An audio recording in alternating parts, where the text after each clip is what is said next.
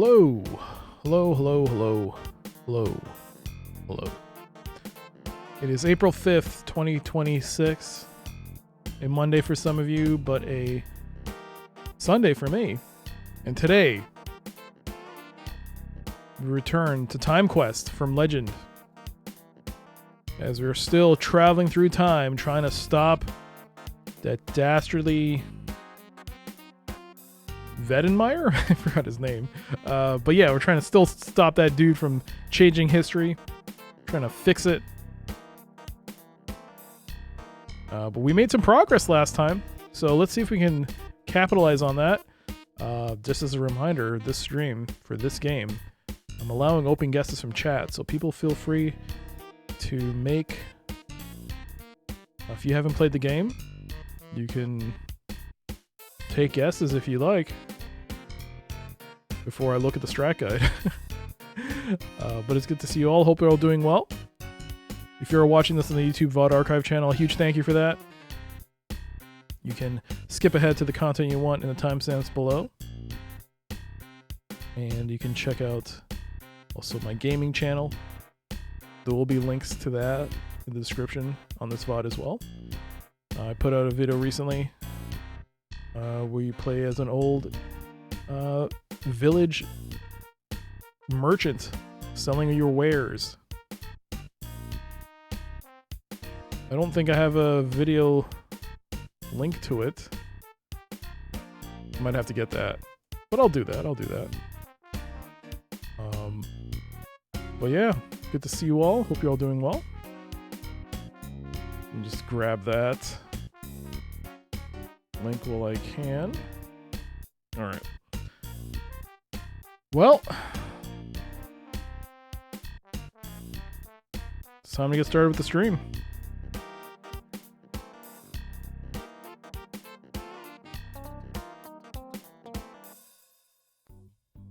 Oh, that's not the right one. That's the right one. There you go. With some alley cat. Oh, hello, some guy. Happy Easter to you. Just need to...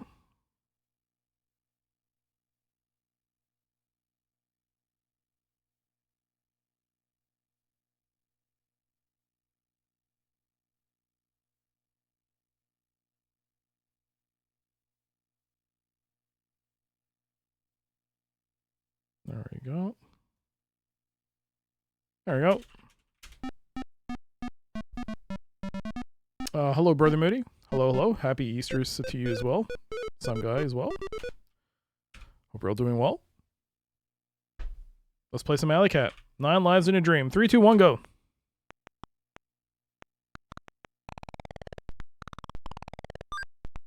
Boom. Boom. Boom. Okay. Boom.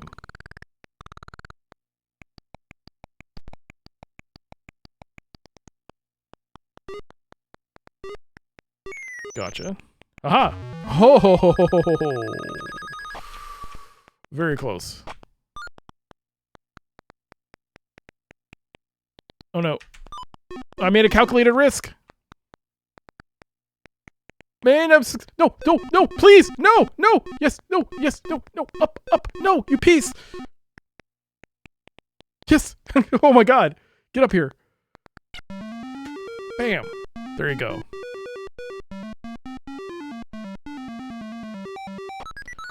That was close. That was close. That was close.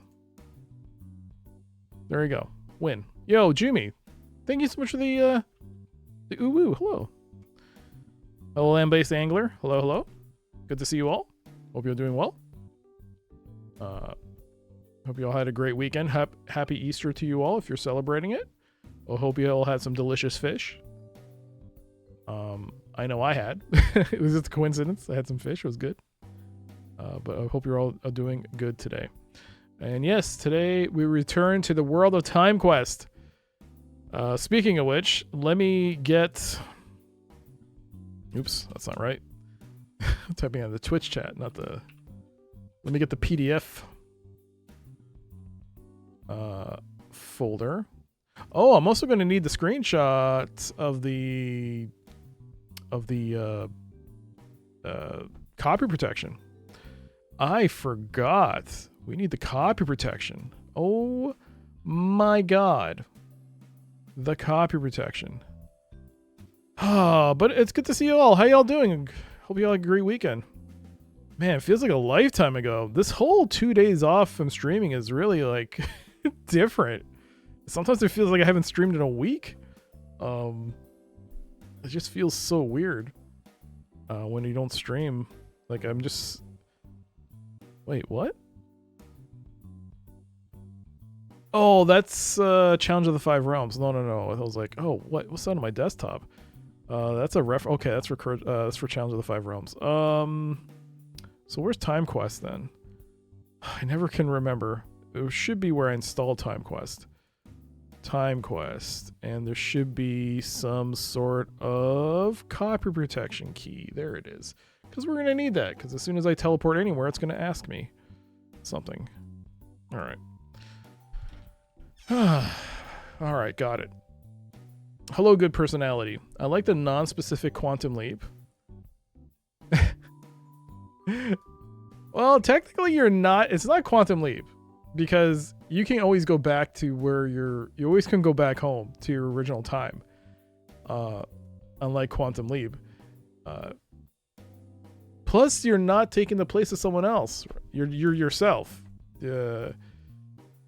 God, Quantum Leap, what a good show. But yeah, good to see you, good personality. How you doing? Intercron, yes, this is what I need. All right, well, there's not much else to say. We don't have any time. We don't have any milestones today, so we can go straight to the game. The problem is that I'll make a marker here.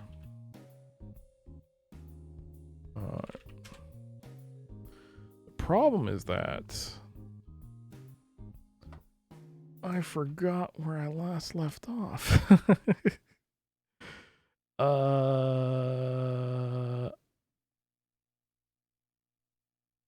Here we go. Dover, 1588. I believe we did this, correct? Yes, Sir Francis Drake set 8 ships. Yeah, so we did this.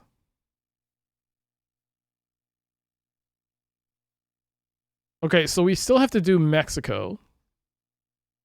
We've done 1215 AD, Peking. We haven't done this. This is we have to ensure King John signs the Magna Carta. We still need to do that. Without the Magna Carta, protect the rights of the feudal system may be extended indefinitely. Okay. We've done Baghdad. We haven't... Is this Charlemagne? We still haven't done Charlemagne. Oh, wait. I think I wrote it down. Yeah, I did. We have 880 Rome, 1215 Dover, 1519 Mexico. I think that was what we're getting cooked alive by that dude. And 1798 Rome. Right. From what I recall, the Mexico timeline involved Quetzalcoatl in some way. Yes, so if I remember, let's scan down. Quetzalcoatl appeared to the original, what was it, Ptolemaic? I can't remember. We had to go way back in time, like to the first entry, because I think that's where it appeared, and we have to somehow change their mind, because somehow Wedenmeyer has alter their perception in that, oh, we can defeat the Spanish, but we have to make sure that they don't do that. He accomplished by astounding feat with the help of the Aztec method that the vengeful god Quetzalcoatl will one day come in guise of a bearded white man and destroy the Aztecs.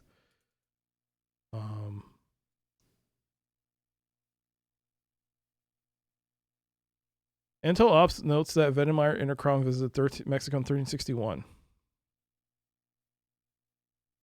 Changing it to make it to believe the Aztecs, make the Aztecs believe they are invincible. So we have to change that back. And I believe we got some stuff, but we weren't able to, I don't think we were able to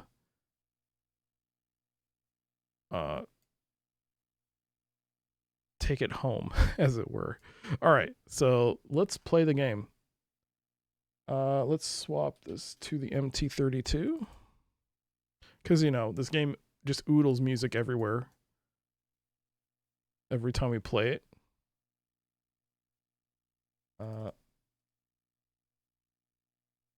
Okay. What's happening there? Why is part of that cut off? That's not supposed to happen. Is that because of the preview screen it's cut off?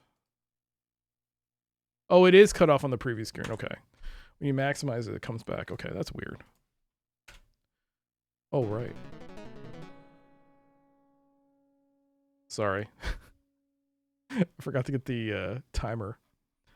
There is a timer for Timequest, right? Yes, there is. 16 hours, 56 minutes, and 27 seconds.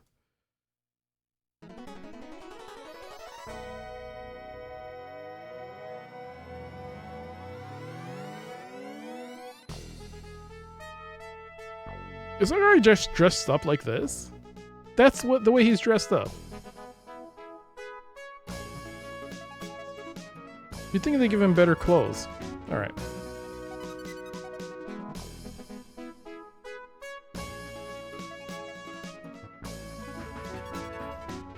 As always, let me know if the audio balance needs to be fixed. I'm switching back to what I hear, my mix. Oh, gotta clean this. All right. Let us restore our game, yes. Day 4, Mexico 1361 BC. I believe if we walk out, we'll get attacked.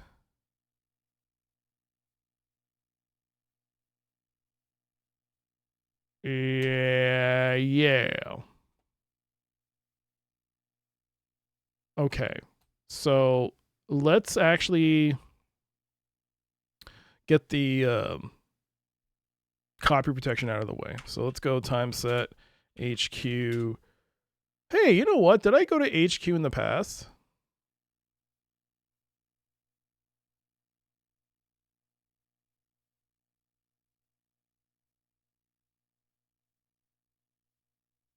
I didn't. It lets me do this. Oh, that's weird. All right, where is what I need? Here it is. I need the copy protection. So, intercron trouble. No, location code is number 28, which is data storage unit, which I assume is data unit.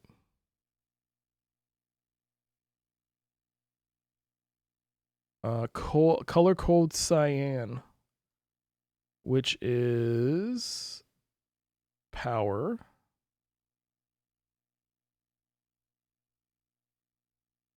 Repair level, low level interface.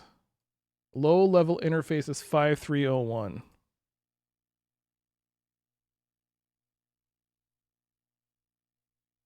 Repair complete. Time place not visited by Venenmeyer. Okay. So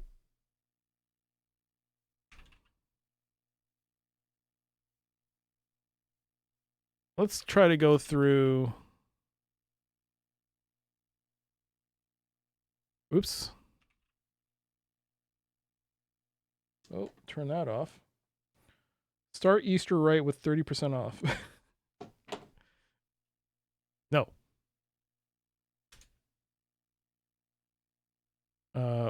Easter wouldn't be complete without a complete disaster at some point during the day. 12:15. Oops. Time set. HQ 1519. Nope. Time set HQ 1588. All right. Time set HQ 1798. Nope. Time set HQ 1940. No. At no point in time has Venenmeyer gone to HQ at a different period of time. I mean, I feel like you should just time set to HQ and it should default to there if that's the case. HQ 2090. All right. Okay. Go back in. Oh. Go in. Okay, so if we go to 1361, we're going to get attacked. Okay. But let's see what we have in our inventory. We have the button, the glass, intercron, the jar, key, light, the plaque, the slipper, the slot, the turban. Can we wear the turban? Wrap turban?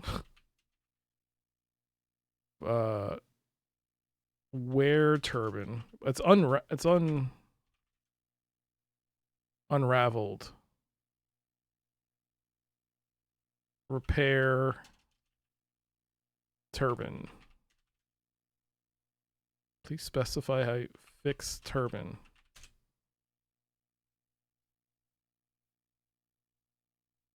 Put you can't wear them.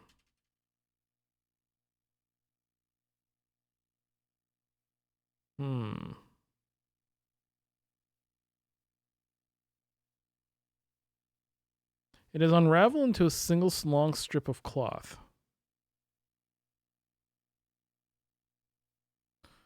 Okay. Got a slot? No. What?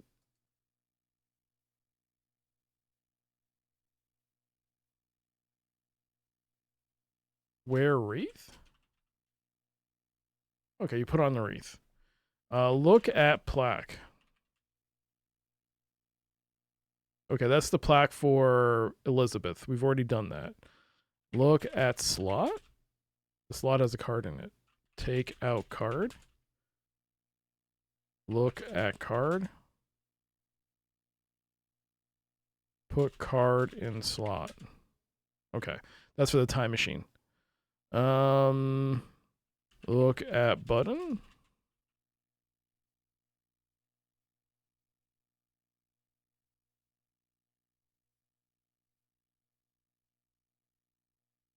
What did I can't remember what the button's for. Card, drachma, glass, intercron, jar, key. Oh, this is the key we got from the old man. Look at light. The light is green. Open lighter. Close lighter. Maybe I should open the lighter?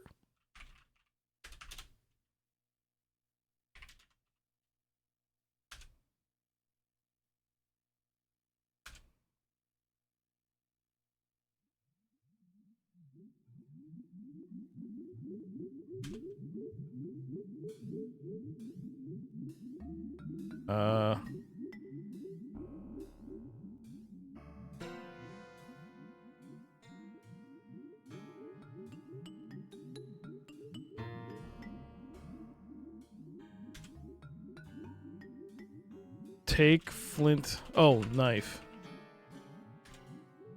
You can't reach anything while you're in a pot. Get out of pot. You're not going anywhere with that Olmec guarding you.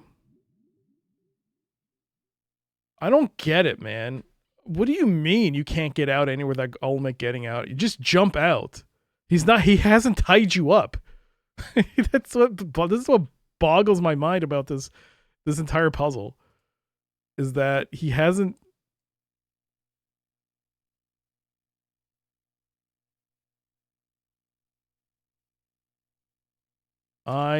Maybe I say I am Quetzalcoatl.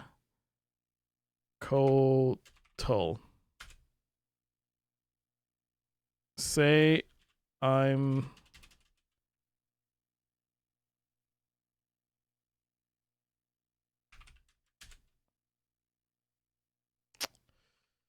well, I died, so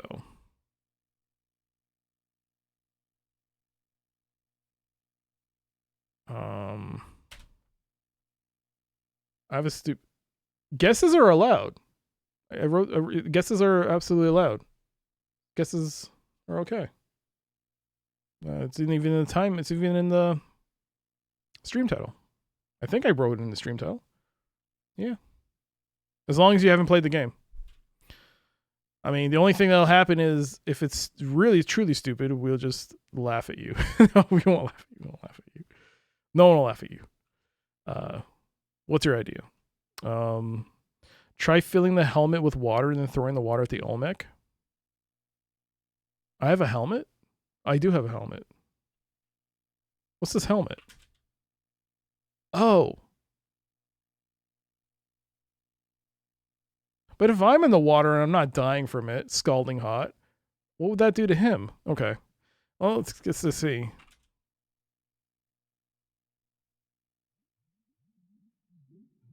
Fill helmet with water. Put what? You don't have the water.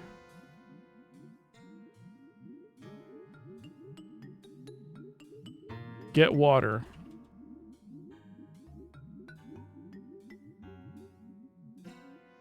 Put water in helmet? Get water. You can't reach anything while you're in the pot. You see nothing special about the water. It might not...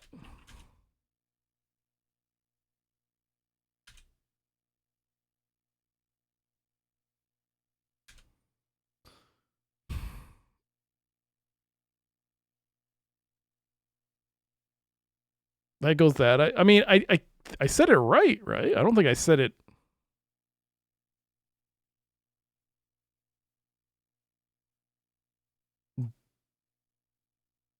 What if we ducked?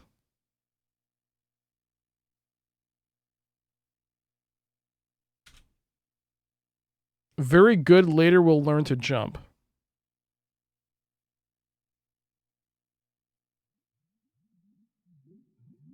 I mean...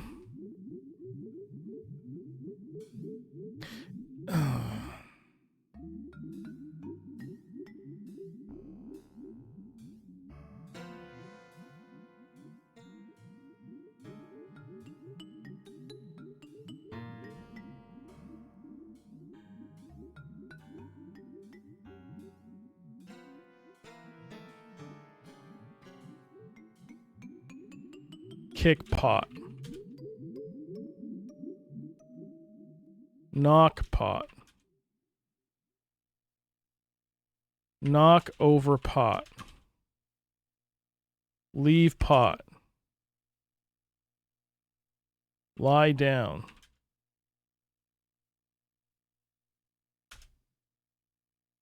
Oh boy.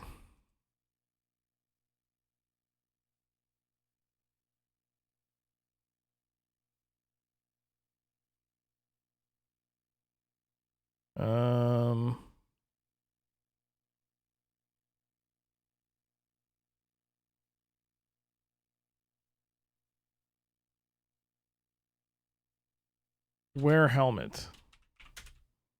I'm already wearing the helmet. Take off helmet.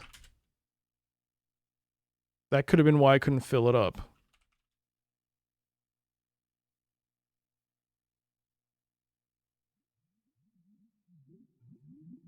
Fill. Put helmet in water. You don't have the helmet.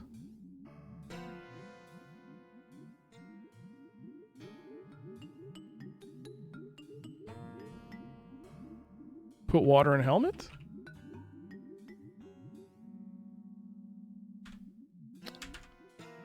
Okay. It says everything is lying on the ground. Oh, right, it is. It is. Hide.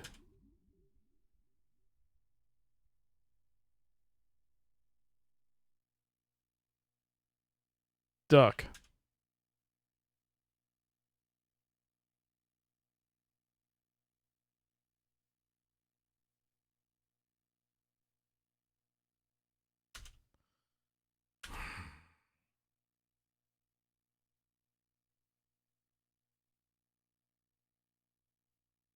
Um.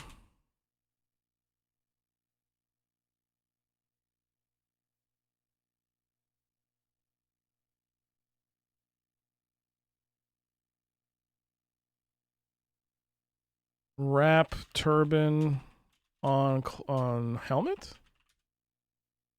Put turban on helmet.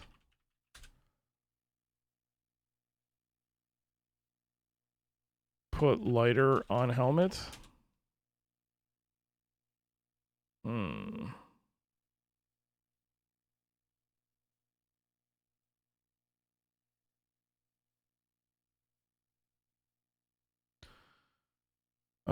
So once you get in the pot, everything is taken out of your hands. Get out.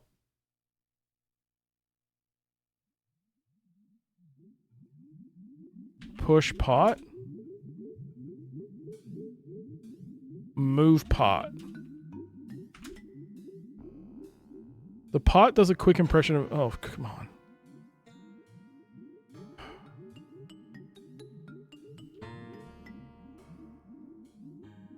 You're in the simmering cannibals pot on an island of a marshy lake that seems to shimmer, even though it is close at hand.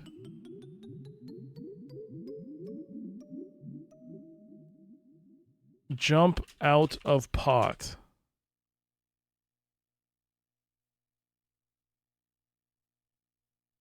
It's so stupid. If whatever the solution is dumb. I'll tell you right now, whatever the solution is, I'm not going to be happy about it.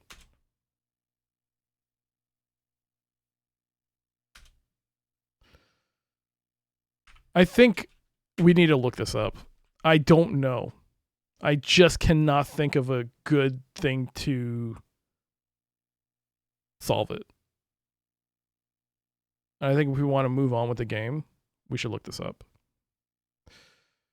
Okay, so what's the hint book say?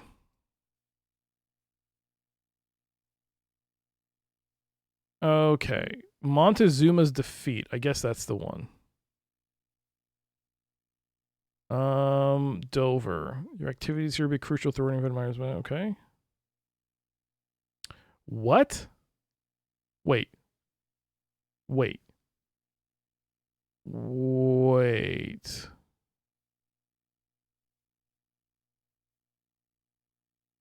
Wait.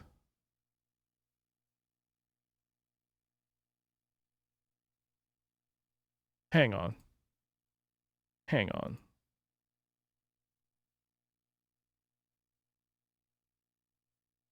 I think the thing with this game.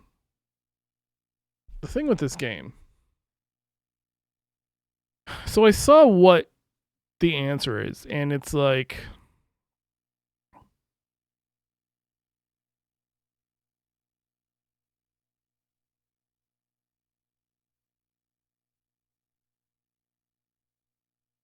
So I think with this game, it's not. I don't think it's. I think this game is throwing me for a loop, and that's because, unlike other games, we always have to time travel. Like whatever's in this time period, you probably have to go elsewhere, and that's the thing with this. So in 1519, Hernando Cortez landed in Mexico. That being said, there are other places in 1519 we can go to, which I think it's just that when you play like traditional point and clicks, you're just stuck of the here and now. This is the solution in this area, and if you're not, it's soft lock. But with this game, you really do require to go think, where else can I do this? And I noticed that last time, and I forgot to apply those ideas to today, to this. So yeah, you got to go elsewhere. So the only thing is that if I hadn't seen the answer of what you're supposed to do, then the only recourse would be to go through every time period that's mentioned. So I think these papers are a slight, they give slight clues as to what you're supposed to do. So yeah, in 1519 we have to go. I mean, Mexico. Yeah, we have to go to other places in Mexico, basically. Other places in 1519. So I already saw it. So time set Dover, 1519. So we have to get out here.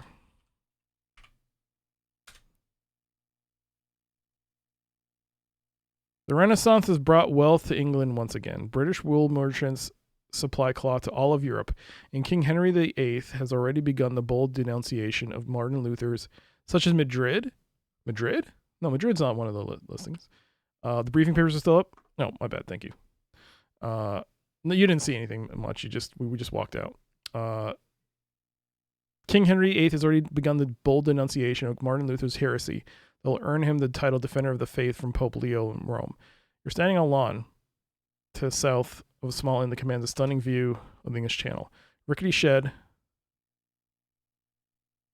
leans against the building's west wall. The great chalk cliff comes right up to the south edge of the lawn.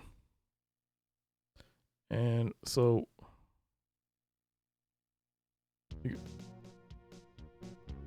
No, he goes south, I guess.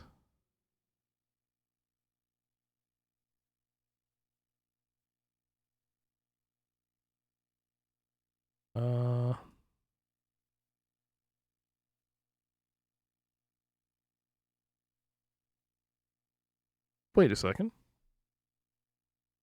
Am I not supposed to go here? 1519? 1519, Hernando Cortez, yeah. Okay, I mean, look at the strat guide. Did I go to the wrong time period? I did go to the wrong period. Oh, dang it. Sorry. It wasn't 1519. I was supposed to go elsewhere in the other period in 1361 BC. Supposed to go to Dover in 1361. There should not be it. 1361, there's still a shed. That shed is eternal. Okay. So there are more places to go to.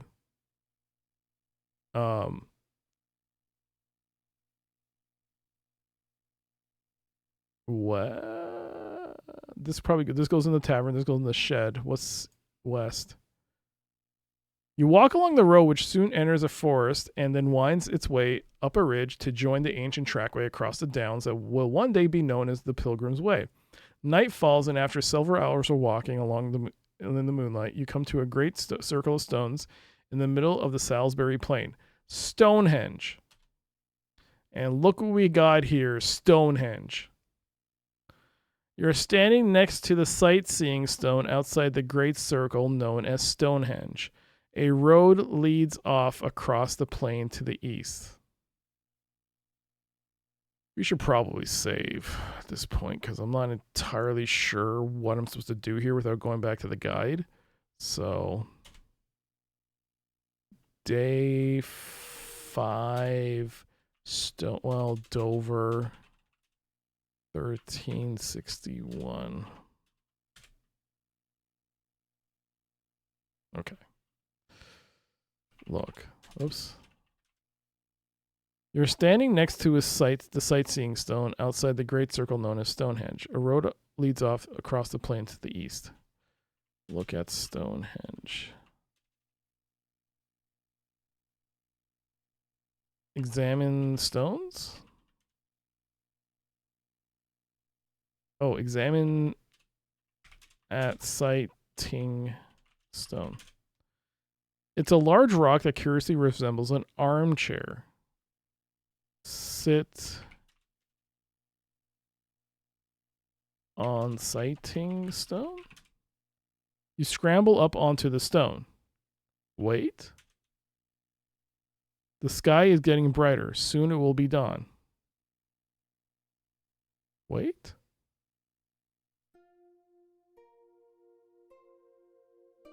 Music.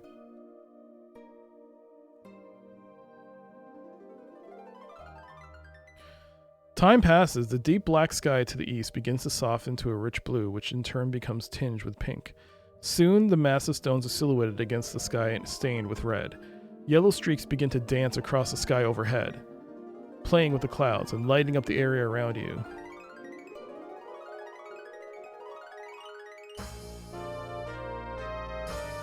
Finally, the yellow edge of the sun itself appears over the horizon, and the first blinding shaft of sunlight shoots precisely between the mighty trillions of... what? Full upon your face? Sunrise on the morning of the summer solstice is complete, and once again the ancient stones have stood mute witness to the precision of the hidden cycles of the universe. An old man steps out from behind one of the Trilithians and says, "Greeting, stranger. It was good to see that there are still those who study the old knowledge. Your score has just gone up by 5. So there's now a man here. Look at man. He's a kindly looking, gentle old man. Speak to man. Talk to man. The druid ignores you. Ask druid about Stonehenge. The old man looks off in the distance as if recalling a time long ago. Once there were many of us studying the sun and the moon, he says, but then the cultists came and made a religion of it.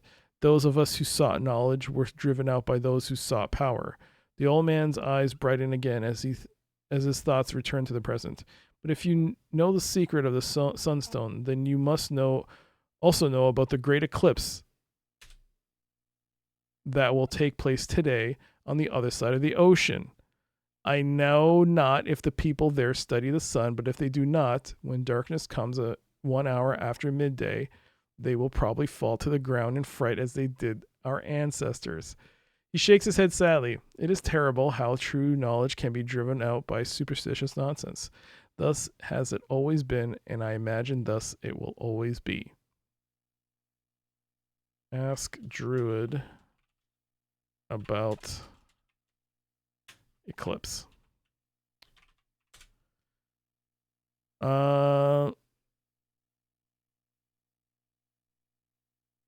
Okay, so on the other side of the world there will be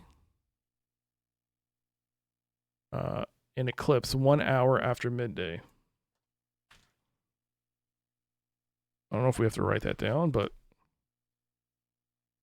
So we have to get captured by the Olmec around 1 p.m.? No, I don't think so. But maybe we do.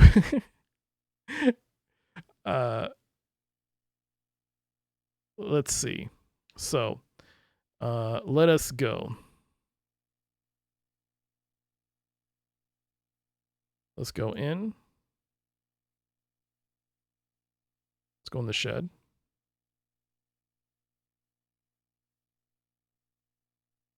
Time set, Mexico, 1361.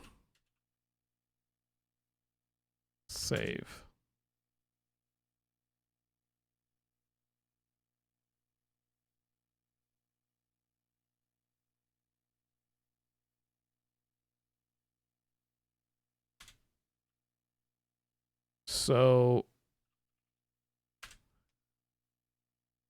So he attacks you. He throws you in the pot.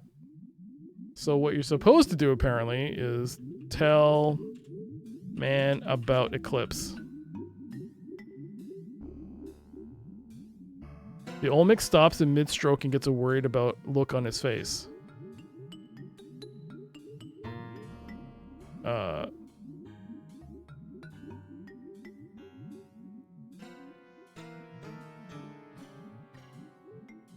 Tell man about eclipse.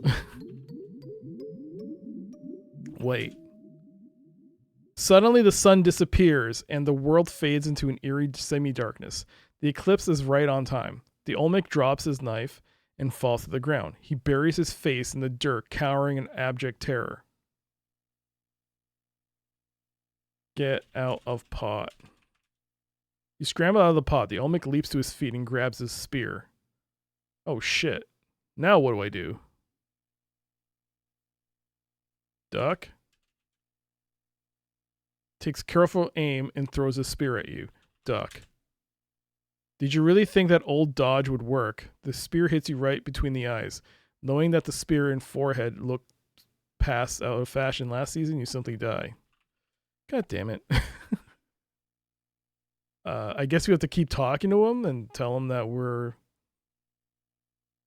So I don't know what to do at this point. So I'm going to have to wing this. Mexico. Am I in Mexico right now? I am in Mexico. So get out. Duck should have dipped or dived. Tell man about eclipse.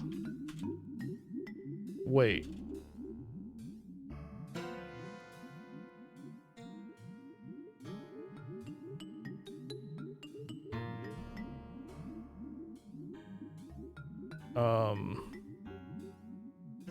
Save. Day 5. Eclipse. Wait, should we wait? The Olmec finishes sharpening his knife towards and starts towards you. From the look in his eye, it's a safe bet he's not. The eclipse is over. The Olmec jumps to his feet, retrieves his knife, and starts towards the pot. He smiles and says, and becomes the first man in recorded history to say, "Now this won't hurt a bit." Like everyone else who has uttered those words since, he is lying. Okay. So.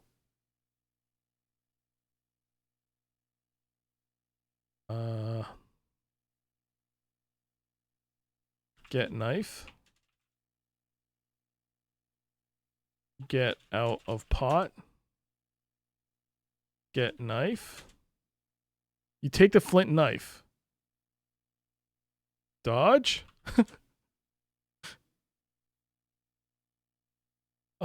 He threw the spear and I got 5 points. What the hell?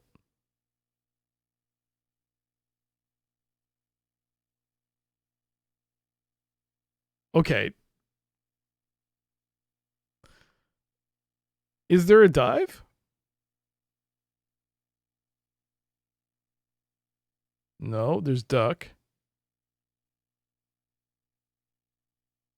Jump, kick. I can kick the spear. Knock the spear. Lie down.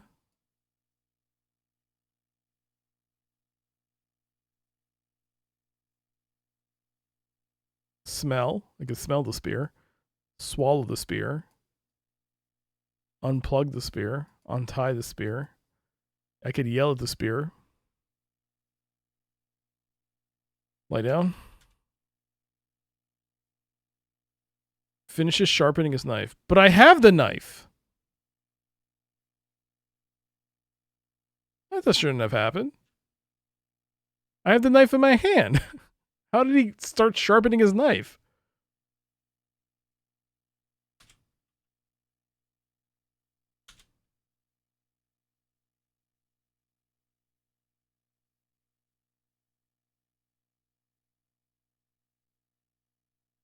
Talk to man. I am God. Quetzalcoatl.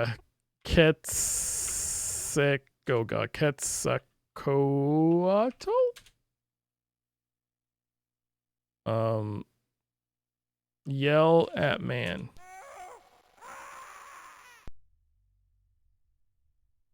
Okay. Laugh at man.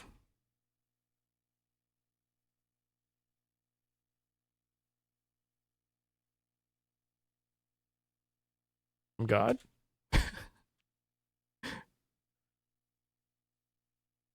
Can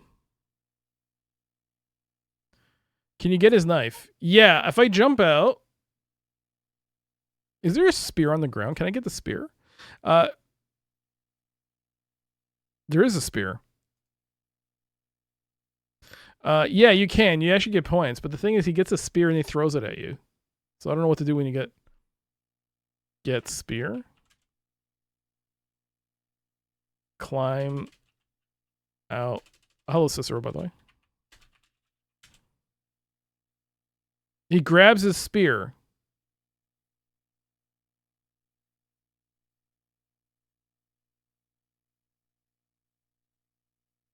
Punch man. Attack man. Oh, get knife.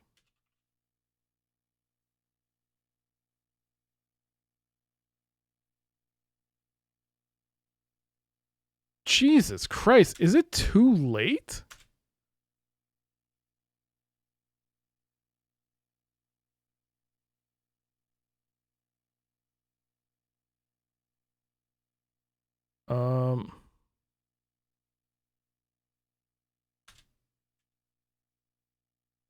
Get knife.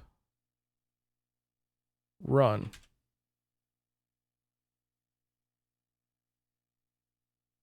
Can I go in? Oh, wait. Can I go back inside the...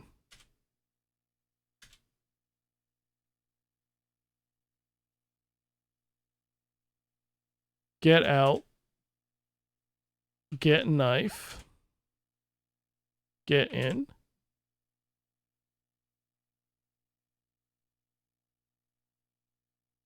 You press up on the wristlet and shimmering melts away to reveal a black rectangle that hovers in midair. You step through the hole in space and find yourself inside the intercron. I can get back inside the intercron? So then what happens if I get out now? Is the spear still going to be in my face? I mean, come on. It's like mid-throw. It's stuck in time. Are you joking?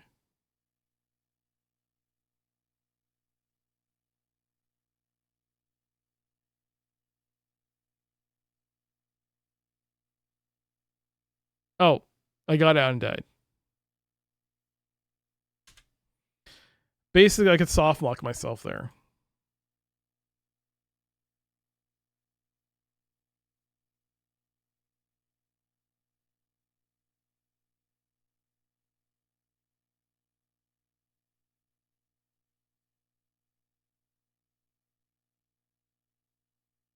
I mean, he throws it at my face. What happens if I put the helmet on?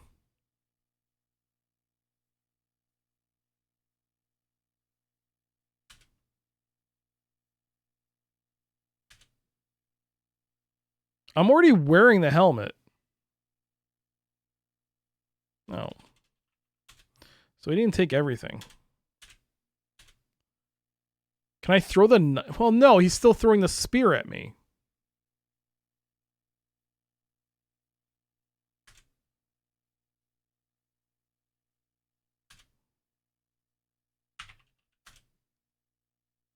What do you want to roll? Roll dodge. Duck spear. Duck under spear.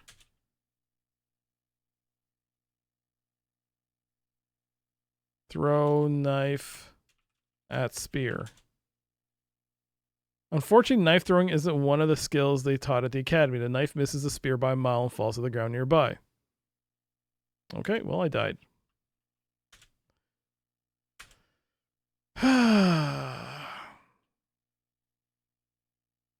Laugh at man.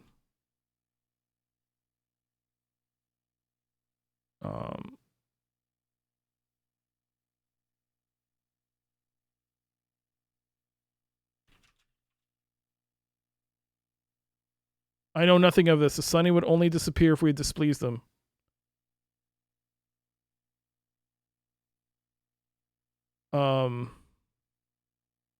The sun will come back?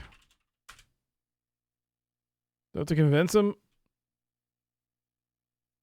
You have displeased.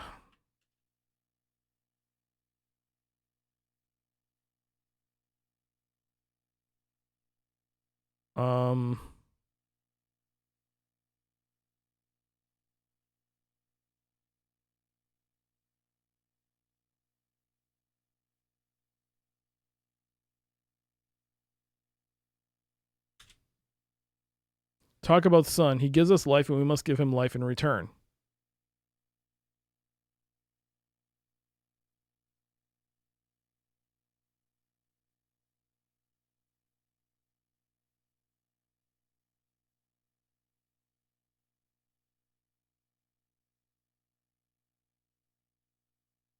Holy crap.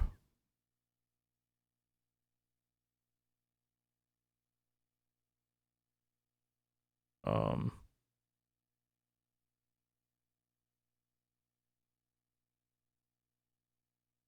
sun would only disappear if we displease them.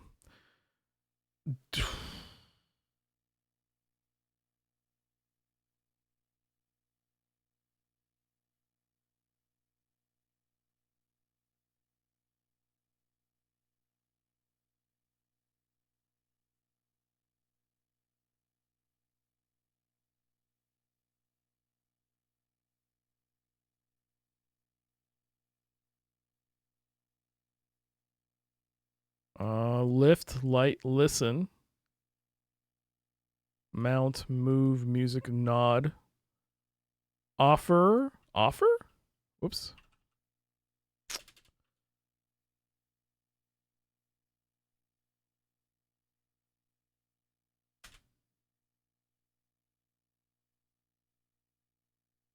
Offer to bring back sun?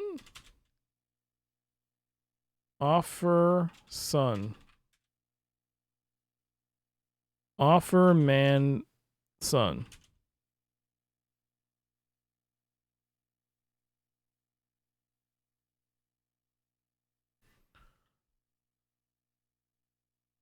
I don't know. I cannot think of tell man about Quetzalcoatl.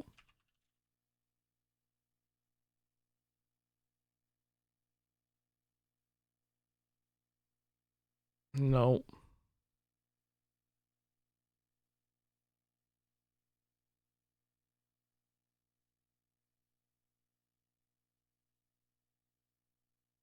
The Olmec is too frightened to listen to you. Nope, he kills me. Oh man, when you're fighting with the interface trying to get the words out. 3 minutes remaining. I think we should just look this up.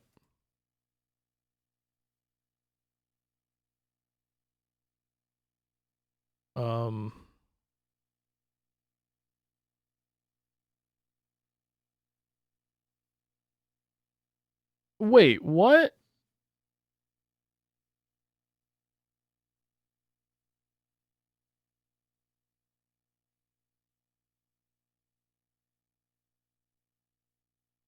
Oh, you're kidding me.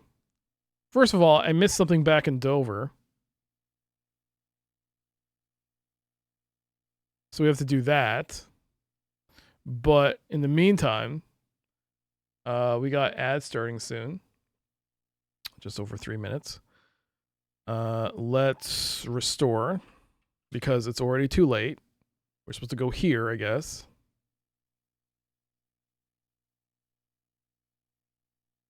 All right. So I have to go back to Dover. No, get out. But we can. I think we can do this. So he throws us in. I would never figure this out. This is like, I don't know how they could tell you to do this. I don't know. No, I don't know how they could assume you would know to do this. Tell about eclipse. Point at sun.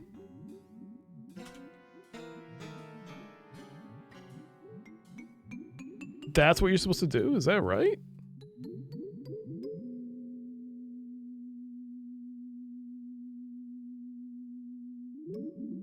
And then wait.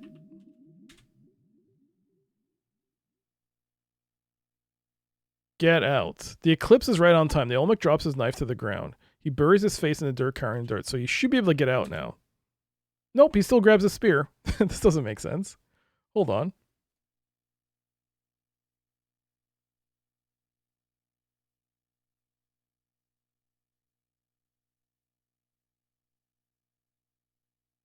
Oh!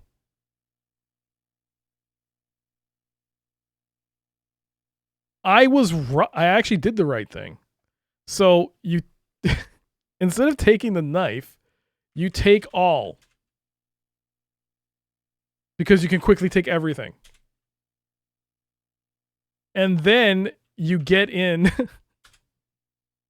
get back inside the Intercron. You're done.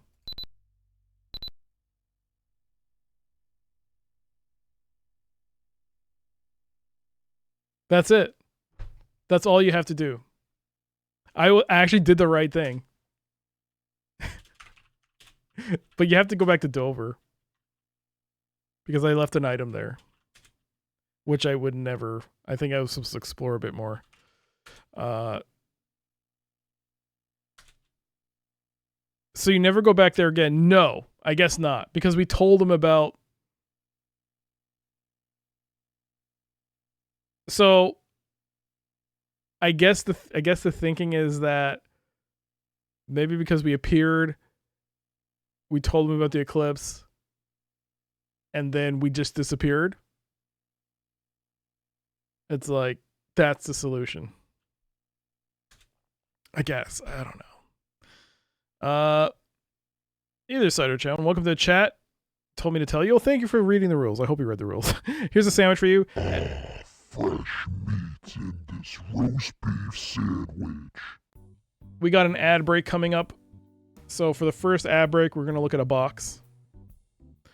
We're looking at a box today for our first ad break. And today's that box is Heavy Gear from Activision.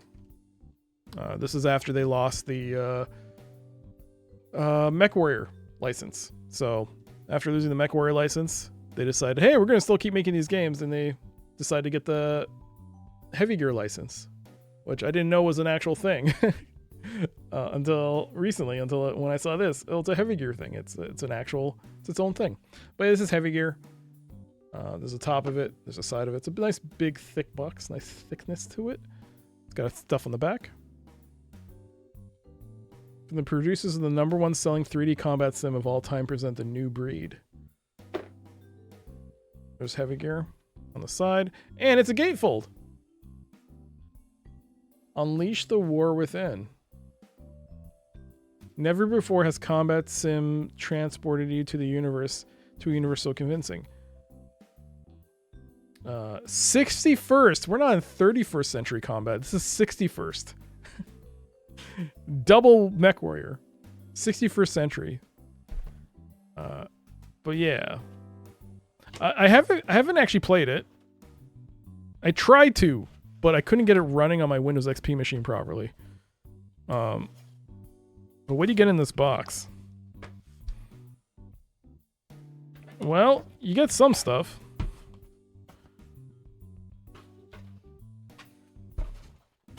We'll start off with this wonderful cardboard. And then we'll look at this CD on 2 discs. I mean, not the CD, but the game on 2 discs. Boom. And I believe they sent me the wrong... Yeah, so this is the North American box. Or box you get normally. But then the version is the Asia Pacific version. Not for sale in North America or Europe. Which I found very funny. Well, whatever. Disc 1, disc 2. And boom.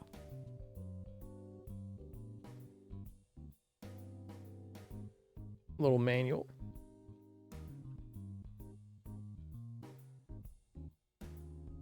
Or then maybe maybe this box was the Asia Pacific version. IF-22 Persian Gulf. $20 rebate offer. A reference guide for Heavy Gear.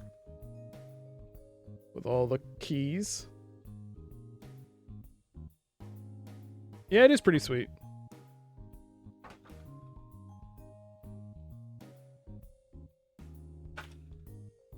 And finally, the tactical field guide for Metal Heavy Gear.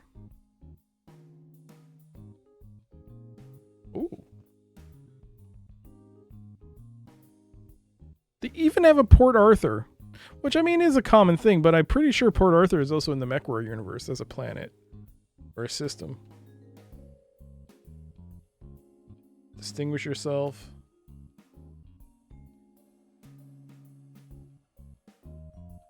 But there's a lot to this game. I really want to play it. The Black Mamba? The Black Mamba? Gold Mamba? Mamma Mia. Mamba Mia, I should say. Alright. Look at all these characters. Wow.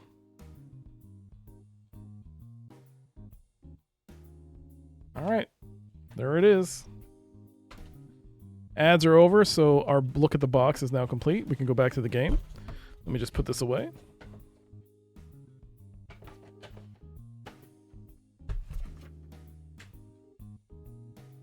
There you go.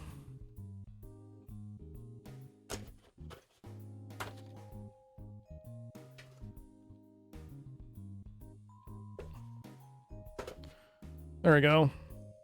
And that is our quick look at the heavy gear box. Bam. There you go.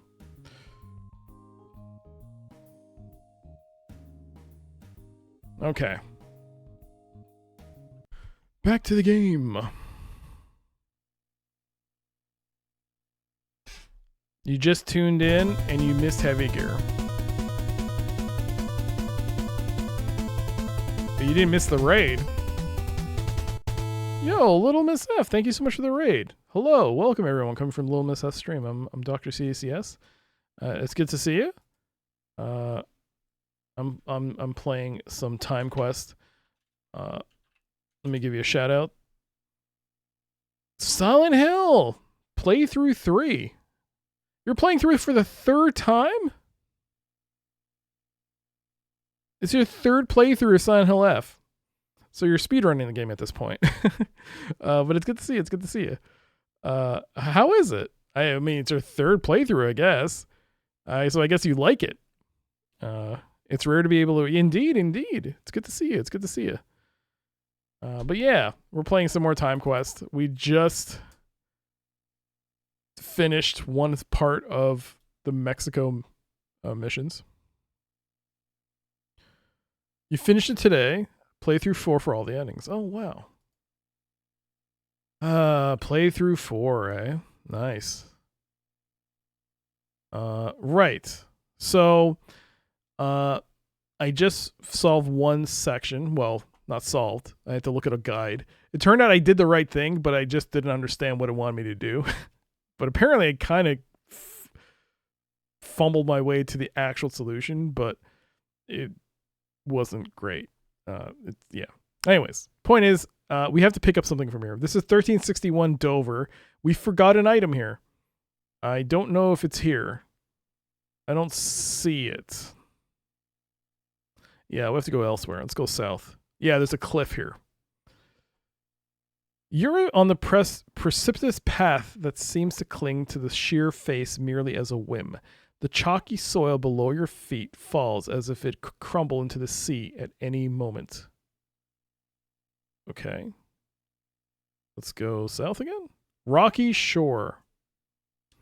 You are on a rocky shore at the foot of a sheer cliff that towers above you like a massive wall. The shore is covered with seashells that the ocean has tossed up. One large shell looks particularly intriguing. The only exit is the narrow path by which you came. You see a conch shell here. Take shell. You take the conch shell. Your score has just gone up by 5. You're supposed to have taken that. So go north. Go north. Go southwest. Nope, sorry, northwest. Go in. Okay. I'm going to save. I'm going to overwrite that. Piggy's got the conch. Climb cliff. Push boulder. Oh, no! No. No. Time set. Mexico.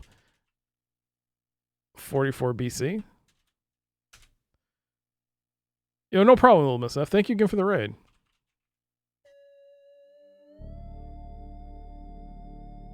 While the great Mayan civilization is flourishing in the Yucatan, the metropolis of Teotihuacan is grown up in the northeast shore of the great inland lake.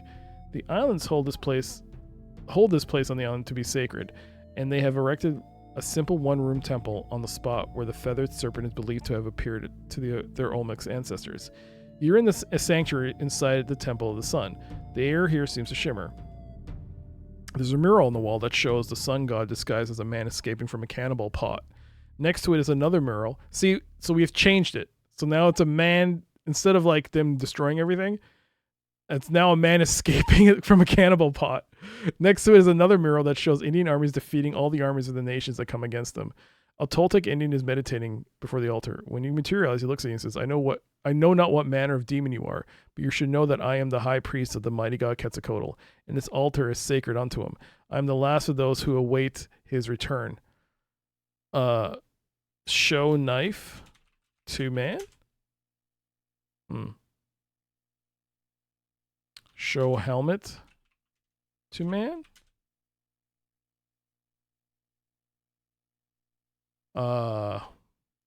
Look at me. That's me getting out of the pot. Tell man about eclipse. Tell man about pot. Point at mural.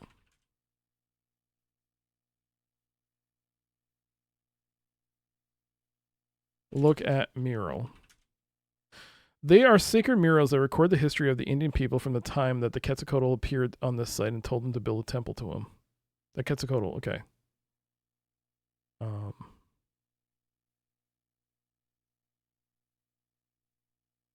Attack, stab man with knife. Toltec says it's only fair to warn you of training the ancient. Ugh, stupid.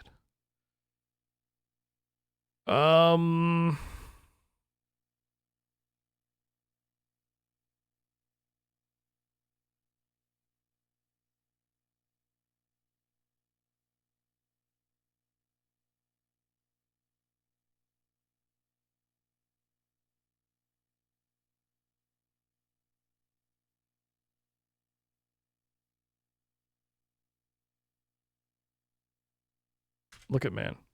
Given that he thinks you're some kind of demon, the Toltec doesn't seem to be all that nervous about talking to you.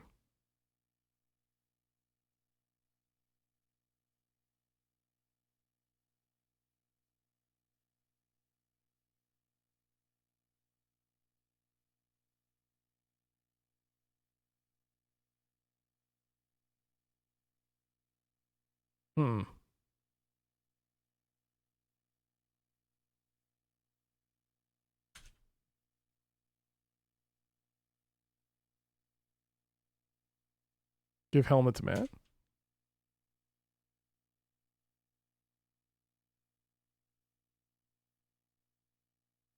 Cats. I always forget how to spell Quetzalcoatl. Look.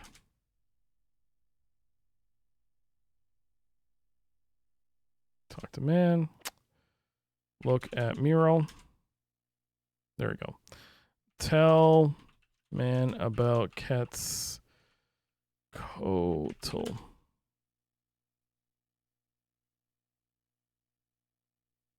So maybe I don't have to go here. I don't know. I feel like you need to make changes here because you won't be able to make changes in 1531.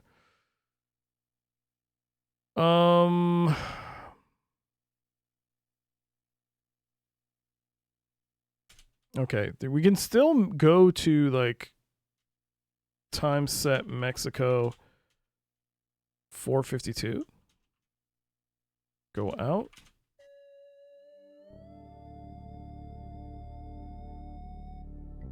All right. So at the height of the civilization of Teotihuacan, the city has a population of over 100,000, spread over 8 square miles. The wealth of this trading center has allowed the Indians to begin construction of a massive pyramid here on their holy island. There's a mirror on the wall that shows a sun god disguised as a man escaping from a cannibal pot. Next to it is another mural that shows Indian armies defeating the armies of all nations. A darkened exit leads off to the east. Turn on lighter. Go east.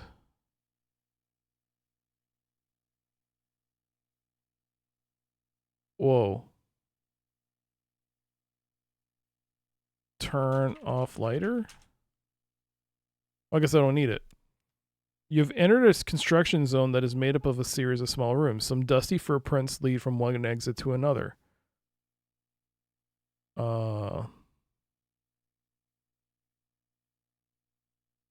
Man, I don't know where to go. Let's look at the map. Oh, that does not help at all. Well, there's 2 locations. Go out? Oh, I see. There is an endpoint here.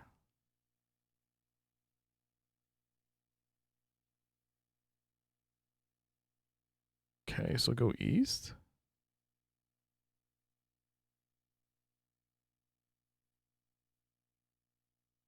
South?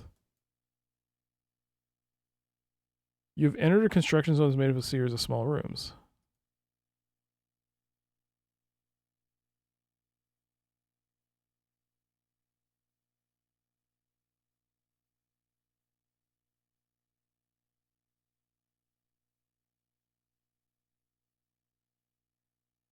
Oh, dear God.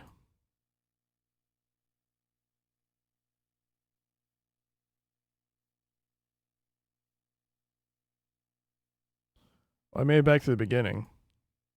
Yeah. Go north?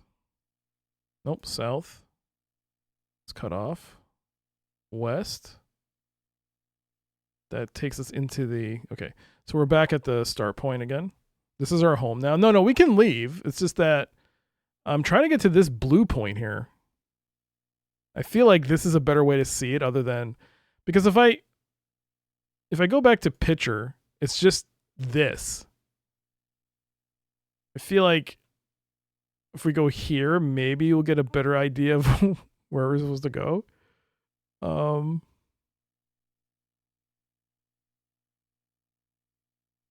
I'm sorry. I went back.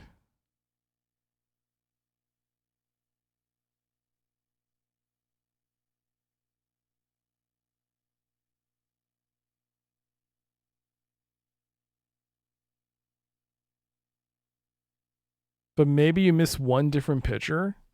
Well, I'm going past based on the fact that it has maybe a different description. I mean, it is a maze after all.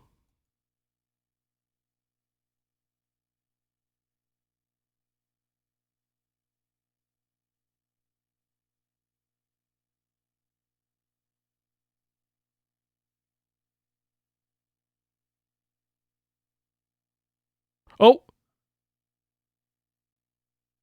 Wait. That was different. No, I went back to the beginning. I went back to the beginning there. Dang it.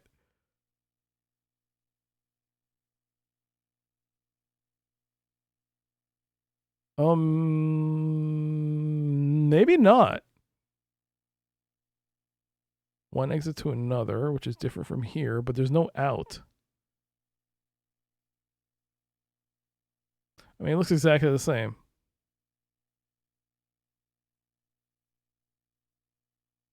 Oh, this is out. Yeah, we're back here.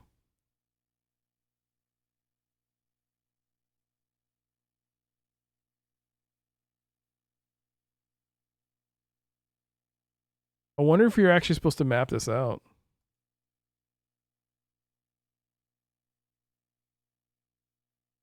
God, this game needs more music. Like, the silence is so deafening. This game, it's just... So have you been playing Silent Hill? Do you play different games throughout the week when you stream, or are you just focusing on one game? With just Silent Hill.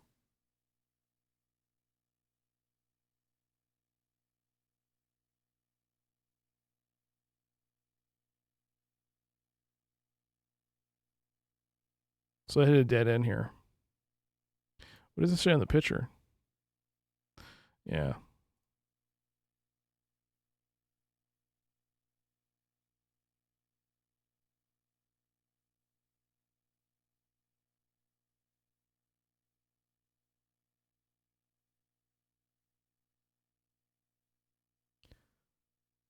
I am back at the beginning. Ah, dang it. Hmm.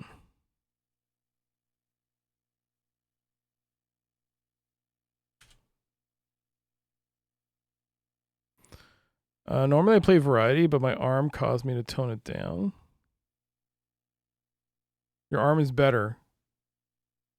Oh, did you injure your arm? I was able to go back to more advanced games and it made a special. Okay. Nice, nice.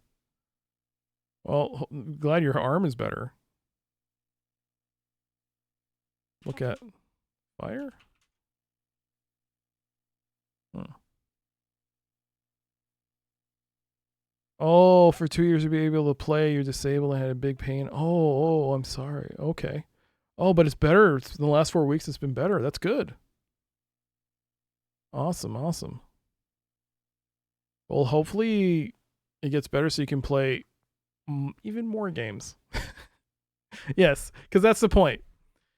Get healthy enough to play more games. That's the point of everything. Just play more games. Hey, Ryu Shinaka, how you doing? Okay, so go in. Time set. Mexico. 44. I'm glad to hear it, Little Miss F. Glad to hear it.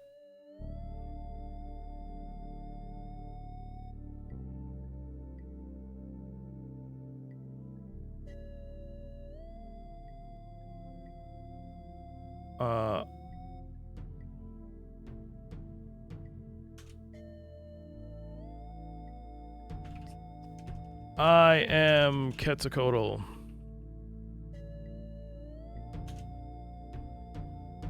Quetzalcoatl.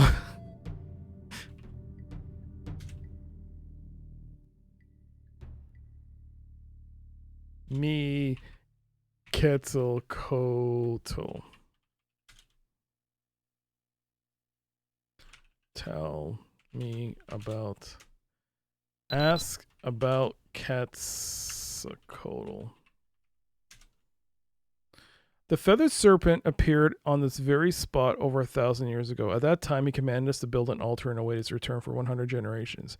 He said that if he became displeased with us, he would return to show us the symbol of our doom. Then, if our ways still did not displease him, he said he would return again in the disguise of a white man bearing that self same symbol. That self same symbol?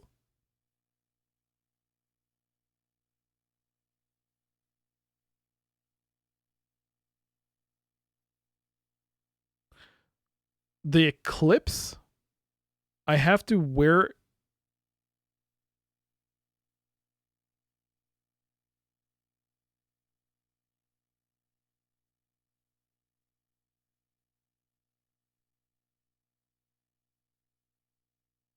The guise of a white man bearing that self same symbol.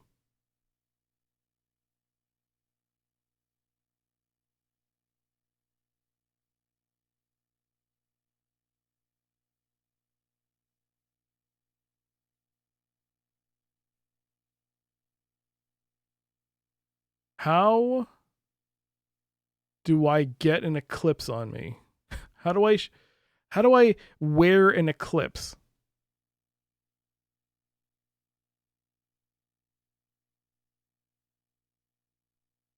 Statue slipper. Okay.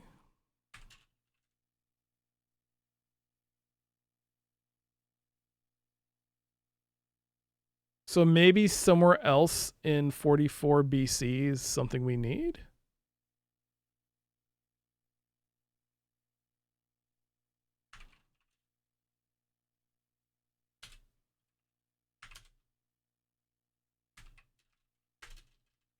Have I been here?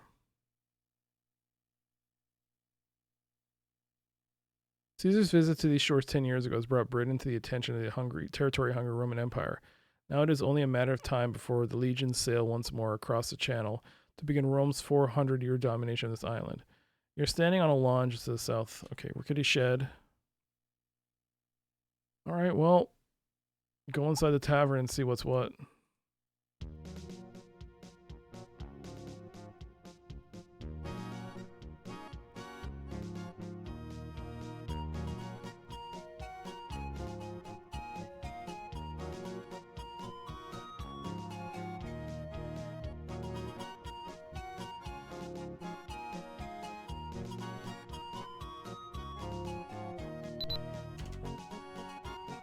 Tavern is music, nice. Yeah, but we're about to leave now.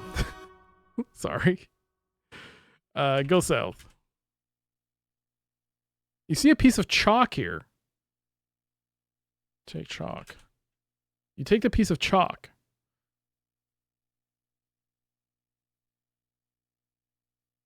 Draw clips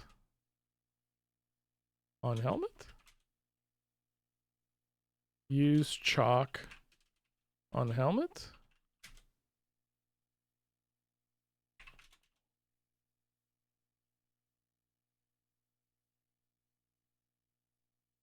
Go north. No, go south. Go south. So we can't go any further south. Go north. So what do I do with this chalk? Use chalk. Draw. Right.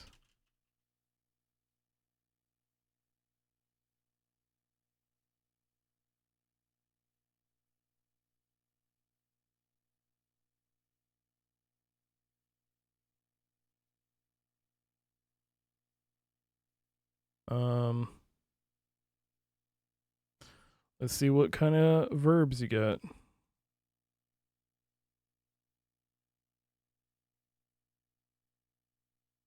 Eat the chalk. Feed, fight, follow, free, give, greet.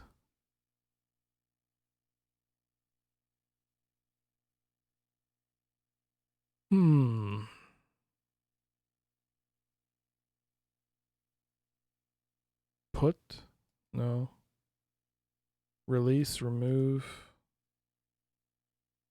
Say, search, sell, set, shake, show, shut, sit, smell. Status, step, struggle.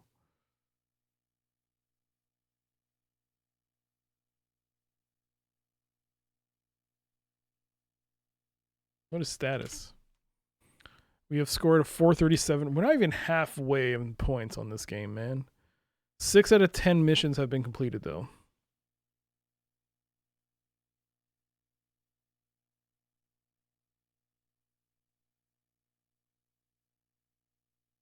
Really? No, we still have 4 missions. Okay.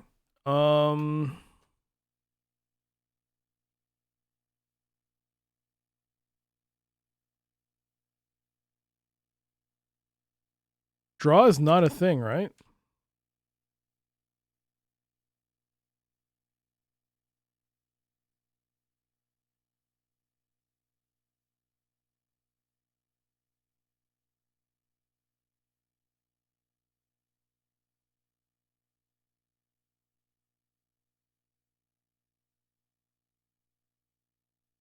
Oops. Put chalk on body?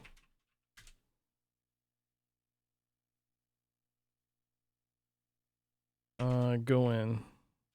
Oh, go north.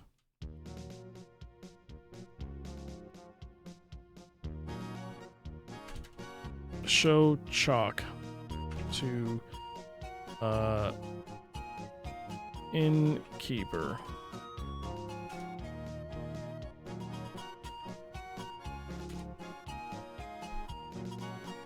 Ask about eclipse. Ask innkeeper about eclipse.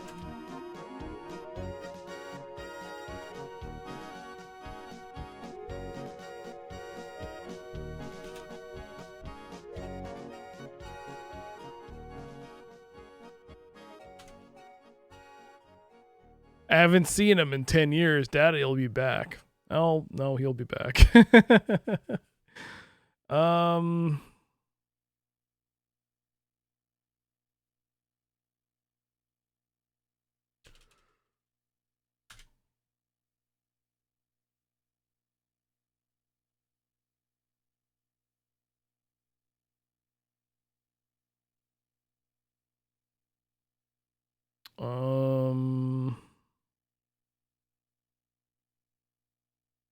Go northwest.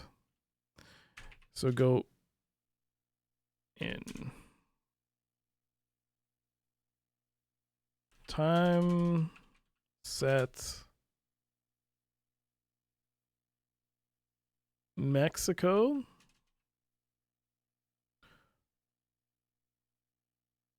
$4.52.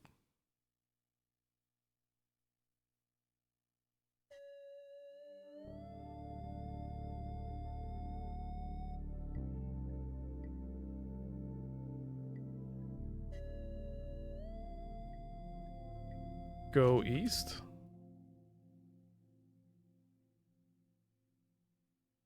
No. Go out. Go out. Go in. Time set Mexico 800.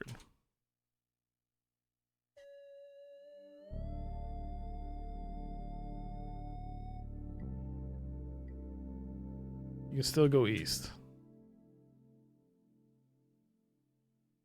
Turn on lighter. Go out. Go west. Turn on lighter. Go east.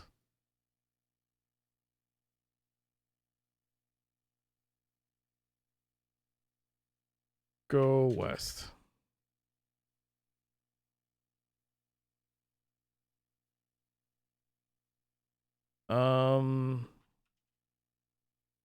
We don't need to use the wrap. Light turbine on fire. Take fire.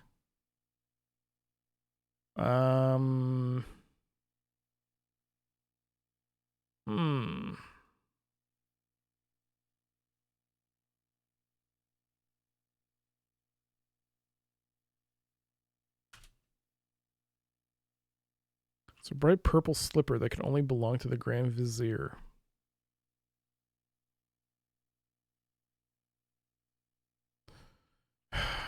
Go in. Time set Mexico 12:15.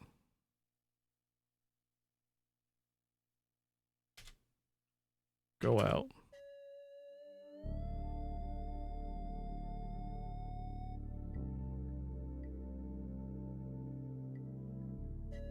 Okay. Whoa. There's a mirror on the wall here that shows the sun gun disguised as a man escaping from a cannibal pot. Okay, so we can still go east, but it's dark.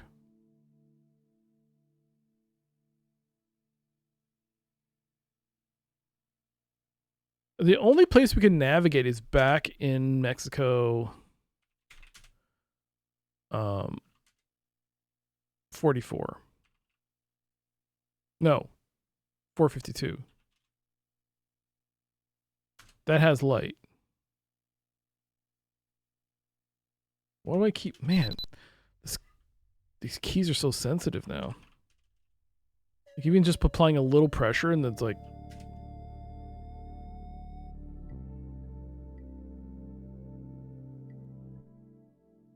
Yes, so there's light here. So it's being constructed right now.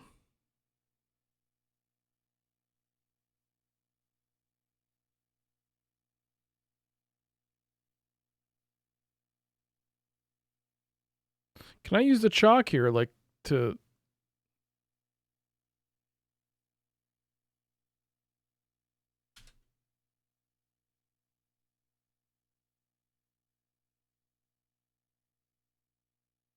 Please say that another way or try something else?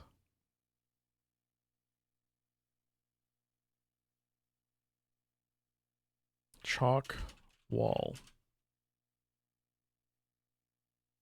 Use chalk?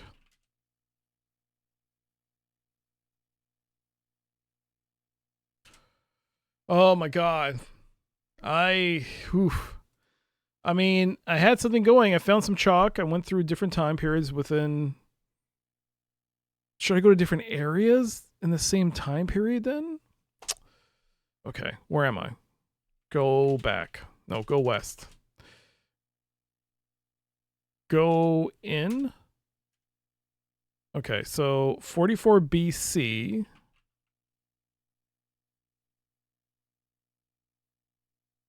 Is where the priest is. We went to Dover. Okay. Time set.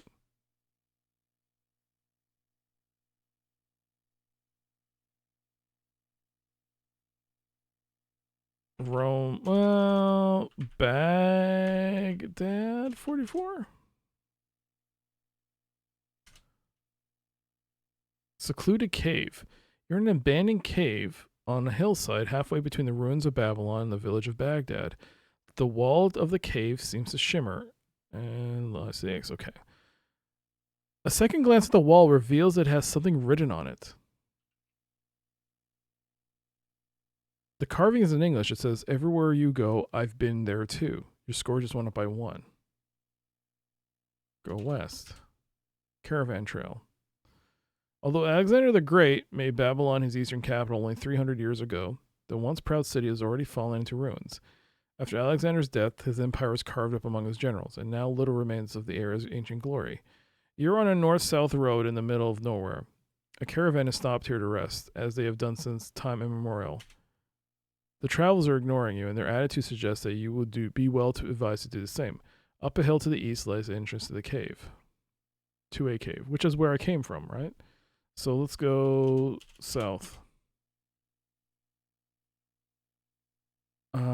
You walk for a long time and eventually find yourself standing amidst the ruins of ancient Babylon. Alright, I don't think there's anything else here. There's nothing on the ground, there's nothing here. Go north. Go north. Baghdad's bazaar is a riot of noise and confusion. Brightly colored awnings spill over one another, covering stalls stuffed with carpets, oriental silks, cooking pots, spices, figs, knives, fruits, and countless other merchandise. Merchants crowd in a never-ending chant, beseeching passers-by to sample their wares. Veiled women finger the goods, shake their heads, and walk on. Young boys playing tag run through the crowds and trip over the dogs, pigs, and goats that also run free. A road leads down to the south.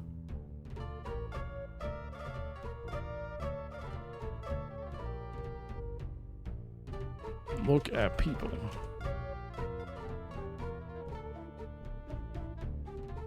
Babylon number 5. Yo, Pope. Okay.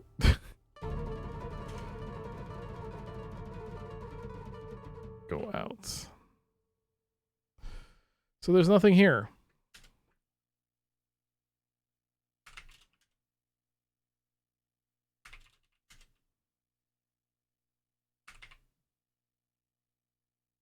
Time set P King 44.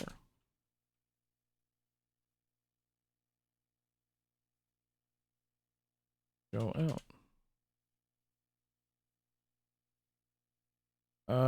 Babylon 5 is actually available on my local streaming services. What's your local streaming services? They have it on Prime Video, but for me, it's not complete. It's like 11 episodes. Which is very frustrating when I was like, oh, this is cool. And then it's like, 1 or 2 episodes of season 1, 2 episodes of like season 2. It's all the seasons, but it's like a few episodes of each. Like, what the hell? I don't think I've seen that on a series on Prime, where it's just like they cut out almost all of it. It's like, what the hell? Didn't even get the rights to all of it? How does that work?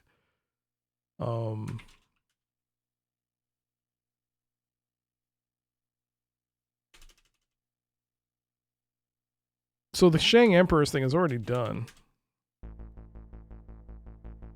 Oh, they're attacking. Oh yeah, this is where they're attacking. We can't do anything here.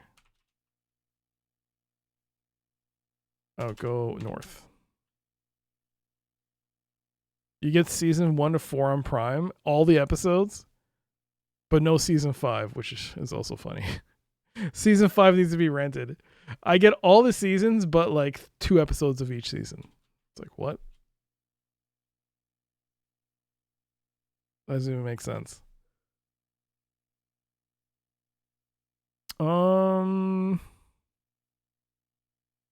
Interesting thing is though that I think the Babylon 5 official YouTube channel has sprung out of nowhere, and my feed is getting filled with Babylon 5 clips, which I don't mind. So I'm watching them.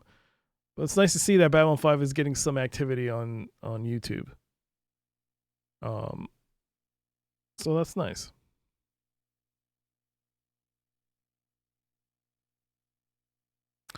Yeah, okay. Go south.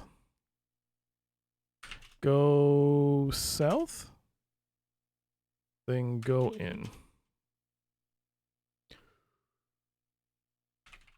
Time set Dover, Rome 44?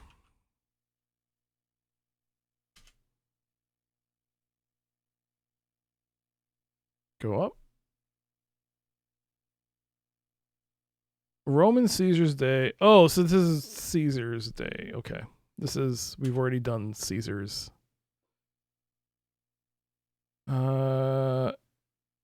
Yeah, you can only go south or southeast. What's southeast? Circus Maximus, which is closed. Yeah, all gates are closed because we've already done this.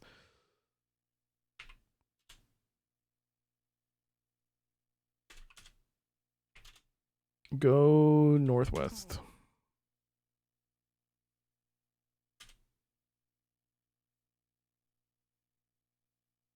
Oh, that's cool. You gonna start binge watching now?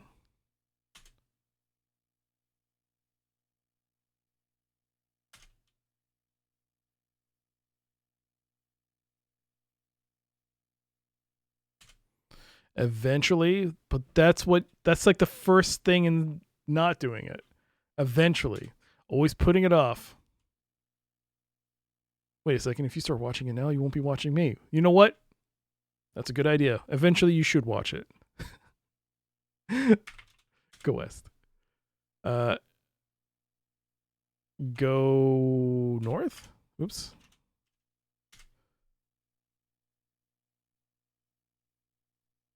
Go east. Go in? Oh, go south. Go west. A guard suddenly materializes in front of you and says, "The queen does not wish to see you. The queen does not wish to see." Oh, Cleopatra. Oh, right. Go in. I got house sitting duties later this week. Oh, nice.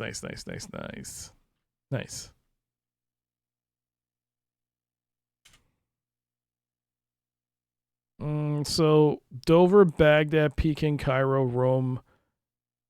I've been to everything in this time frame.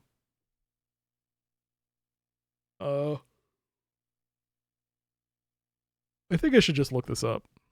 Unless someone has a guess. Oh, my chest. That yawn. Ugh. I can pull a muscle doing that. Ah, shoot. Yeah. Ow. Ow. Okay. Oh.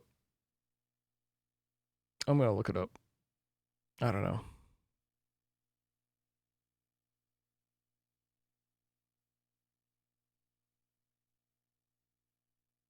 Oh, so you do have to go through the maze. I was right. I just didn't find the right way. Damn it. So close. Was it 452?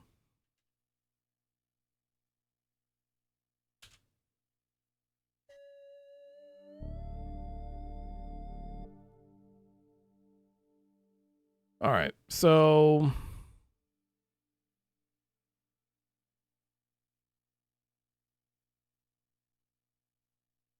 you can map a maze. You will later have to negotiate.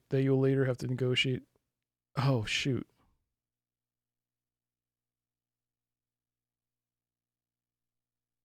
Oh, no, you're kidding me. Wait.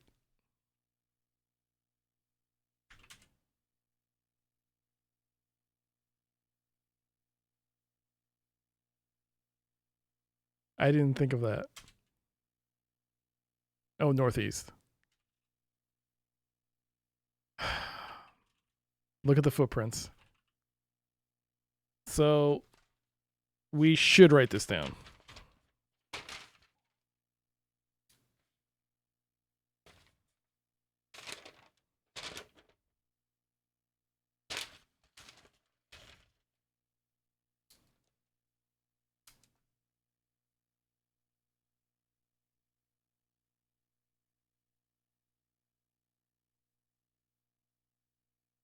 So we went northeast first. So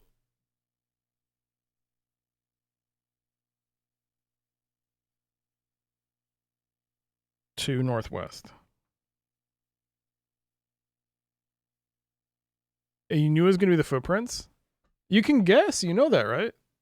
You could guess. You could have guessed at any point. You could have said it at any time. You haven't played this, right? You could have totally said it if you wanted to.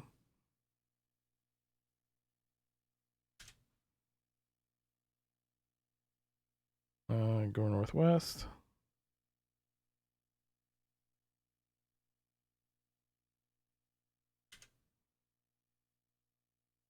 Go east.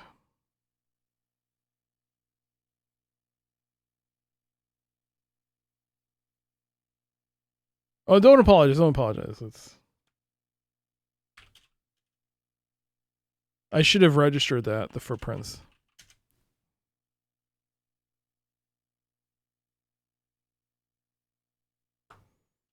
Go northeast.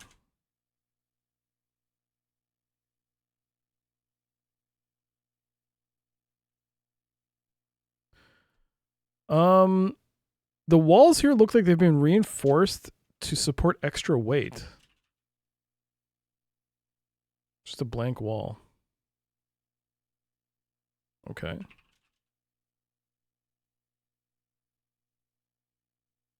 Southwest to southeast. Oops. Southeast. All right. Then go west.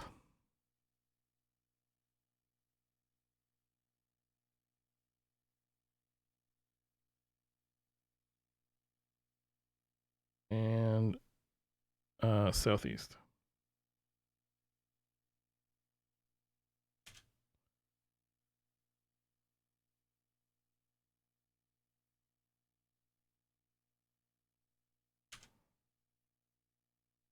Then go south.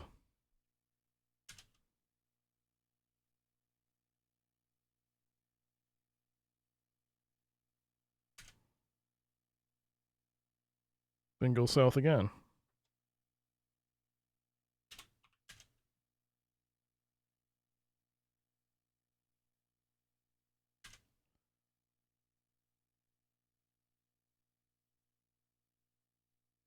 South again.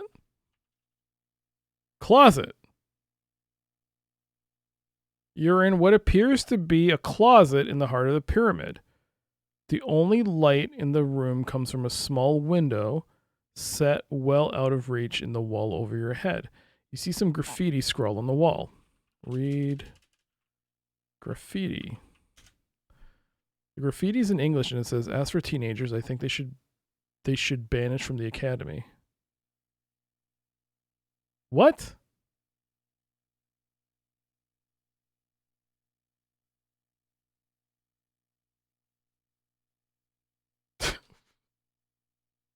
The academy? What does that even mean?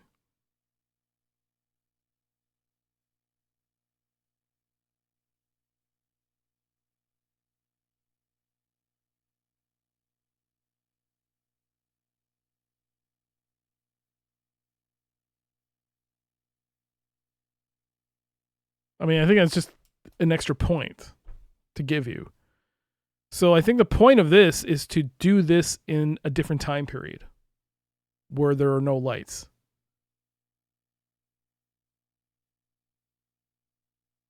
Okay, so now we got to go north, go north, go north, go. Yeah, so go northwest, go east, go northwest, go to southwest.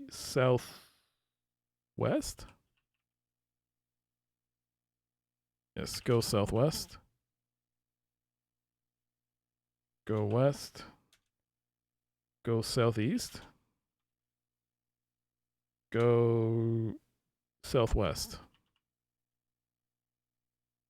go out. Okay. So then go in, time set, Mexico, 800, go out, go west, go east, I'm sorry, go east. All right, so then we got to do this blind.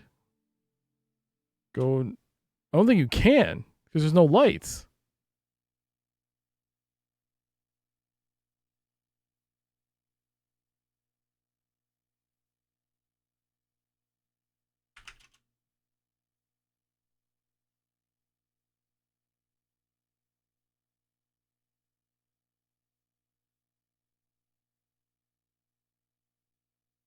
Or maybe you do, because you do move.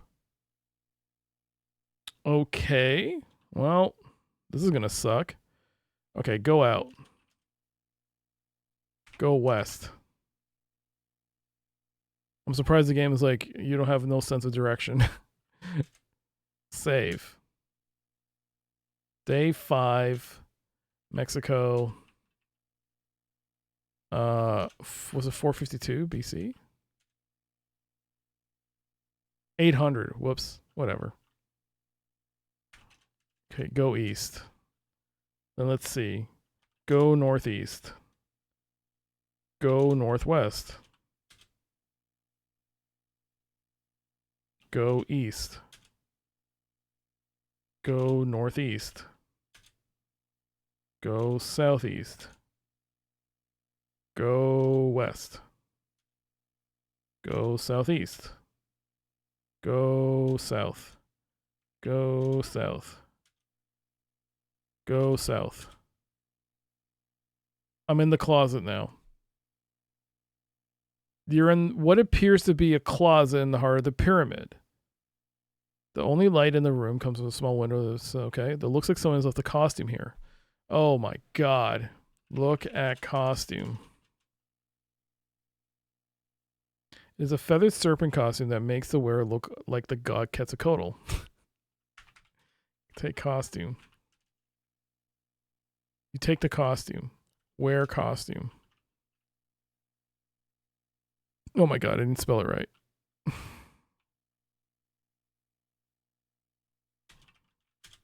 You put on the costume. All right, go north. Go north. Whoops. Yeah, that's what you're supposed to, I guess that's what you do. Go north. Go north. Go north. Go south. Nope, go northwest. Go east. Go northwest. Go southwest. Go west. Go southeast. Go northwest.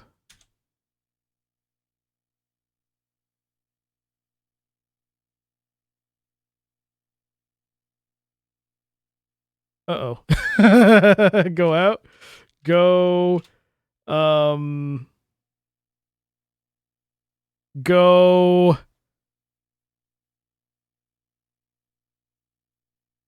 west. Go east. Go out. Shoot. I got stuck. Oh no. Yo, Nightmare, thanks for that gigantified I'm lost bits. Thank you. I was distracted bits. That's it. Restore. Yeah. Yeah, I got stuck. Go east. Where did I mess up?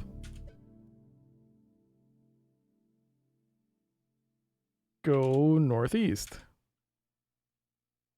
Go northwest. Go east. Go northeast. Go southeast. Go west. Go southeast. Go south. Go south. Go south. Leave temple? You cannot leave temple. Not sure if you misread on your way back, but one of your directions is opposite of a previous one. Well, they're supposed to be opposite because if you're going south, you're supposed to go north. You know what I mean? But I might have goofed up something along the way. Yo, Dragoon. Thank you so much for the gigantified what's going on bits. Thank you. Take costume. Okay. Now go north. Go north. Go north. Go south. Northwest. Go east. Go northwest. Go south. 3 minutes remaining. West.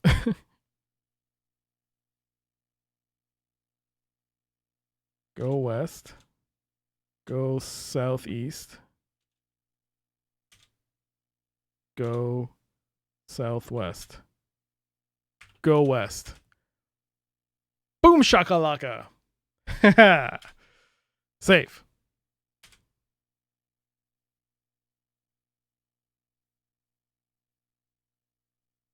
All right.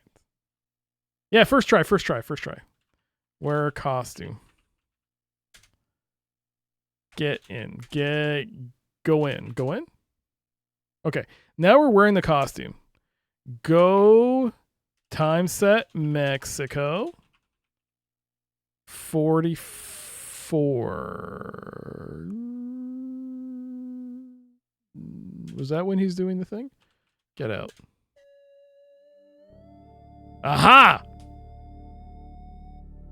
While the great mind civilization is flourishing in Yucatan. Okay. We've read this. Sanctuary. Next to it is another mural that shows an Indian armies. A Toltec Indian is materializing before the altar. Meditating, materializing. When you materialize, he looks up in fear and cries, "Aye, you have returned, almighty Quetzalcoatl. We did not mean to displease you, but now we know we have failed." He brings forward a cushion. "Put here the symbol of our downfall, as it has been prophesied, and we may recognize you as our conqueror and not incur thy wrath further by resisting." Is it the helmet? Put helmet on cushion. You place the helmet on the cushion. The Toltec bows, backs away from the altar, and then knocks on the door. It immediately opens, and he steps through, leaving you alone in the room. Your score just went up by 10. Bam! Bam, bam, bam. Bam. Bam. All right. Save. Now, day 5. Mexico. Bam. Okay. We got 40 seconds until the ad break starts-ish. So we're going to take this opportunity to play some Doom. We're going to play some Doom. We're going to get an early start on this Doom ad break because, you know, I think I'm in trouble with Doom. I think I'm about to die with Doom. So let's do that. Let's get some ad break Doom going.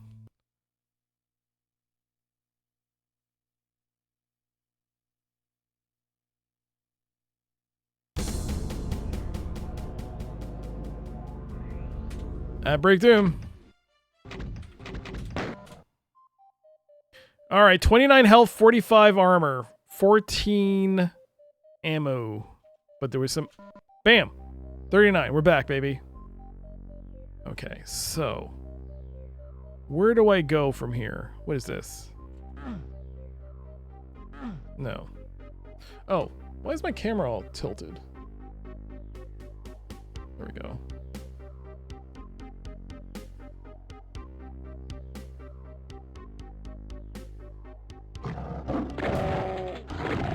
Get wrecked, you piece.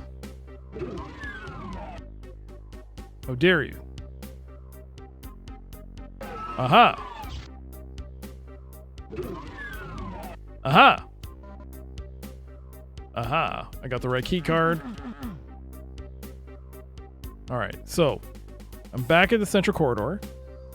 I need to acquire health. Because I am low on that. Give me some health. This hurts me, right? Yeah. Aha, there's like a... Bam, 40% health.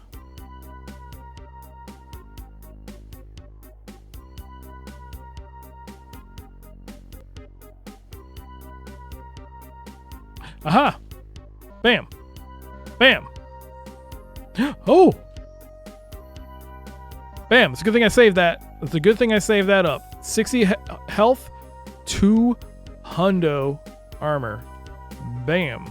All right, now I just need to find... Ah! Okay. No, I missed!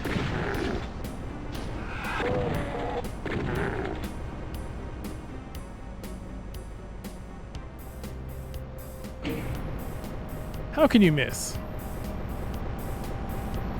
Oh my god. Oh my god. Oh my god. Yeah. Yeah. Bah. Yeah.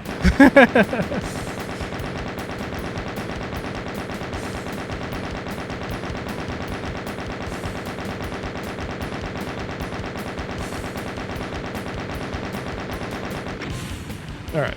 34 minutes. Refinery. Okay, the refinery. Oh, you piece! What's happening? Oh god! Oh god!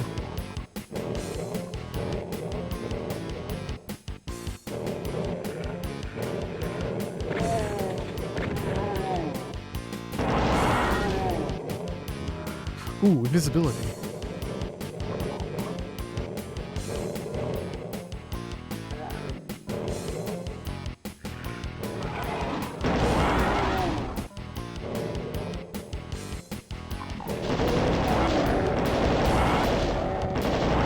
How can they see me? BS. 25 seconds.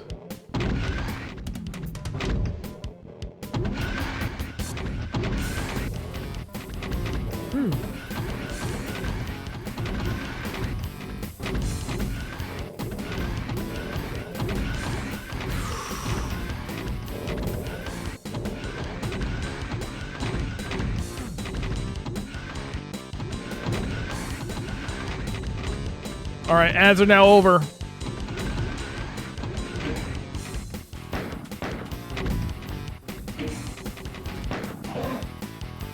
Ad break doom is now complete. There you go. Hope you all enjoyed that. We'll be back with more ad break doom eventually. Oh, probably next ad break. I don't know. Maybe get another box. Maybe we should get another box. No, I'll keep playing ad break doom. No, I don't know. We'll see. Okay. Let's see. Yes. Bam. Back with the music. I'm going to get some water. I got my water.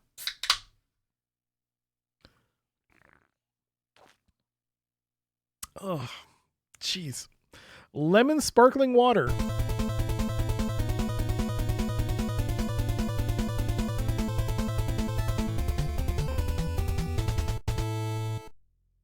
Spicy.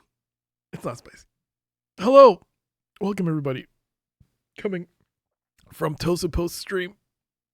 Oh, God. I just drank some sparkly water, which is giving me gas. Hello. Welcome, everybody. I'm Dr. CDCS. This is Timequest. It's good to see you all. We're all doing well. What were you playing? More PS1 Tomb Raider. Nice. Grubman, welcome to the chat. Here's a sandwich for you. I hope you get it. Hey. Enjoy your sandwich. Please don't die. No, I'm not dying. It's just this sparkling water is gassy. It's making me gaseous. Oh, yes. Plowing through the tomb still less dying, but still plenty of it. Oh, I see. Well, it's good to see you. Welcome, everybody. This is Timequest. We just kind of maybe solved something just now. We may have just solved one of our things because we have we just came dressed up like Quetzalcoatl, and we have convinced a priest that we are the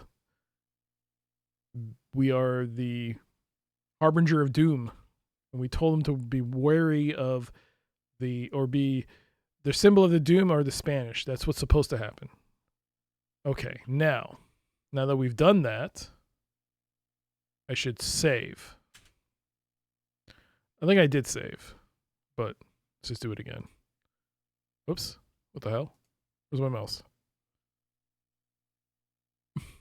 5. Oh my god. No, don't cancel. There we go. Save. Okay. So go in. Should I keep wearing the Quetzalcoatl mask? Well, I'll just wear it.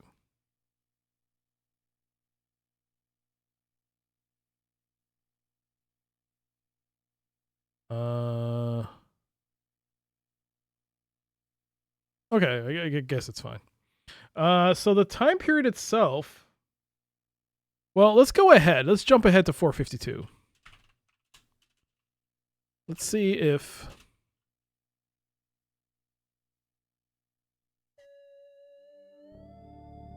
Aha! Look at that. The mural has changed.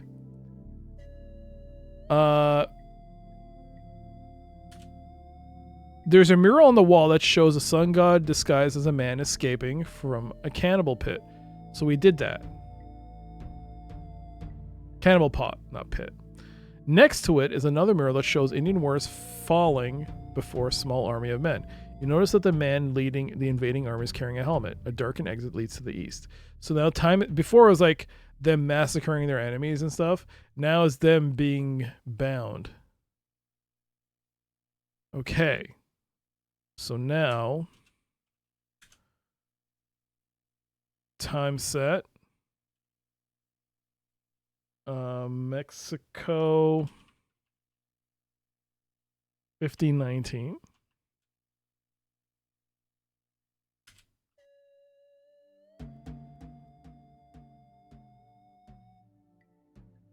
Let's see. The barbarous Aztec nation has reached the peak of its power. Warriors continually invade the weaker neighboring tribes to ensure a fresh supply of sacrificial victims. You're in the sanctuary. There's a mural on the wall that shows a sun god, okay, and next to it is another mural, okay. Yes. The great Aztec chief Montezuma is here, staring at the altar in a peyote-induced trance. He seems unsurprised that you have materialized out of thin air, even though you're wearing the feather costume. Montezuma is wearing a bracelet. Okay, look at Montezuma. Despite being whacked out on peyote, the Indian has a dignified regal presence befitting his status as emperor and god.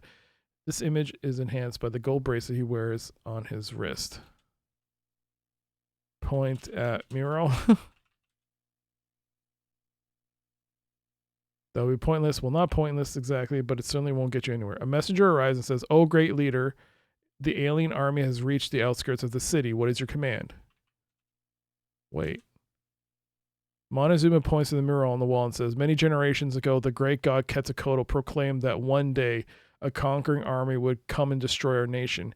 He told us that the leader of this army would bear a helmet. Go, therefore, and see if the leader of this army bears this strange device.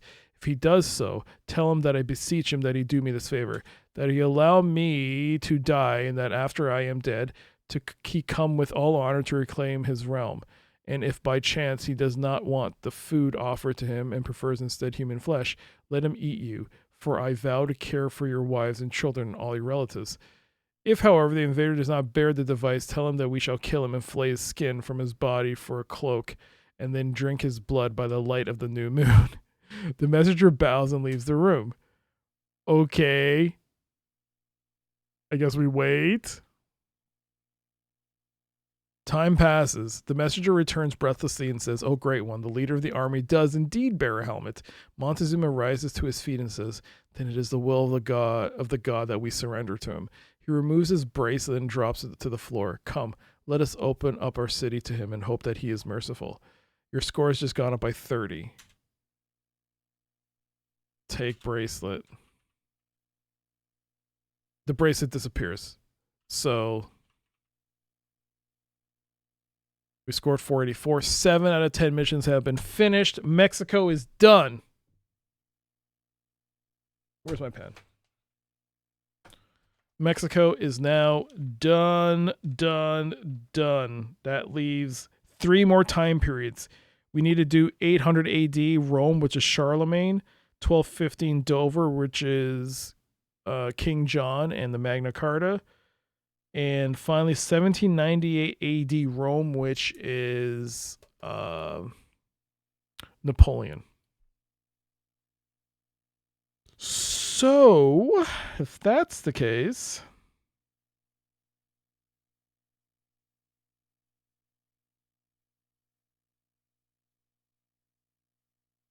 Charlemagne? Should we try doing Charlemagne?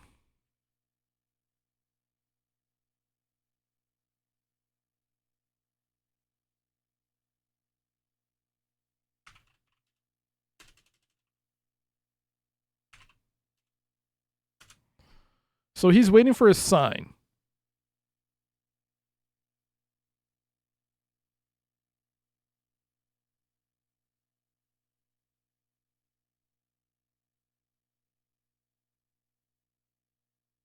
Maybe the conch cell, I can give it to...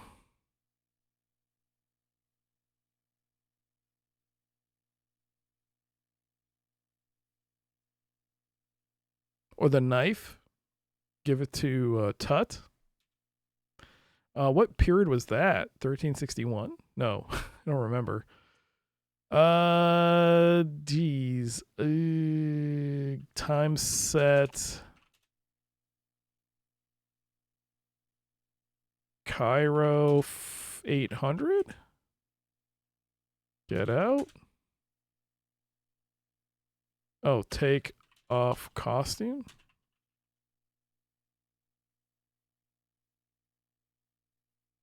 Take costume.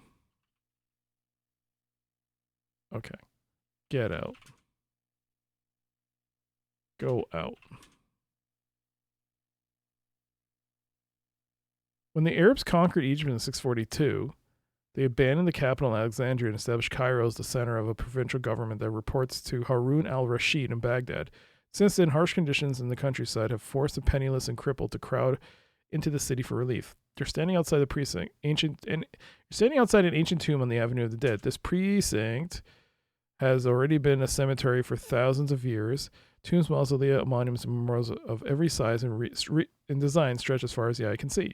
There are some steps here that lead down into the tomb from which you emerge. And the road continues off to the east. There is a man sitting on the ground with his back to the wall. He looks up at you and holds up a slate. Look at slate. There's nothing written on the slate. Give chalk to man. The man takes a chalk and quickly scrawls a message on the slate. Look at slate. The slate reads, sand traps surround the 18th hole. Death traps surround my lair.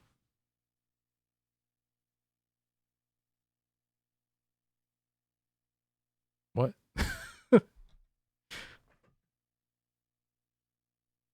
A golfing metaphor? What?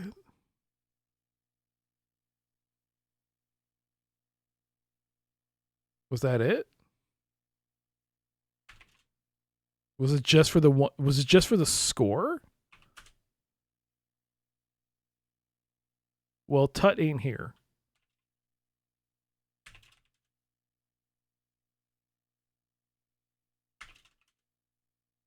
Oops.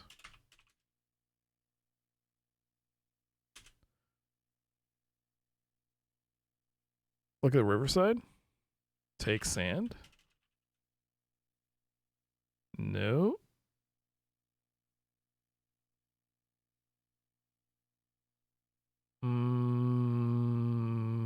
Go in. The walls of the pyramid are smooth, unbroken limestone. You don't see any way to get in. Well, why is there an inn here? Go. The Great Pyramid rises to the south.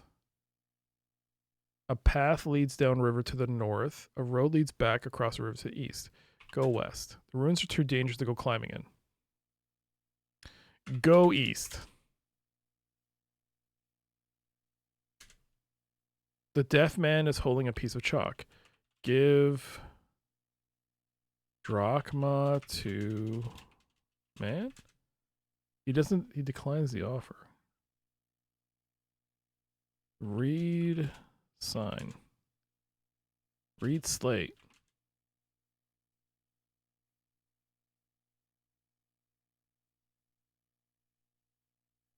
Look at deaf man. He is thin and ragged. He appears satisfied that he has gotten his message across.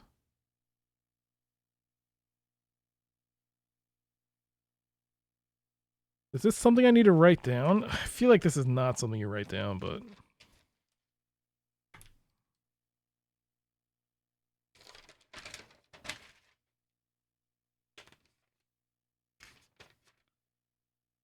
by the way, Timequest. Tomorrow's stream is Challenge of the 5 Rounds, but we're near the end of the game. All we got to do, apparently, I guess, from I can only surmise, like, fight to get the 5th crown, and then the final battle, or whatever, because we have everything else. We just need to beat King Gormon, Duke Gormon. Not king. I'm king. Beat Duke Gormon, get the 5th crown, and then do the final fight or something, whatever happens next. So that's exciting. Can't wait to finish that after 11 streams. Is it 10 streams or 11 streams? That'll be 10. Sand.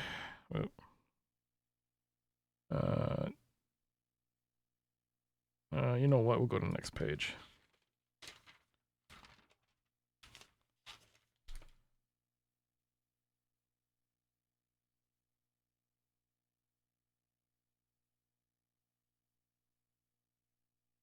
Sand traps around the 18th hole.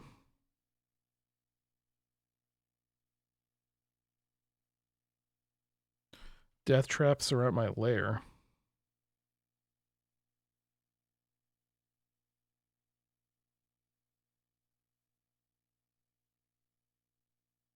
Okay. Okay, go south. Go in. So this is 800 AD. So this is Charlemagne. Go time slot set Cairo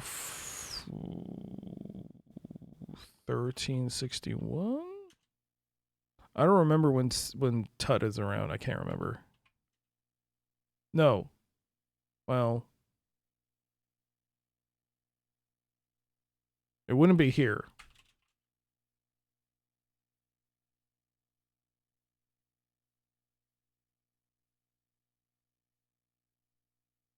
Would it be here?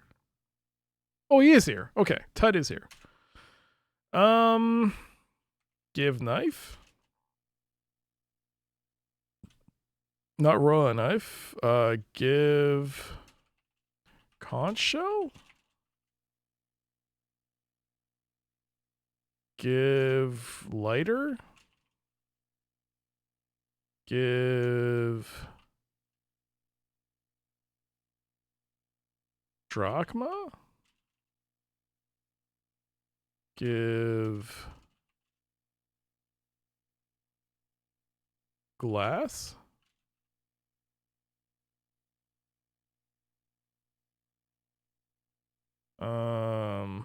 Give plaque. Give button. The lighter is not royal enough, man. The lighter is magic to you. Give slipper to Tut. Give turban to Tut.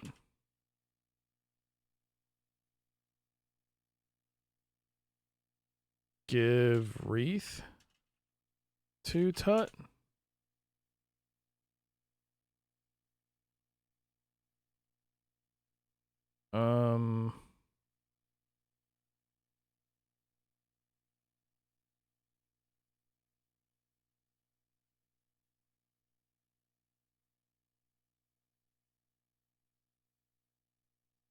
Look at conch shell. It's one of those perfectly formed shells that you always wished you would find when you were a kid.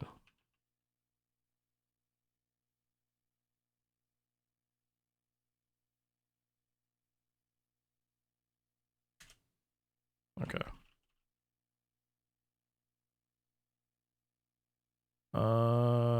Put glass in shell. Open shell? Oh.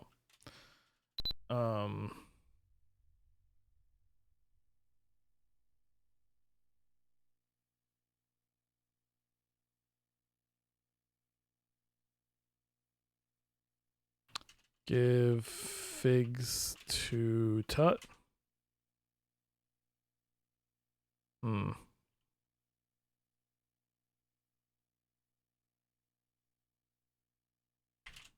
Go north. Nothing along the north. Go south. Go west. Go south. Oh. Go east is back the other way. Go north. Go in the river. Go east. Nope. Go in. Go south. You go east. Go in. Go in. Okay, so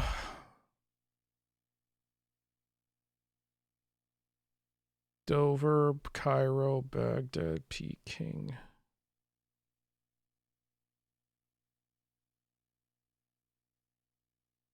Okay, let me read the briefing notes.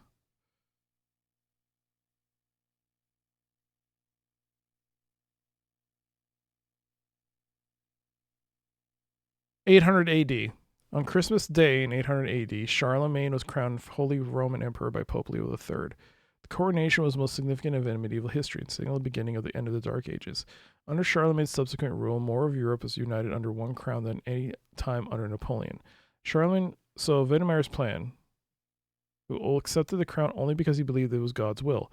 Until opposite, Wittemir convinced Charlemagne that he is not holy enough to rule. Okay. He will not accept the crown unless it is marked with a sign from God. Convince Charlemagne to proceed with the coronation. The crown has to be marked with the sign of God. Where is the crown? We know it's in Rome, 800 AD. It is there.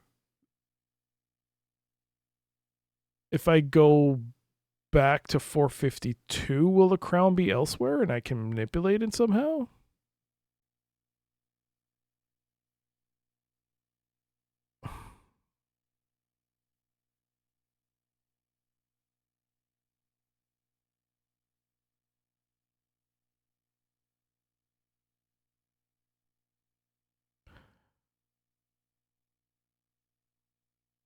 There's a museum.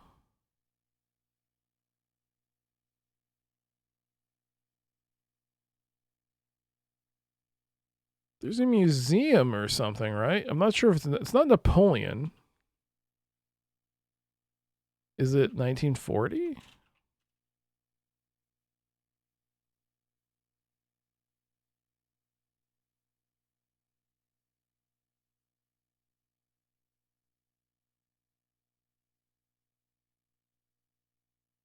Go south?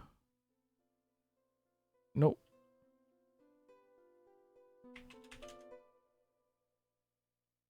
Go southeast. Go in.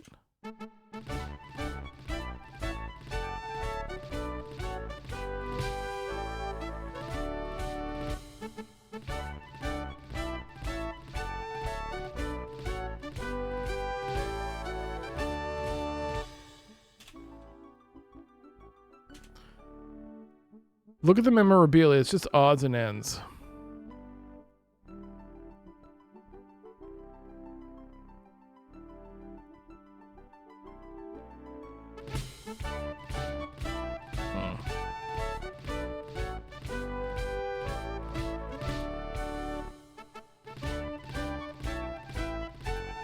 This is the only place where... This is maybe not. It's not. I thought it was... Oh, it was going to repeat. Nope, it's not. It's just an ordinary table.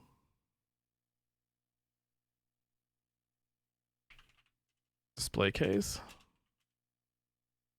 In the case are various memorabilia from the life of Napoleon.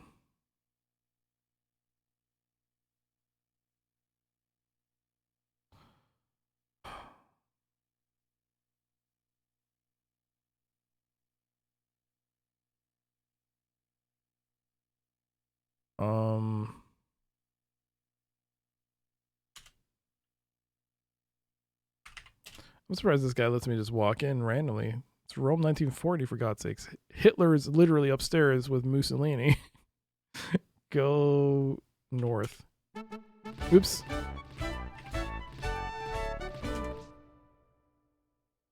Go southeast. The gates aren't open.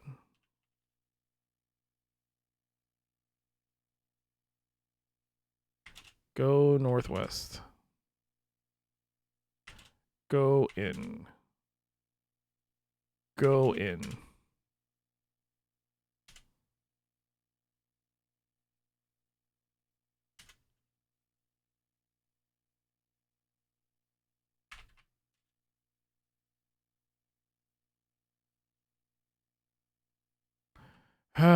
Go northwest.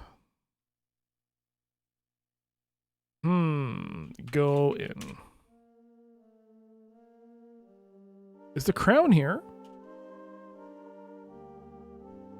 There seems to be no crown here.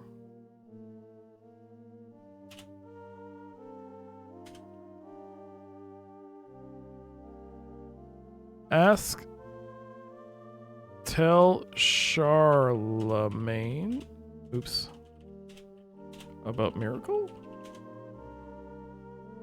Tell Charlemagne about crown?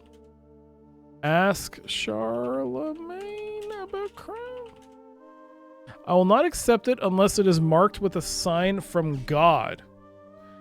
Ask cardinals about crown.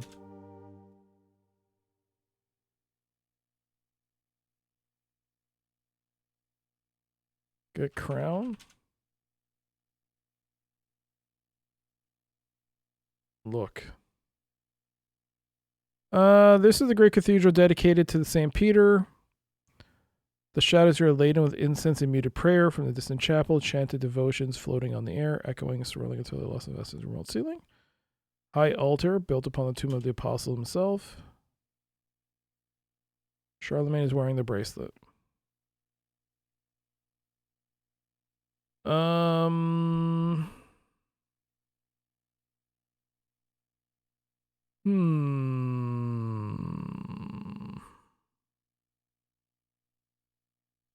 That would mean then you would have to go forward in time, maybe, then take something from the Vatican.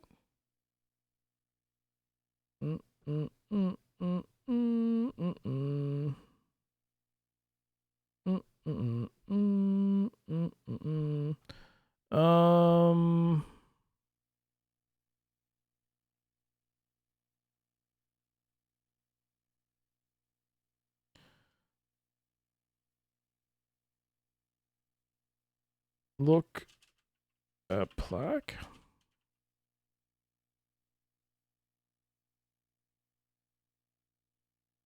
Plaque to Charlemagne.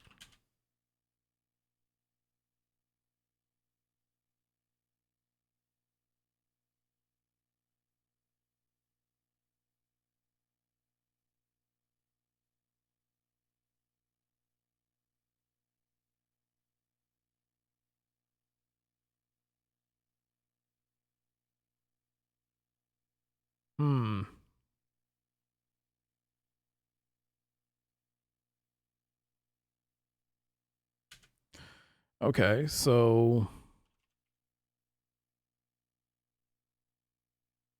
time set Rome 452.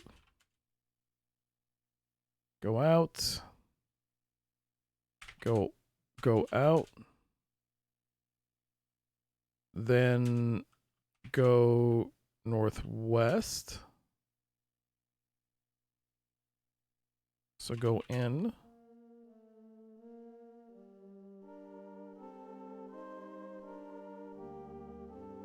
Okay.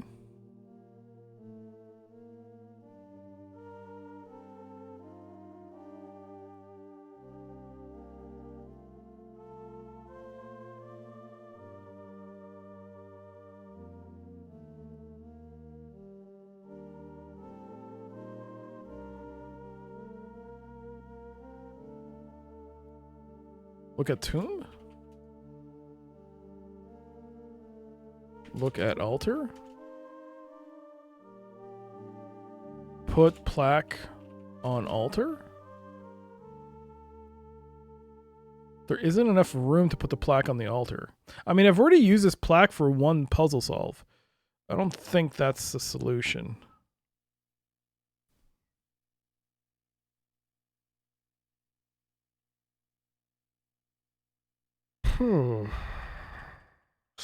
Look at Saint Peter.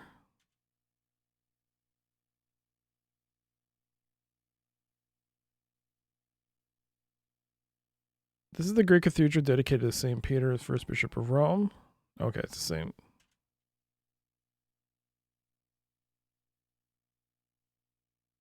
Is there a book there? There doesn't seem to be a book there. I can see a book in the photo.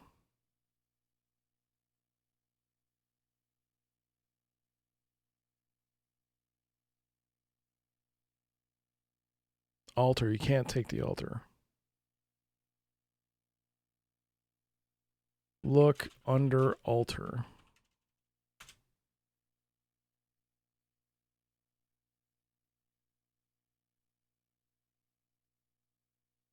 Put wreath on altar.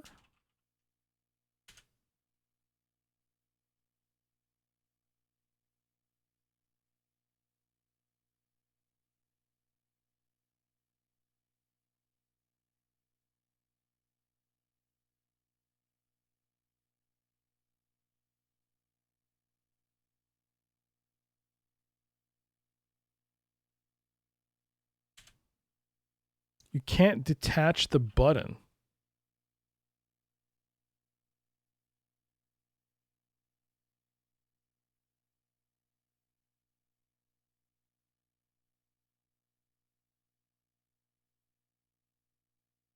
Man, I don't know.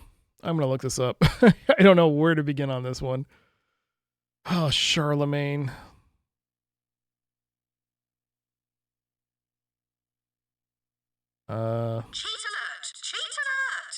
It does say guesses are okay, so there's no cheating. Kind of late to the party, aren't we, Nightmare? We've been looking at the guide this entire stream.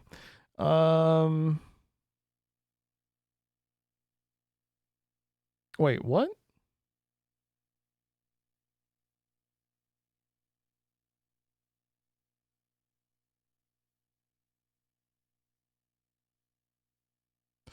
Hold on. Sorry. Wait.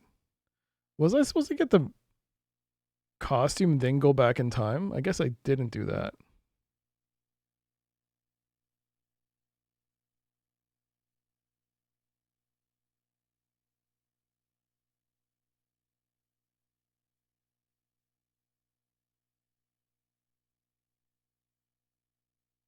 Wait. Oh my god.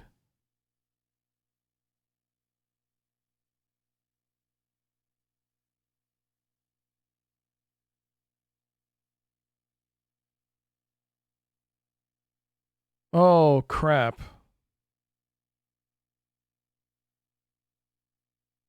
Oh crap. Wait, what? Hold on. Oh my god, go out. wait. We're not done with the with Mexico. Oh Jesus Christ. So where do I go now? Southeast. Oh geez, go in. Wait, I don't understand though. How? How does that work? Go in. Does this game have soft locks? It might. I don't know anymore. Wear costume.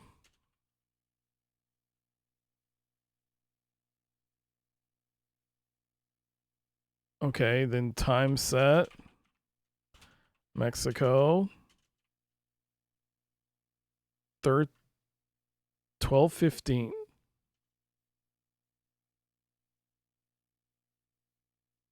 Wear costume? Get out?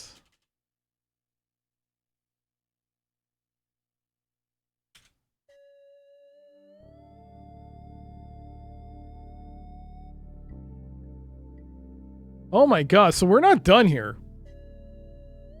You're about to see why. So you put on the costume again.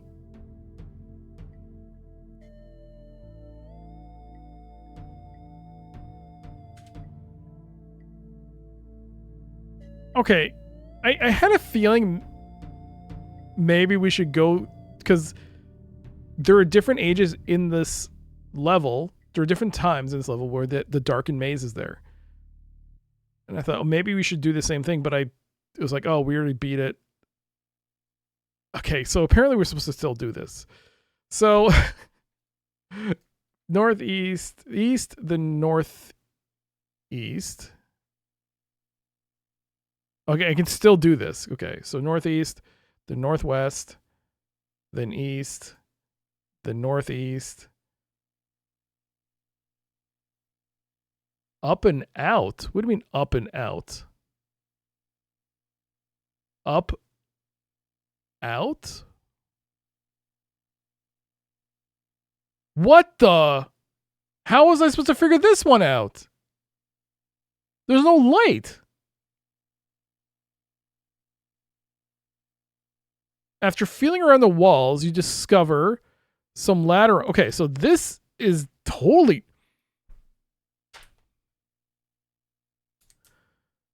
Oh, this is so weird. So in 1215 in Mexico, they're still doing sacrifices, obviously. So somehow we were supposed to figure this out, and we end up in an alcove. You're on top of the pyramid of the sun.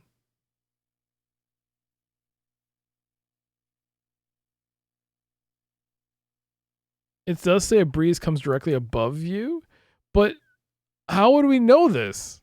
This is not the same path I took before to get the costume. This is a different path. And it's darkened in the maze.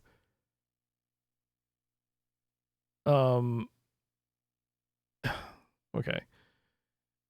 You're on top of the pyramid of the sun, in an alcove just to the north of a gruesome screen made entirely of human skulls. Below you, iron rungs disappear into the darkness. When you peer around the edge of the screen, you're looking south towards a blood-stained altar, upon which you see a struggling warrior. A fearsome-looking priest stands in front of the altar, waiting for the sun to go down. From the way he is holding a sacrificial knife, you surmise that with the sunset, the warrior will die. So go out. You're on top of the pyramid of the sun. There's a screen and an altar here. A priest stands in front of the altar. Is this loud? Oh, it's done. Stands in front of the altar, his arms raised over the struggling warrior, who is tied down the altar with leather thongs. The priest holds an obsidian sacrificial knife, and with the dying of the sun's last rays, he plans to plunge it into the heart of the unfortunate victim. The priest looks at you in awe and backs away. Oh my god. Free warrior. A quick slice of the knife cuts through the leather thongs. The victim leaps to his feet, revealing some familiar symbols carved into the altar where he had been bound. He wastes no time in turning on the priest who had been about to kill him. After a very brief struggle, he manages to push the priest off the side of the pyramid where he plunges to his death. Then the would-be victim gives you a salute of thanks and disappears behind the screen and down into the heart of the pyramid. Your score went up by 10. Why'd you cut off his thong? The thong as in the bindings. All right. So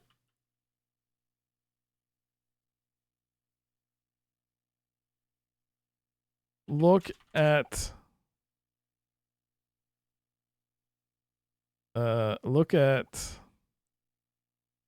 table. Look at what is this place? What is this called? Altar?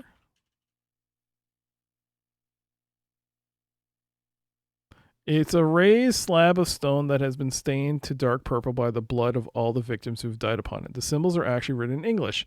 Actually, I've been wanting to do this since I was 17. Oh, this was all just for a point. This had nothing to do with the story.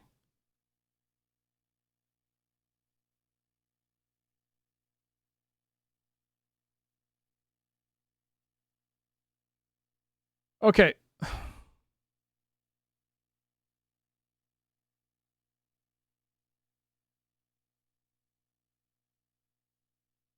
So this actually was a waste of time. This is all just to get the point. It wasn't it wasn't for Charlemagne or anything. Damn it, why did I look at that? That was so dumb. Okay, Charlemagne's crown.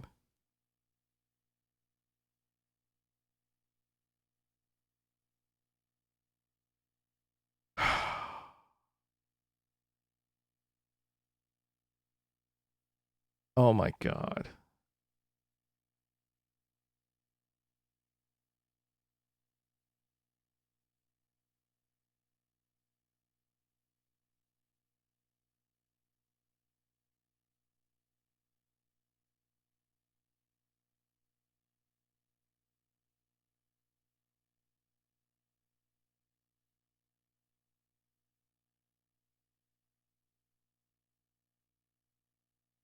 I think I'm gonna cry.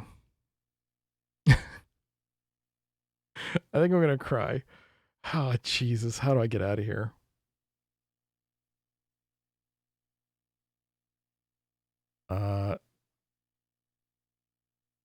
Southwest. A strong breeze flows through these corridors.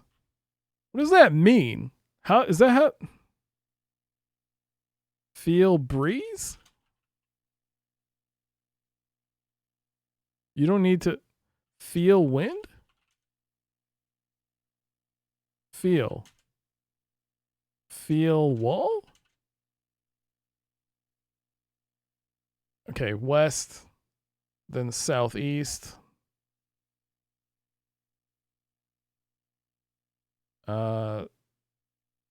Then southwest, then west. Okay, we got out. Take off costume. Take costume. We'll just take it. Go in. Okay, so that whole thing is done. We don't need to worry about that. Charlemagne's crown. I wouldn't. It's another one of those things where. No, I would never figure this out. This is like kind of a thing where you basically have to go through all possible time periods and see if something tracks. Because even though we are in 800 AD Rome with Charlemagne, in order to get this initiated, we have to go to Peking in 1940. So this is a completely like, how are you supposed to figure this one out? There's no other way to figure this out other than going to every possible time period that the game has and seeing what you can do. God. So we go to Peking 1940. And you won't believe what happens in 1940 in Peking. There is a poster here forbidding the celebration of any Chinese religious ceremonies. It is an ugly reminder of the current occupation of China by the Japanese army. Almost illegibly scrawled on one corner of the poster are the words, "Revenge midday." Save. Day 5, Peking, 1940. All right, let's go out.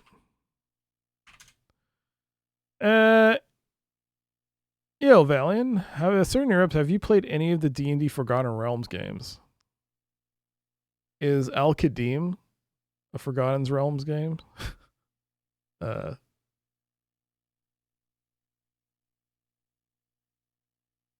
I've played that.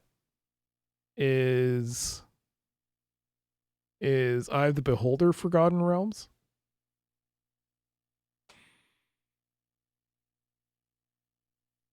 Because I've played those.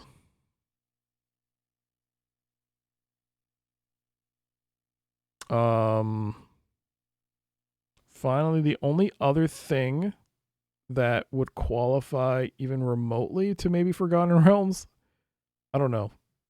Planescape Torment. Planescape Torment, Al-Qadim, Eye of the Beholder. Those are the only D&D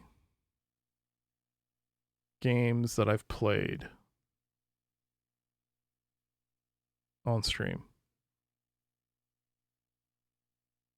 Eye of the Beholder is Forgotten Realms Gold Box 1. Okay. So I've played those on stream. I have not touched anything else.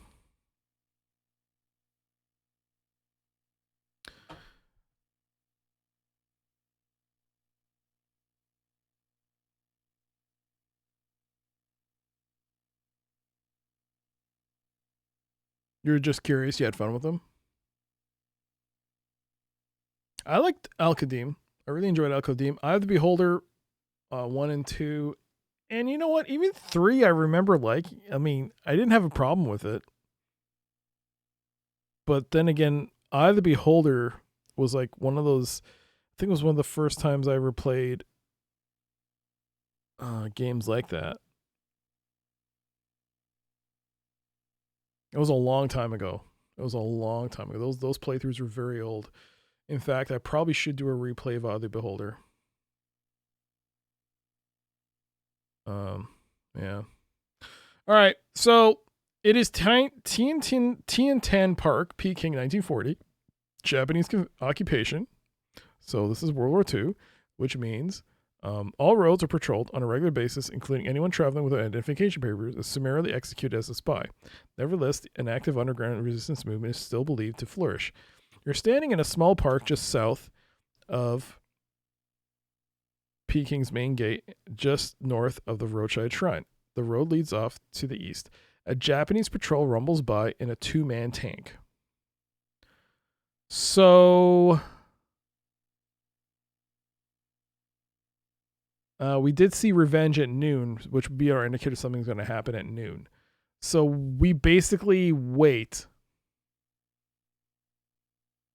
Time passes. Wait again. All right, wait again. You see a Japanese 2-man tank come down on this road on its regular patrol. Suddenly, small arms fire erupts from either side of the road. The Japanese soldier ducks inside the tank and pulls the top shut after him. A Chinese rebel runs towards the tank and tosses a Molotov cocktail at it. The bottle explodes with no result. The rebel is just about to light the other bottle when he is hit by a bullet from the tank's turret gun. He falls to the ground and the bottle rolls from his hand. A few of his comrades scurry out of the bushes and drag him back to safety. The tank disappears down the road in search of reinforcements, and suddenly everything seems unnaturally quiet. And look at the ground. You see a Molotov cocktail. Take Molotov. Take cocktail? You take the Molotov cocktail. This is now within the realm of I don't know how the hell I was supposed to figure this out. So we get the Molotov cocktail. I'm not even going to tell you how you're supposed to figure this out. If you figured this out on your own, you are some kind of mad genius about what's going to happen now. I just saw what you're supposed to do on the guide. This is now this is bullshit. Go back inside with this is not the bullshit part. This is not the bullshit part. You're about to see the bullshit part. This is bullshit. Get out. Go out. Go up. Go northwest. Save the game because this might go bad. Say day 5, Rome 800. Oh boy. Okay. Okay. I just need to read this just to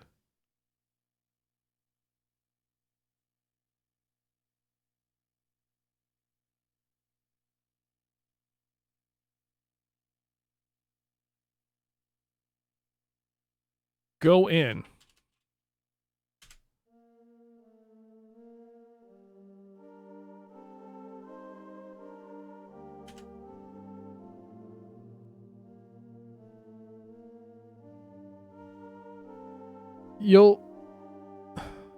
This isn't right.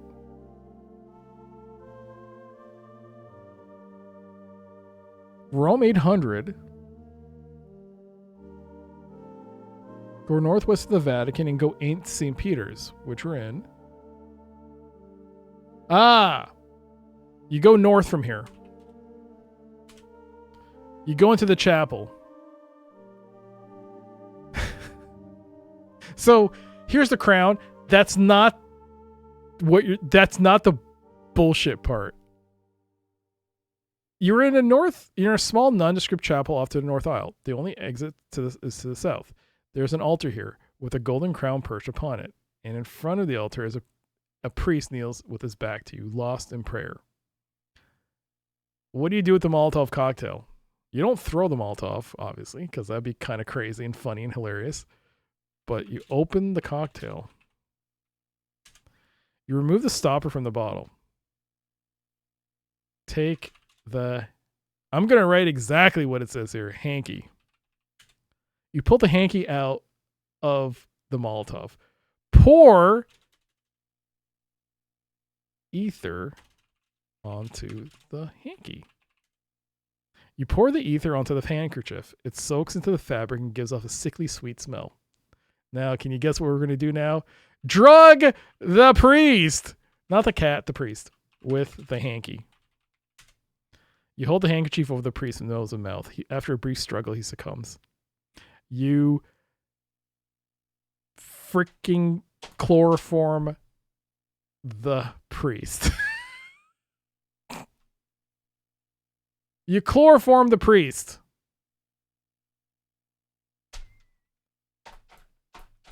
The Molotov used ether and not alcohol. I guess you're supposed to look at the Molotov or smell the Molotov. Smell? Is that a thing?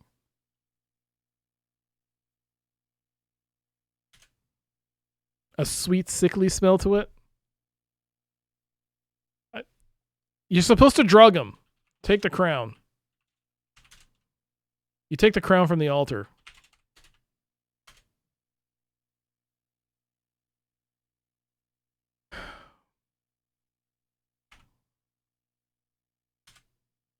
You leave. You steal the crown. You stole the crown. I mean, it's funny that you're just able to walk up to the crown without anyone guarding it. No guards, no nothing. Because who would steal a crown? No one. Not a single guard. That would make sense if people knew the Molotovs could be made with ether. I had no idea either was flammable. I only thought it was alcohol. I didn't know you could use... I didn't know you had to go to Peking in 1940 to get a cocktail in order to drug a priest in 800 Rome. I mean, Jesus Christ. Okay, go down. Go in. Yo, Mystery, by the way, hello. 3 minutes remaining. It's good to see you. Go in. And guess what you do with the crown? This one I think people could guess.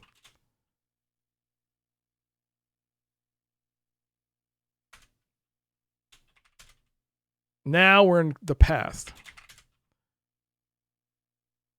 And Nukem, good to see you as well.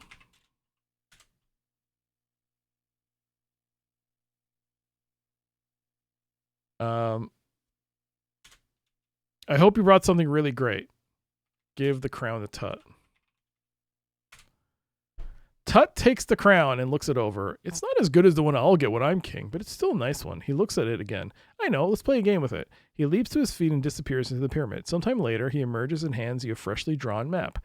Then he hears his mother calling and he disappears inside the palace. Your score has just gone up by 5. Look at the map. What the fuck? The map is a sketch of the interior of the pyramid. It shows a descending passage that ends in a pit with a corridor leading west from the pit. In that corridor, Tut has drawn pictures of various animals with a line that connects them in the following order: scorpion, snake, cat, hawk, crocodile. At the end of the corridor is a bridge across a chasm, and on the other side is a quite recognizable sketch of Tut's amulet. In the final room, he has drawn another picture, a very realistic drawing of Charlemagne's crown.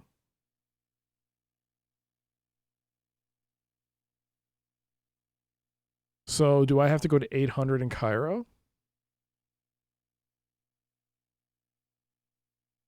Nope.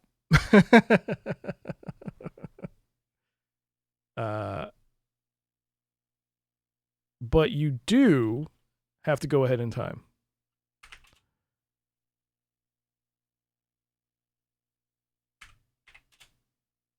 Go in. Go in. Go time. Whoop.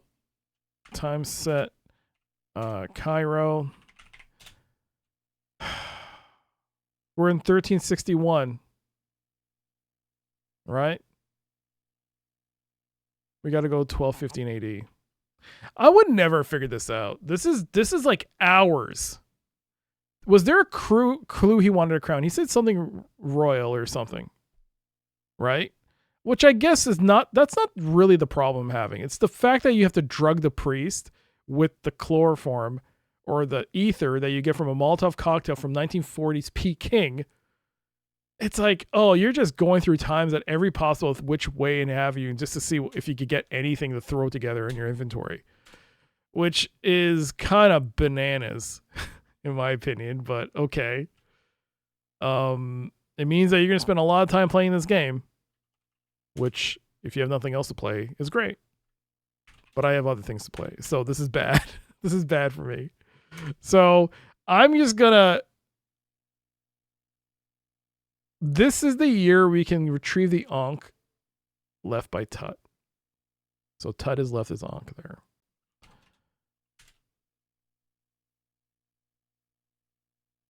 All right. So ads are starting like now. So we're going to pop on some ad break doom.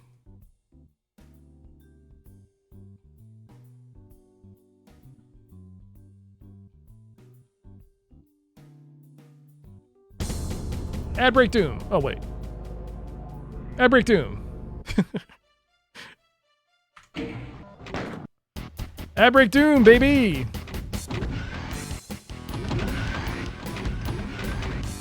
It's a bit loud. That should be better. Let me know if the audio is too loud or too quiet.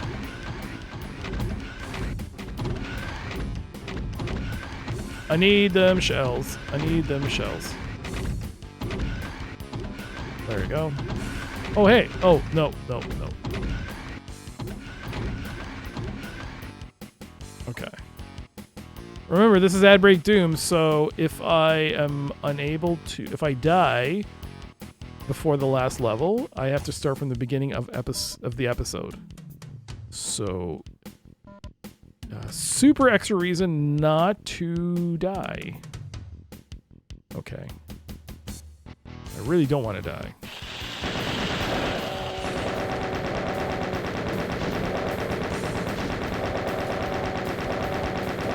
Am I hitting it?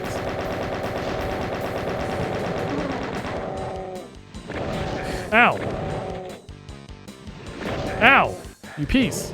Ow, you piece. Oh my god, my health. I think I have to go in there. Shoot, that was a bad set of moves. Bad set of moves. Bad set of moves. Okay. Oh, where's the,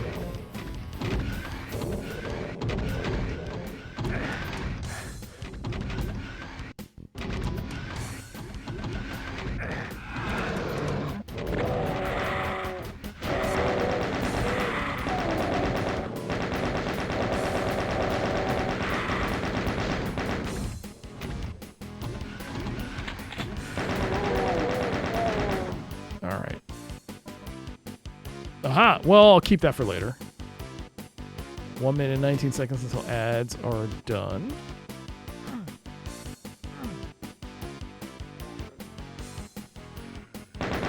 Oh no, that's a big dude. Oh yeah. No. Nope.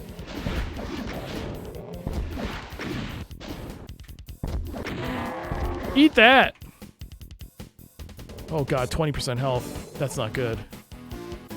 Is there something else in here I can... It seems like there's a lot of dudes here. Oh, I'm not in good shape. Doom guy needs a health pack. Doom guy needs multiple health packs.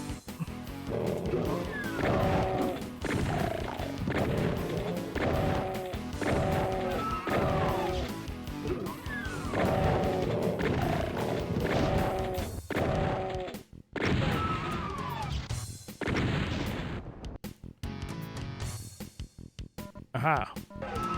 Back in health. Ads are over.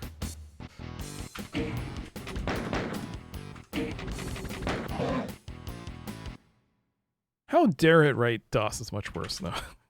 Okay. Ad break over. Bam, bam. And back to the game. We're now in 1215 AD. And let's look at the map. It shows a descending passage that ends in a pit with a corridor leading west from the pit. So we have to go down. I'm not going to look at the guide. I'm going to try to use this map. But was it here? In that corridor, Tut is drawn a line of various animals. In the line that connects them with the following order. Scorpion. So that was the sand traps surround the 18th hole. Death traps surround my lair. That could be related to this. Okay, let's go around here.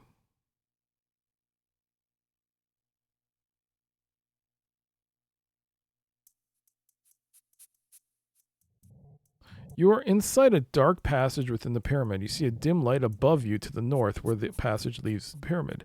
Other than that, it's too dark to see. Turn on lighter.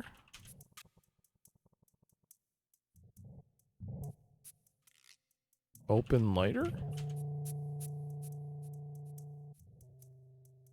Okay, we can kind of see now.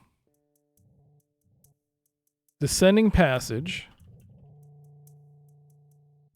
The map is a sketch of the interior of the pyramid. It shows a descending passage that ends in a pit. So then you go west from the pit. In that corridor, Tut has drawn various pictures of various animals. Connects them in the following order. Scorpion, snake, cat, hawk, crocodile.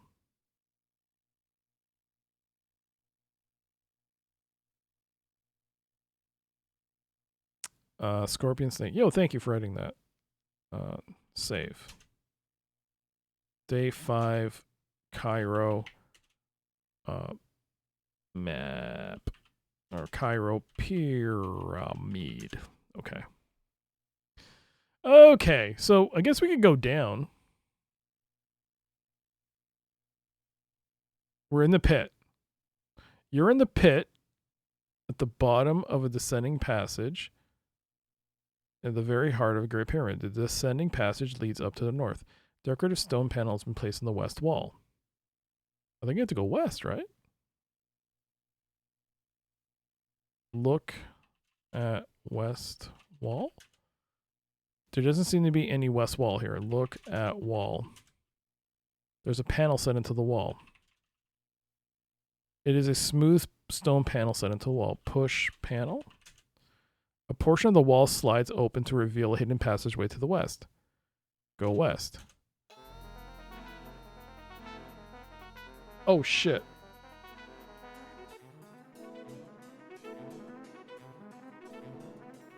The music might be a bit effed now. Let's actually load that up.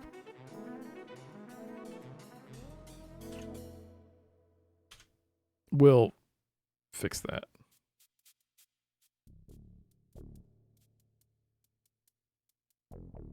There's music. Oh, shit.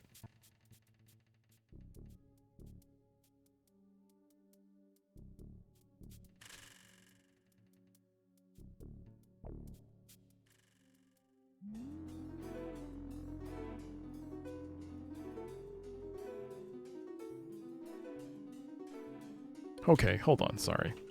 I can't tell if the audio's garbled. Hold on.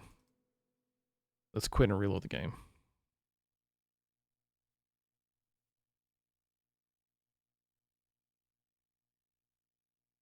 Oh.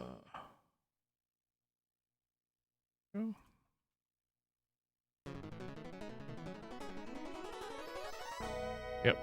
Oh, it's fine.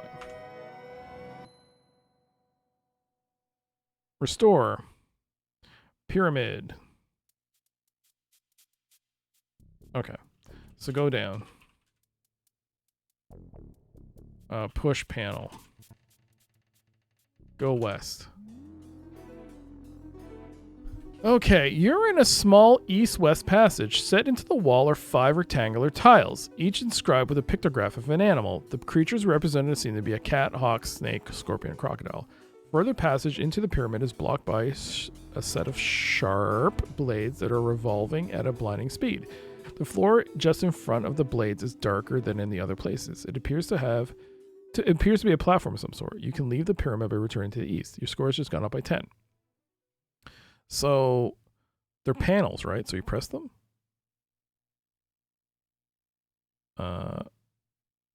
So press Scorpion. You press the tile inscribed with this pictograph of the scorpion. Slowly slides into the wall and remains recessed about 2 inches from the surface. All right, press snake. Press cat. Press hawk. Press crocodile. As you press the remaining tile and inscribe the crocodile, the whirling blades slow and finally come to a halt. So then go west. It was west, right?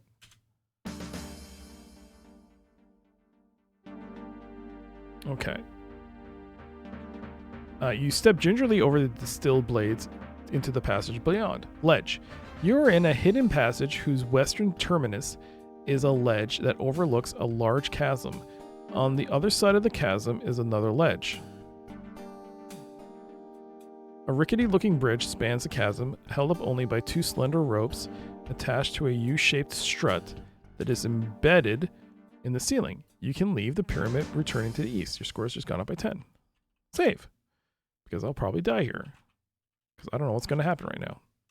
5. Cairo. What was I going to write here? I don't know what I was going to write. Bridge. Not ladder. Bridge. Or ledge. All right. So look. Look at map. At the end of the corridor is a bridge across a chasm, and on the other side is a recognizable Tut's element. Okay. So it doesn't say you have to do anything on the bridge. It just shows that there is a bridge. Walk across bridge. You clamber over the bridge, boards giving way below your feet. As you near the other side, one of the supports gives way, leaving the bridge hanging by a single rope.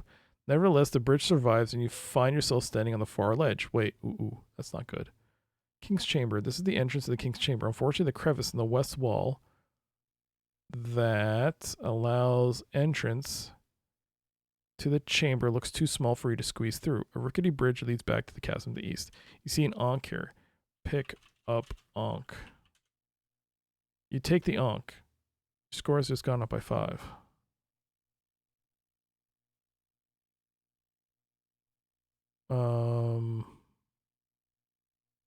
Go west.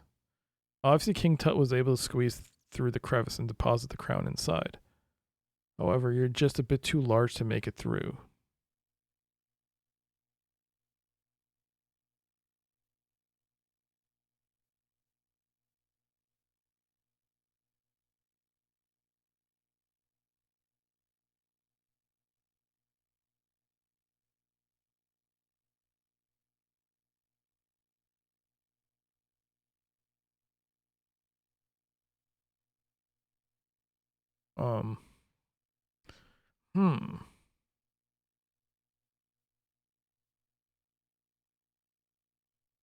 Look at crevice.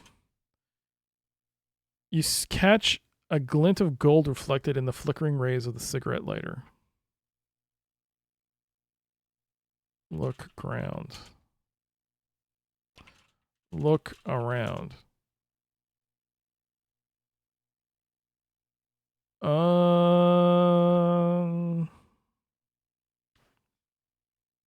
Look at map.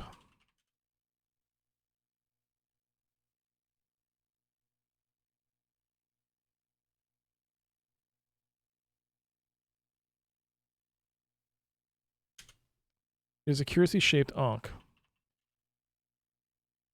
Just a blank wall. Wear Ankh? You can't wear the Ankh. Get crown. I can see the crown. Your arm isn't long enough. Do I have a stick?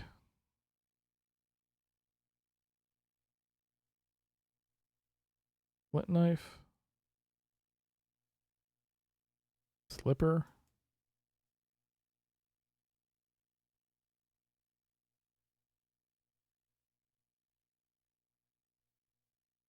I have the cloth from the turban.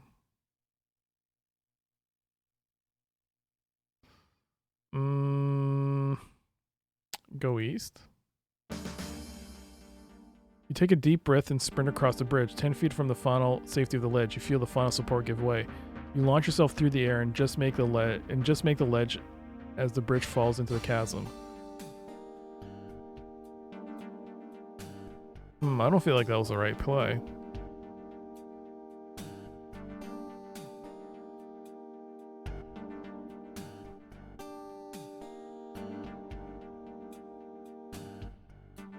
Bye-bye. You failed in your mission.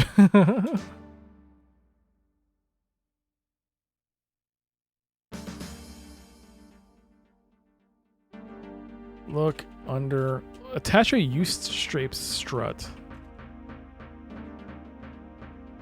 It is a solid-looking U-shaped rung that is firmly anchored in the ceiling. Use turban on strut? Tie turban to strut? That's not going to do you a bit of good.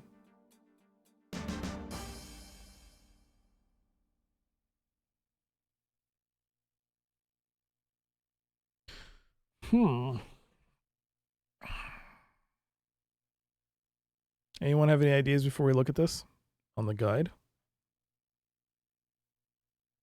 Lighter me plaque. What is a strut? A U-shaped rung that's firmly anchored on the ceiling.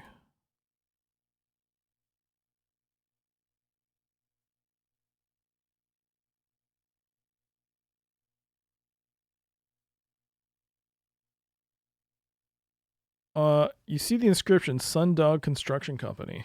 What? All right. Look at rope. They look old and very fragile.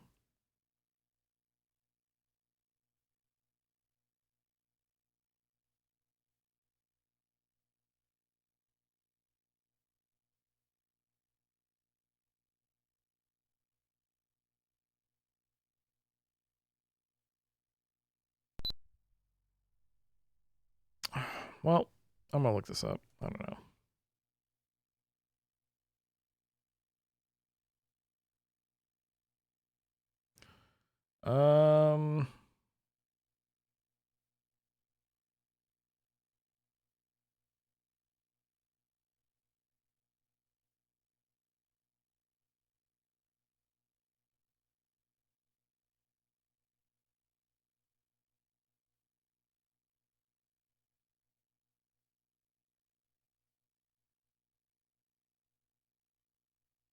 Interesting.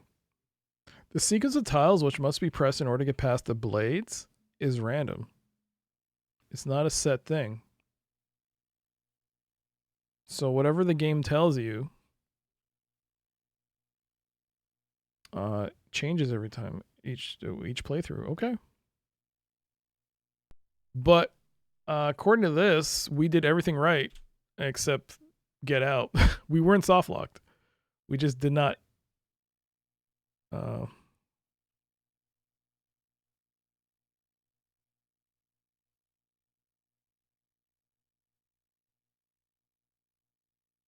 So yeah, you take that. You take a deep breath and sprint across the bridge. 10 feet from the safety of the ledge, you feel the final support give way. You launch yourself through the air and just make the ledge as the bridge falls into the chasm below. Use lighter. Turn on lighter. Go east. Oh, so the bridge fell. That's why it was dark. Okay. So you can't get the crown.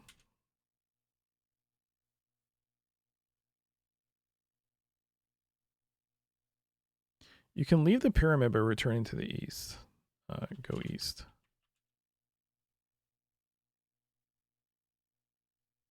Go up. Go north. We're outside.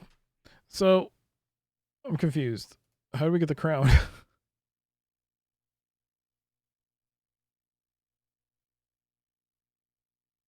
Right. If you remember last stream, I think I said the Charlemagne puzzles linked to the it's linked to the Napoleon puzzle, but I didn't understand. I was like, what? It's so complicated. So, oh man, this is, yeah, the whole fact that, oh boy.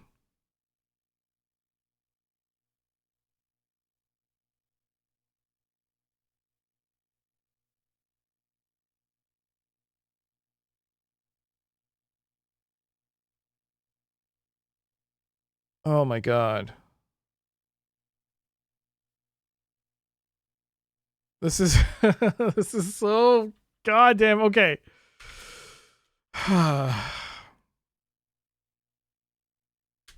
This is messed up. Napoleon and Charlemagne's are messed up.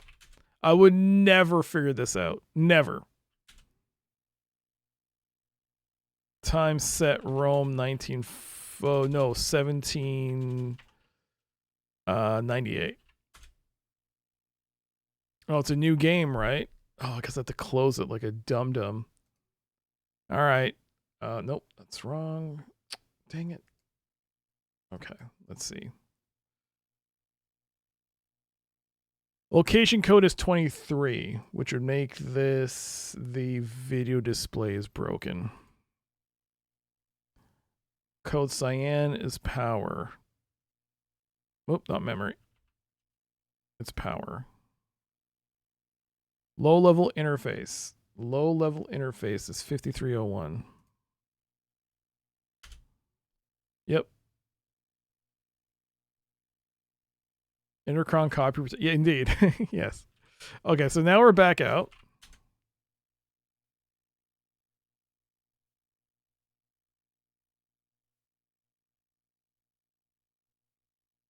Before your feet is a fist-sized chunk of rock. Okay, so we're gonna save.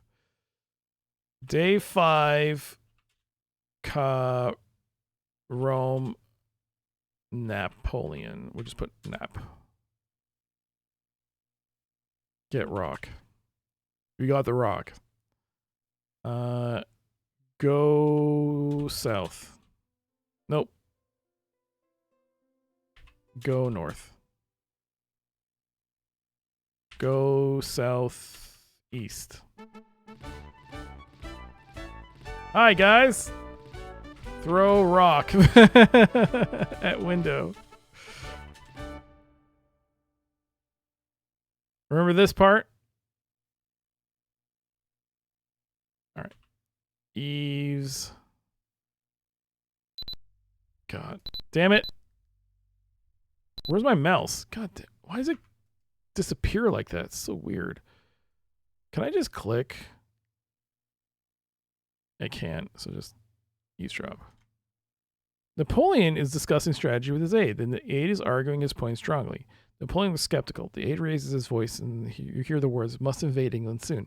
Napoleon glances at you and reminds him to keep his voice down. So, drop again. Napoleon's discussing strategy with his aide. You overhear Napoleon saying, now is not the time for a direct assault. There must be another place we can hurt them indirectly. Should I wait before I...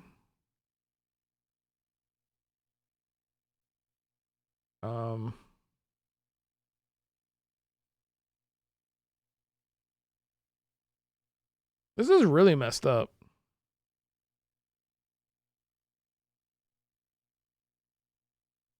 Yeah, you have to wait. Time passes. Napoleon straightens up and dismisses the aide with a curt command.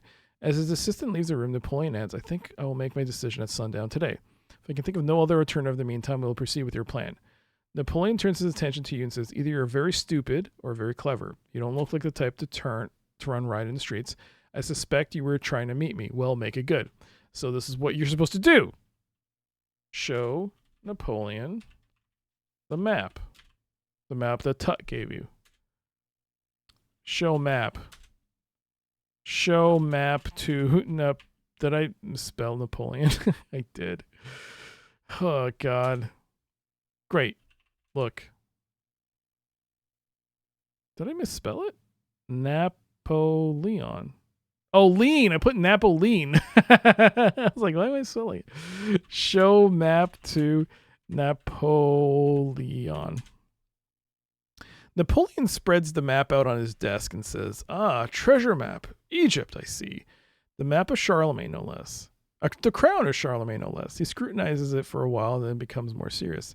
This certainly looks authentic, but such maps are easily forged. Do you have anything to vouch for its authenticity? Your score just went up by 5. Show Ankh to Napoli. Oops.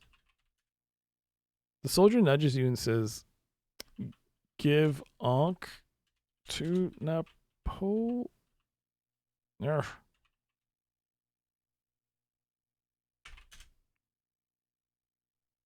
Yes. Show Ankh. Okay, good. Let's see it. I have to say yes or no. To Napoleon. Napoleon examines the amulet carefully. This is very interesting, he says. Obviously Egyptian and obviously very ancient, although remarkably well preserved. He compares the amulet to the drawing on the map and then gets a faraway look in his eyes. Amazing, after all these years, that I should be the one to find Charlemagne's crown. Then who then could doubt that I am destined to reunite his empire? He scrawls out a note on a piece of paper and thrusts it into your hands. I cannot come now, but meet me in Cairo this fall, and we shall find this treasure together. He gives you the map and the bracelet and says, here, you may keep these as souvenirs. Then he nods to the guards who leads you back out to the street. Your score's just gone up by 30.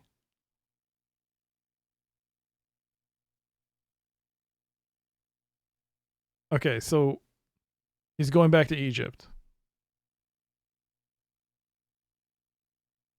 You're standing outside the ruins of... There. So.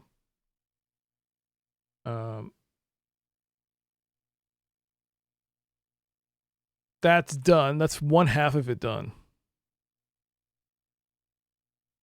So now we gotta go southeast. The bracelet begins to grow. So Napoleon is now going, but we also have a second part of this. Go, wait, northwest? Yes. Go in. So then you go in.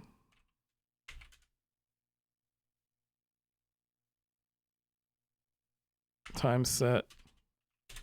Dover. 1798. Because we got to tell Nelson, apparently. I don't know how. Might as well just look it up. I'm just going to look it up.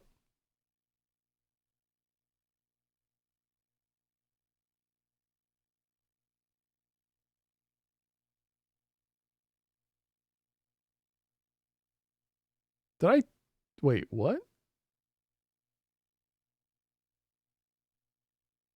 Oh, okay, so he gave something. Oops. Go north. So there's Nelson. Lord Nelson is sitting at a table showing the bartender a boarding hook and telling him how he used it in the taking of the vessel St. Nicholas in the Battle of Cape St. Vincent. Every once in a while, he pounds his table and says, Struth! I wish I knew where that blackguard Napoleon was planning to go next.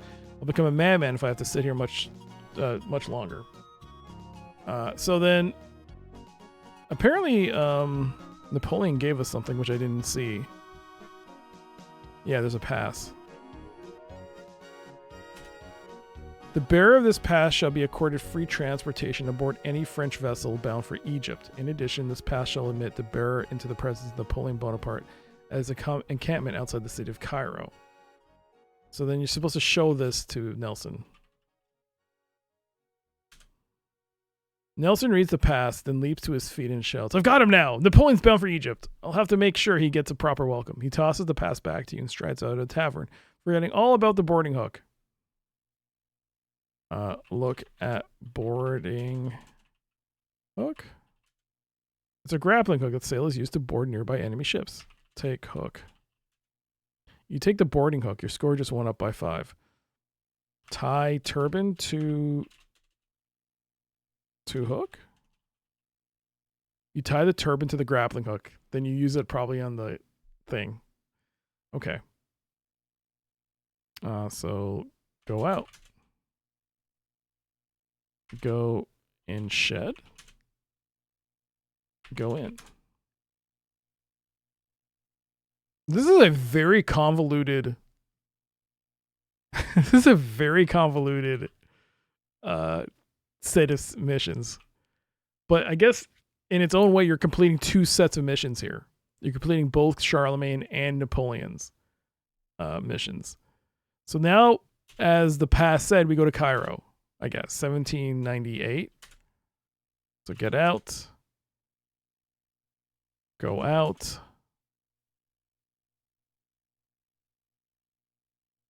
All right. So the headline before said Napoleon invades England, like last stream.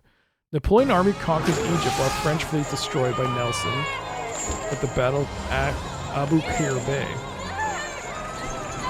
Oh my God. Ironclad, thank you so much for the 43-month resub. Thank you. It's good to see you. How you doing? I hope you continue to enjoy the streams after reviewing the emotes.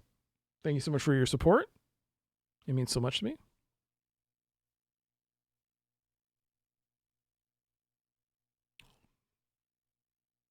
It's also called the Battle of the Nile. Kaluuya says here, Abu Qir Bay. All right. All right. Go west.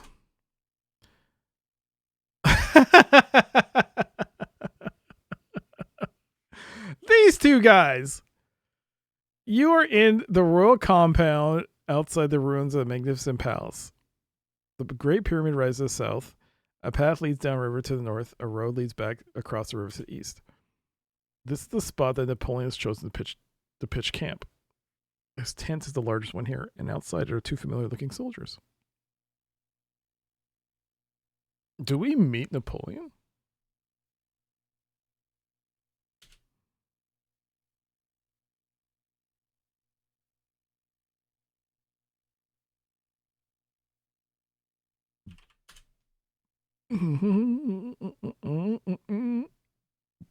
Go north? No, go south? Go west? This tent Z is not pour vous to mess with. Go in? The soldier blocks your path and says, "Sorry, no entrance permitted." He nods his head towards Napoleon's tent. He's the only one that can make exceptions. Show pass to guard. One of the soldiers takes the pass and disappears inside the tent. Moments later, Napoleon emerges and says, "I've been waiting for you. I sent 5 men into that pyramid after the crown. None of them has come back. This time I'm sending you, and I'll be right behind you." Okay, go in. You and Napoleon scramble up the crumbling wall and enter the pyramid. Descending passage. You're in a dark passage within the pyramid. You see a dim light above you to the north, where another passage leaves the pyramid. Another passage leads down into the darkness. Napoleon saunters along behind you.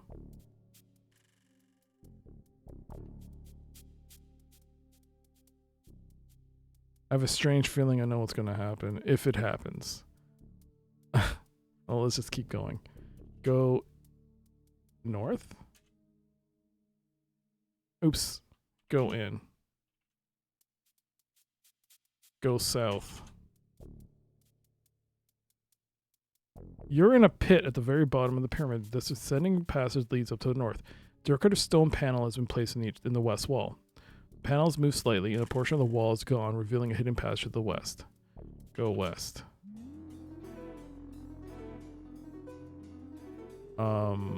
The creatures... Cat, hawk, okay.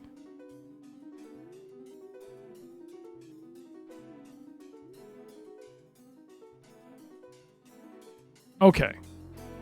So, press scorpion.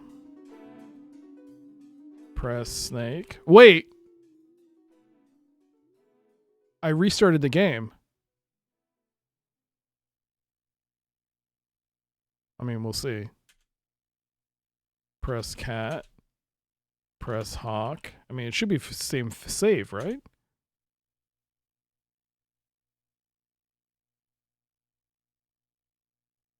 They do. Okay.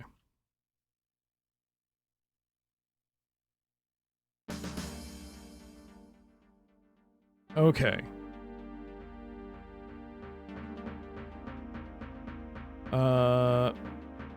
You're in a hidden passage whose western terminus is a ledge that overlooks a large chasm. On the other side of the chasm is another ledge.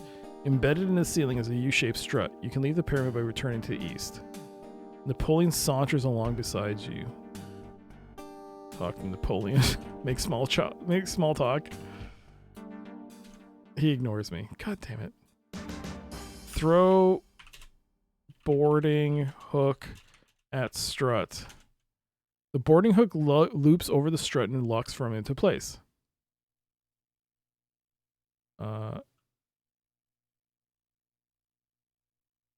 Swing across chasm with hook. Swing. For all that kind of action, better by sorcerers get all the girls. Wait, what? Swing across with hook. Use hook.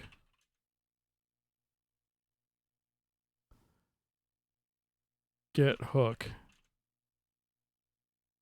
Jump and grab hook. Oops.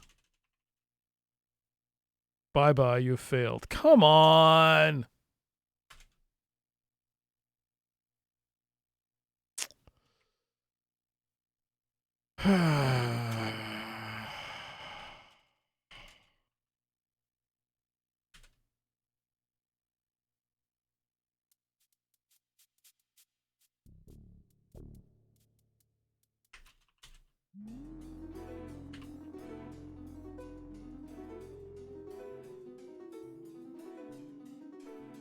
Press snake. Press cat. Press hawk. Press crocodile. Okay. Now go west. Now we're at the ledge. Save.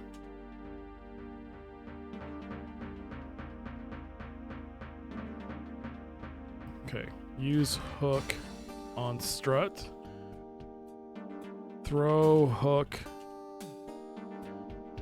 on strut. The boarding hook loops over the strut and locks firmly into place.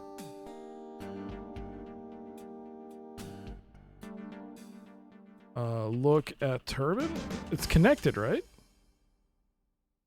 It has unraveled into a single long strip of cloth that is tied to a boarding hook. Grab turban. The turban is firmly attached to the boarding hook, which is firmly attached to the strut. Go west. Oh. Taking a running start, you leap into the void, shout Garuka, and swing across the chasm. You land on the other side, teeter for a moment on the edge, and pull yourself to safety. Your score went up by 20. This is the entrance to the king's chamber. Unfortunately, the crevice in the west wall that allows entrance to the chamber looks too small for you to squeeze through. The turban swings back to Napoleon, who grabs and swings over to the chasm the lad beside you. He peers through the crevice and catches a glint of gold. He turns sideways and squeezes his adolescent-sized body through the crack, ripping his uniform as he does so. Moments later, you hear a cry of triumph, and then his head reappears, soon followed by the rest of his body. His eyes are ablaze with the dreams of the empire as he says to you, I have the crown. Let us leave this place. Use damp hanky on Napoleon. This is not going to work.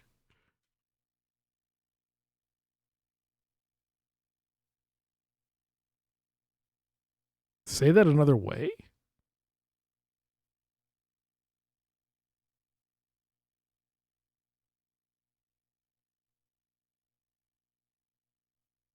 Go east?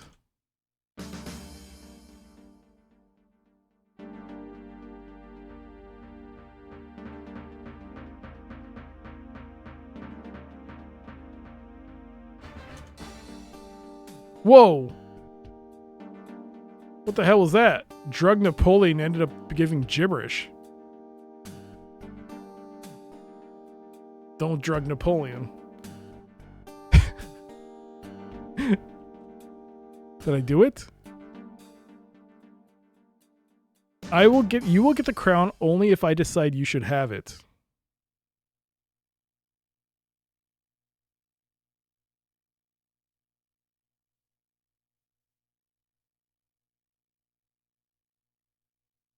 Nelson suffered a head injury during that battle that would affect him for the rest of his life. Oh.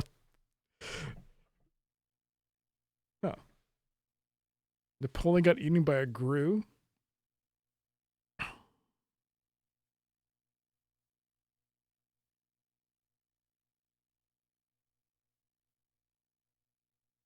Oh, maybe the crown will be in the future.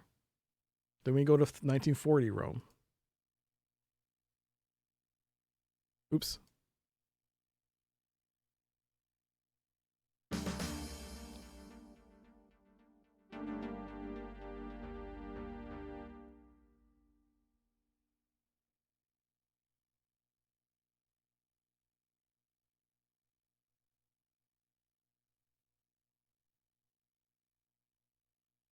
Oops.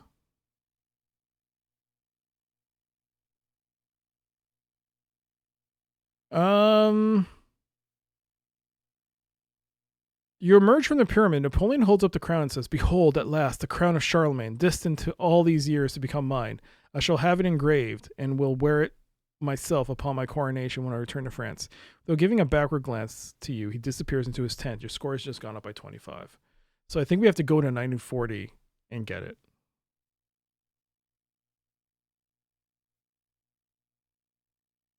Maybe.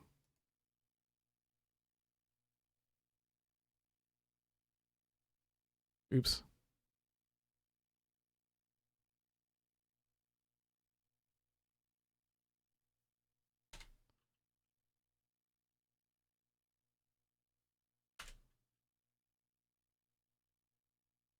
So now we're 1940 Rome. The Navy was not a safe job even for an admiral. The Northwest. Oh, that's the Vatican.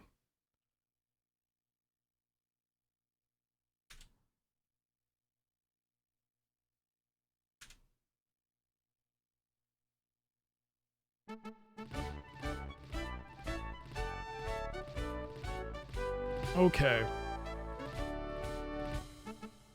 There is a display case here with various objects of Napoleonic paraphernalia in it, including Napoleon's crown and a small card.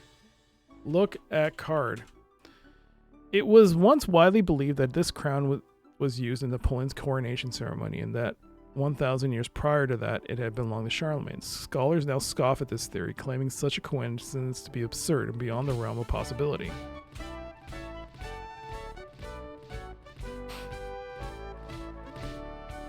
Oh no, I didn't pick up the rock.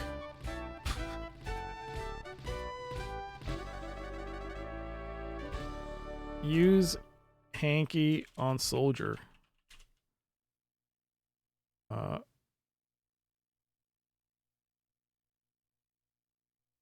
What? Use damp hanky. Use.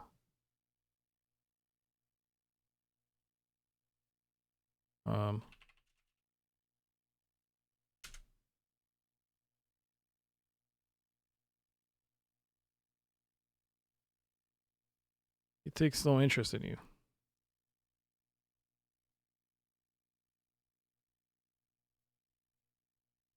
Put soldier to sleep.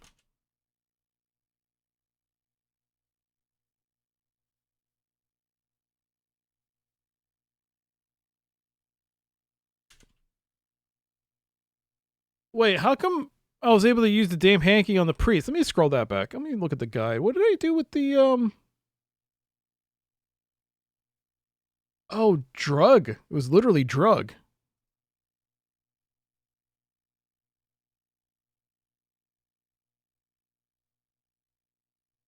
The soldier sees you coming a mile off and easily avoids your attack.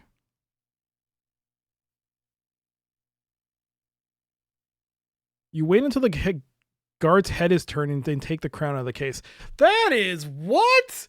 You just do that? That is so stupid. Go out. He doesn't shoot you?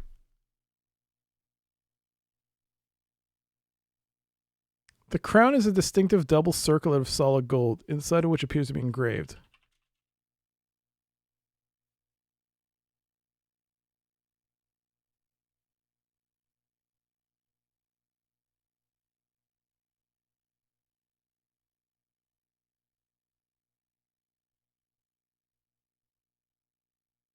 Read crown.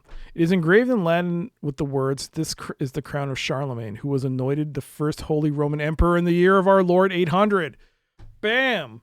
Okay. So. Okay. Go.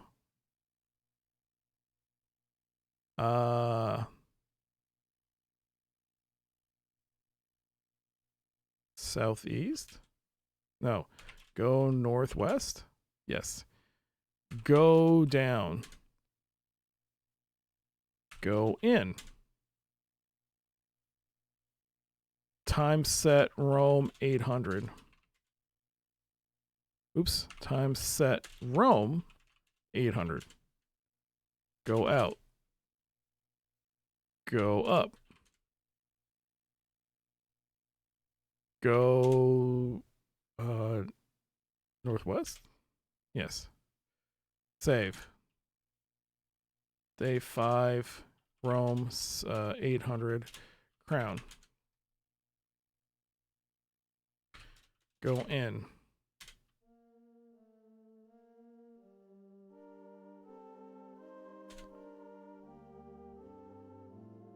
Go up. Go in. Go north. Put crown on table.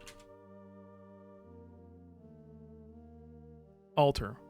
Put crown on altar. Go south. Wait. The hanky's no longer damp.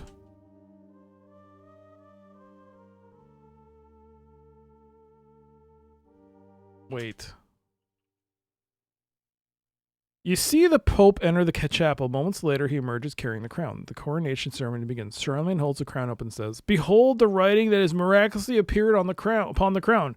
Truly it is a sign from God that I am meant to be emperor." He gives the crown to the Pope. After the Pope puts the crown on Charlemagne's head, he removes the bracelet. When the ceremony ends, everyone leaves and you're left alone in the church. The score has gone up by 30. Take bracelet. The bracelet disappears. But our score is now 666. Oh my god. 9 out of 10 missions have been completed.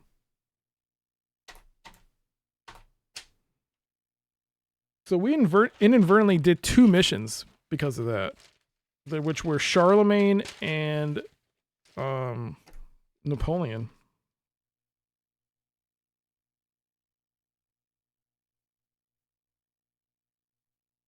Oops.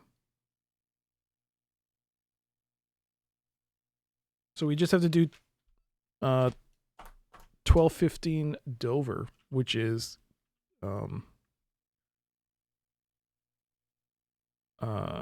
oops. Which is yeah, King John and the Magna Carta.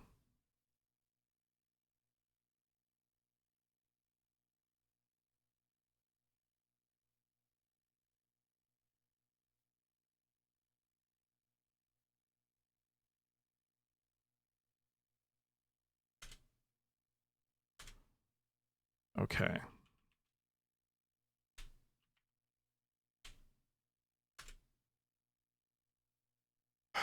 Okay, this is the one that gave me some trouble.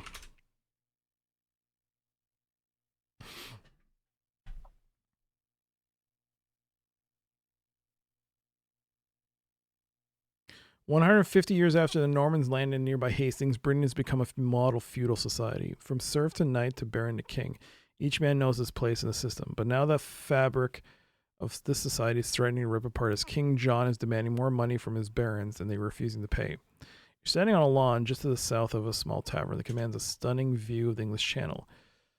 A rickety shed leans against the building's west wall. A great chalk cliff comes right up to the south edge of the lawn. A road winds into the forest to the west. You see a horse here. So get on horse. Go south. Persons with a strong death wish are urged not to play this game as it could be hazardous to their health. What? Go west?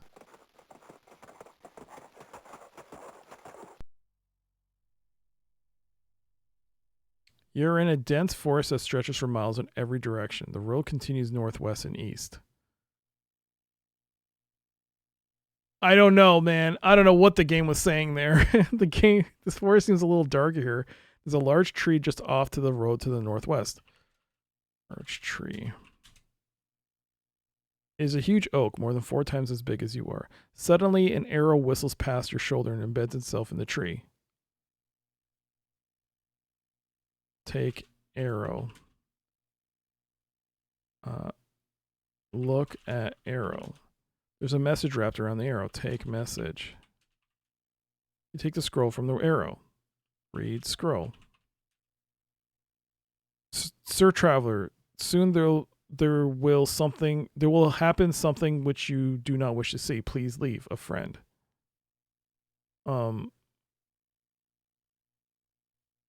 Call out to friend.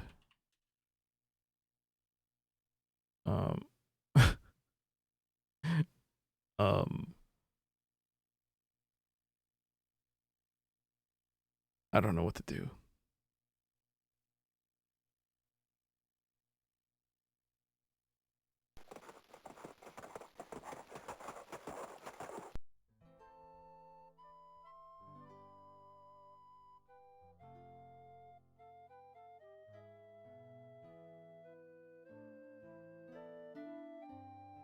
But I've done this before. I couldn't figure this out.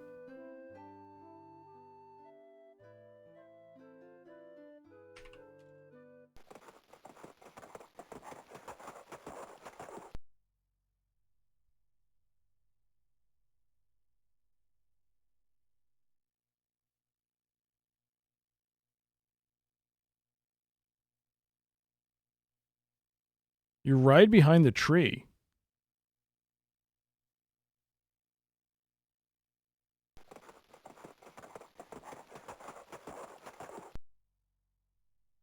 The courier's horse approaches from around the bend in the road. Suddenly, a man drops down from an overhanging branch and pulls the courier to the ground, knocking him unconscious. Other men emerge from nowhere, and soon the courier is surrounded by outlaws.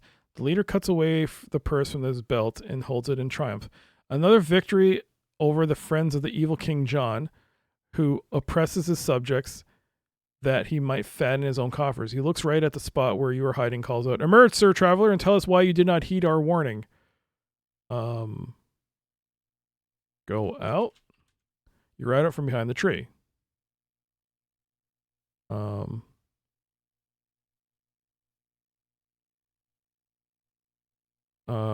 shoot! I remember what happened here. I gotta restore.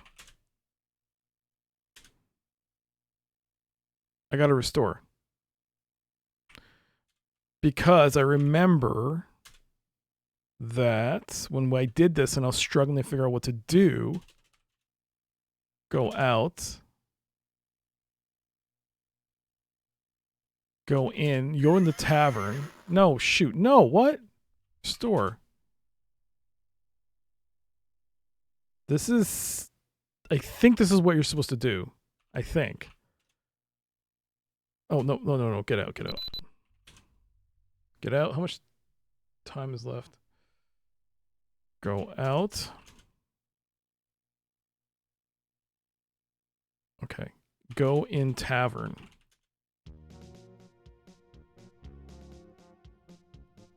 A courier sitting at one of the empty tables. The only exit to the south. The innkeeper looks and says, "Welcome, traveler. I'm glad to see there are people still willing to move about the roads."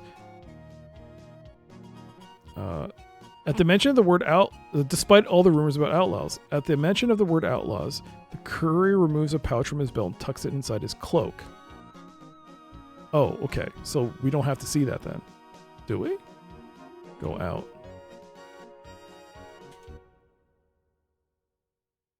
Get on horse. Hey there, Baffled. It is a Legend Entertainment game, but I'm not loving it. I'm not loving it.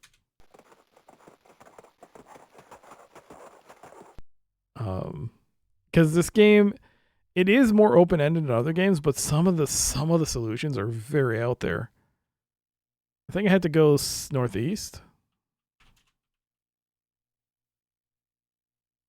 Oops.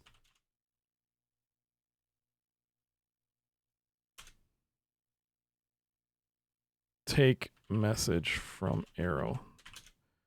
Read scroll. Okay, so you read the scroll, then go northeast, then wait, I guess.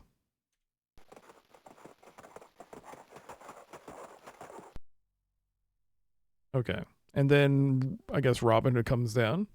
3 minutes remaining. God damn it.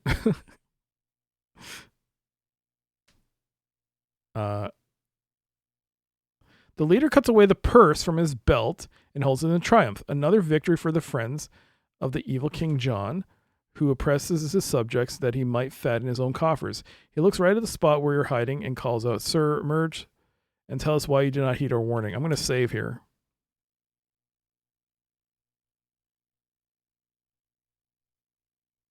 Okay. I visited Dover once with my parents long ago. We visited Canterbury, and then at Dover, we took the hovercraft to Calais. Oh, nice. Very nice. Gateway is really good. Gateway 1 and Gateway 2 is one of the finest. I love Gateway. Gateway 2 is one of the finest adventure games I've ever played. It was fantastic. It's such good music. We just got another 2 minutes and 30 seconds until the next ad break. We might be able to beat the game today. We might be able to beat this game today.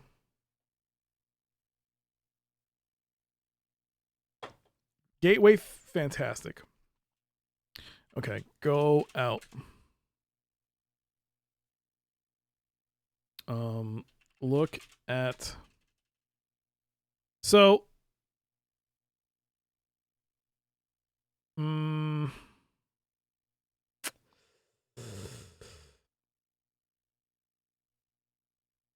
Look at Courier. He's a healthy-looking Teutonic sort of fellow. There's a friar. Outlaw leader.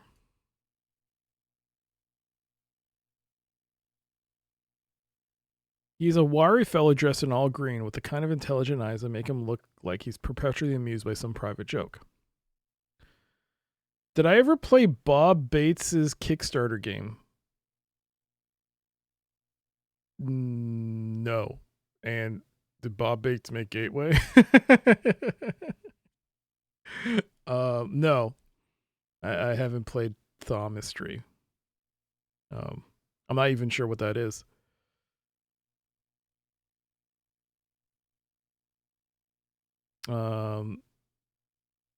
Is it like Gateway? Hold on, I know an ad break is coming up. I'm just gonna.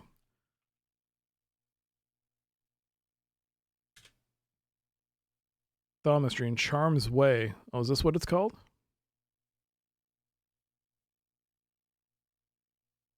Oh, it's on Steam. Oh my god, it's text-based. Well, I'll add it to my wish list. Thank you for that.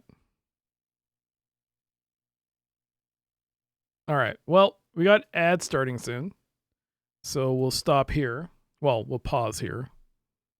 And we will come back here. Swap the audio to MIDI. And we will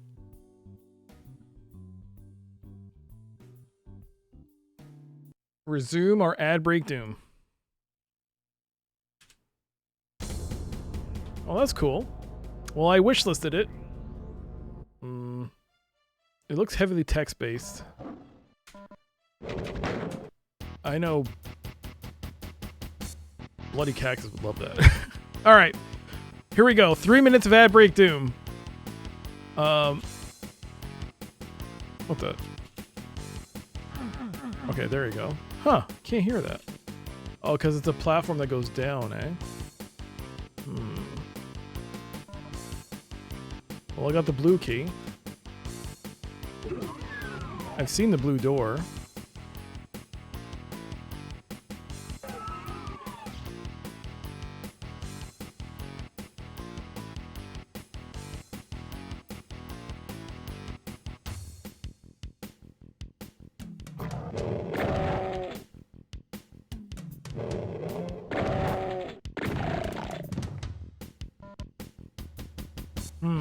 If I walk on here, will something trigger?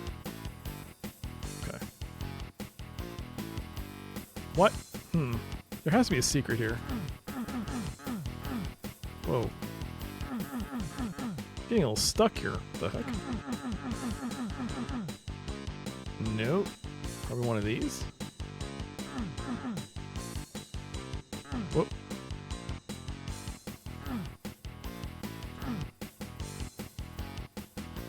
That seems like something that will kill me. So I can't.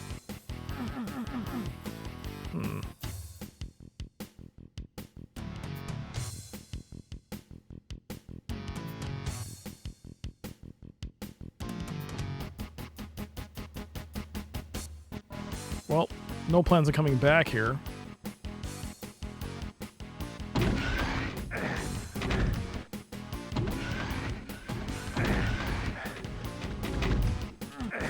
Oh god. Go back, go back. What are you doing? What are you doing? Greed. That's what happened. God, don't die.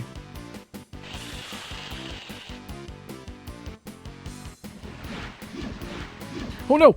No! Shit! I was looking for the blue door.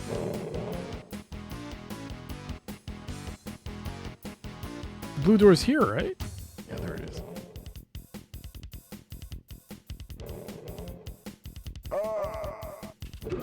Hey, a little too preemptive there on the death sound there. I'm not dead.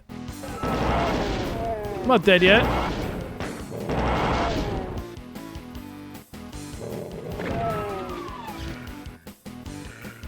I'm not dead. I'm not dead.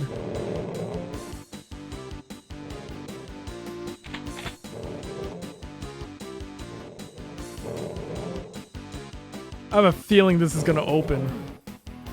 And I'm gonna die then.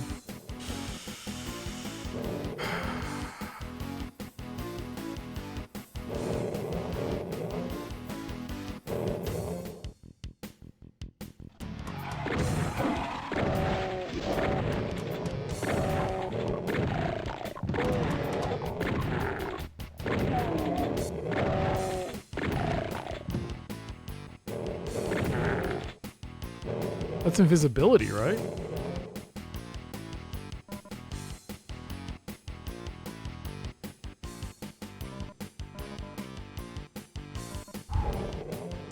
Ad break's over.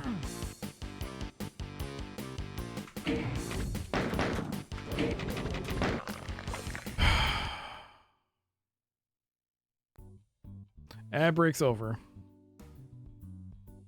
Okay. That was rough. Okay, we're back. So the courier, he has the message that King John wants.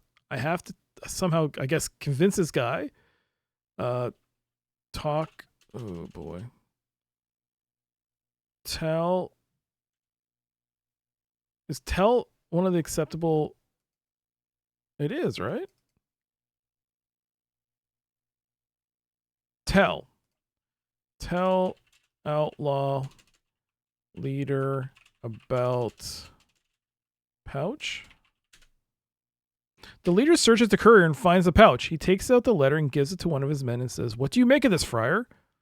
Your score has gone up by 5. Like a friar.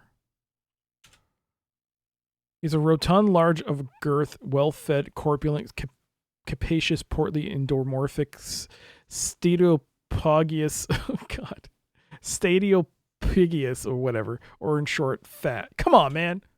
The clerk examines the letter and says, "'Tis a letter from Otto of Brunswick promising money to John Lackland so that he need not grovel before his barons." The friar rummages through his saddlebags and pulls out a pen and an ink bottle. However, with a few minor changes, I think we may cause some mischief.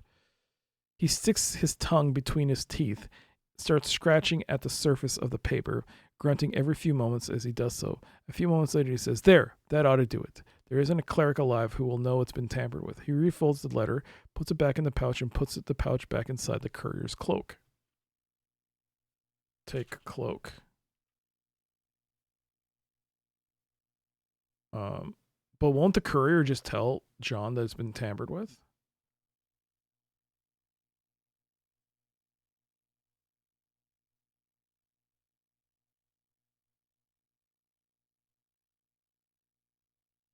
I don't know. Is that enough? That can't be enough.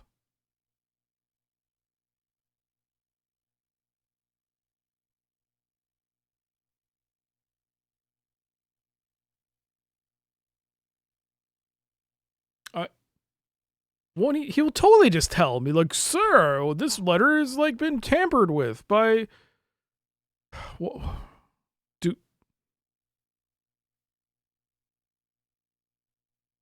get cloak? Take cloak from courier?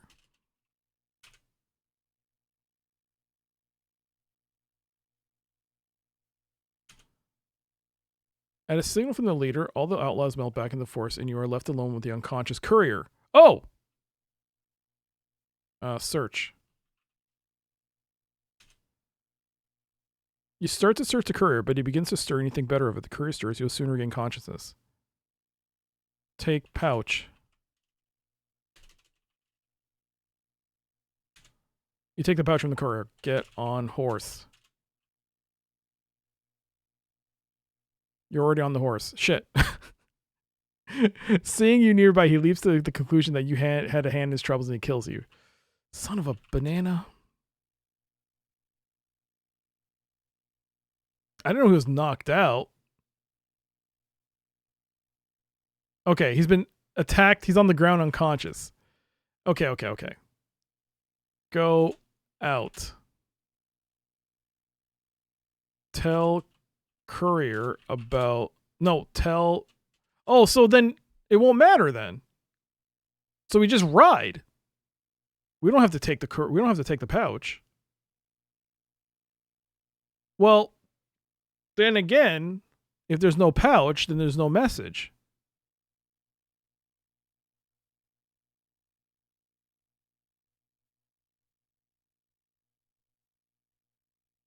Which is what we're trying to do, right?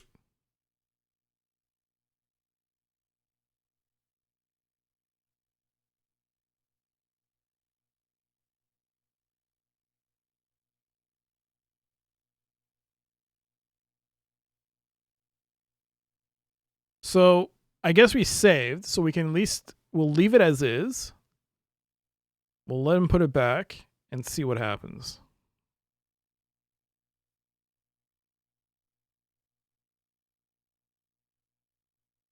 Which way do I go?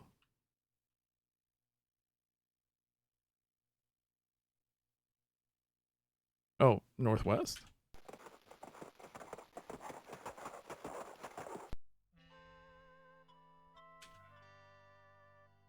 Okay. So we're here at the pavilion. So wait.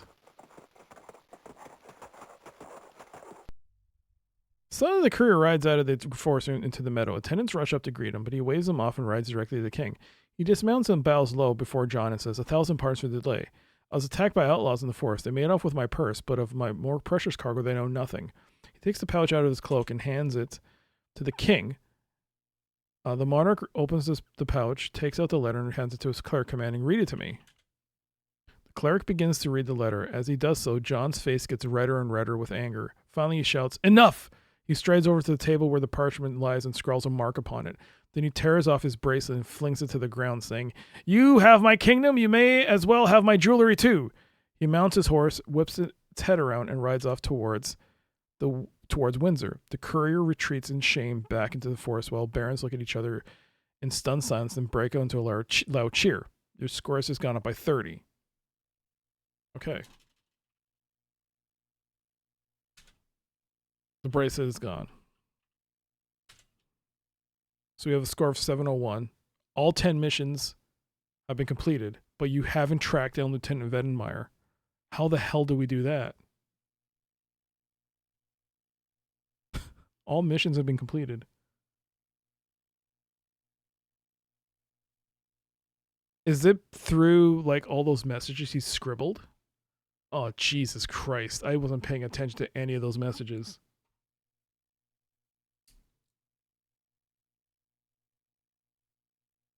Is Vettenmeyer the old man? No.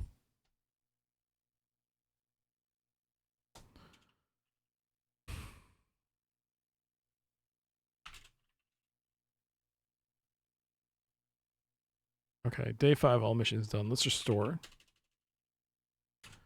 And let's take the pouch and see what happens.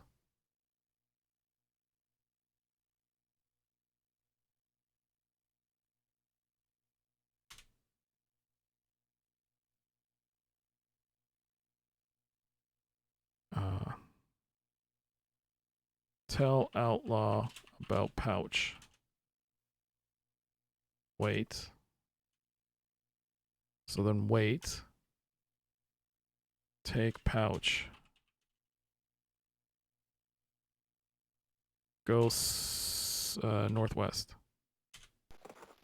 So I took the pouch. He doesn't have a pouch. Wait.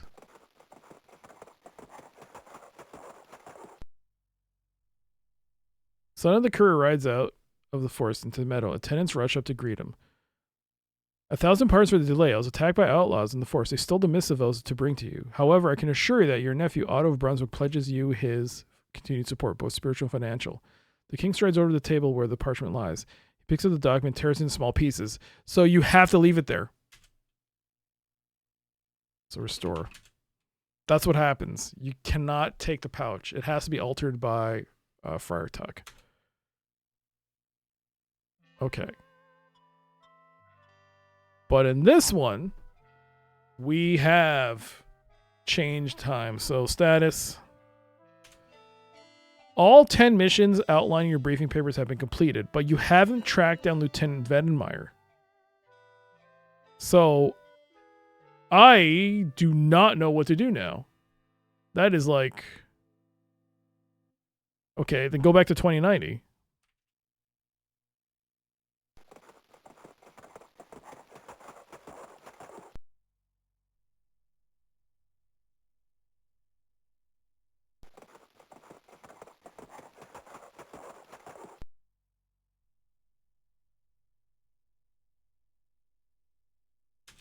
Get off the horse. Go northwest. Go in. Go time set Rome. No, HQ 2090.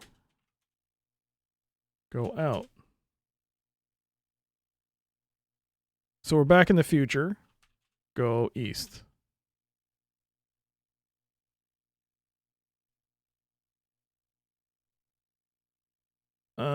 The general looks up at his desk and says, get on with it, soldier. If you need help looking at your briefing papers.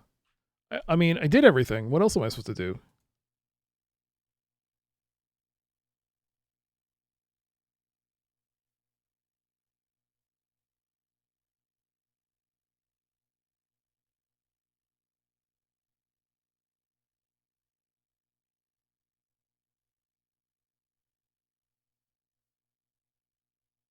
So I repaired all 10 missions.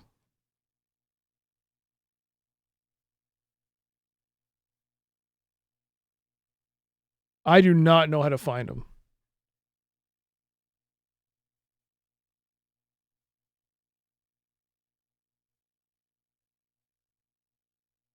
Interchrono only map to time places visible by the Tin Venemeyer. Arrival time will be sequenced 1 minute prior to his departure.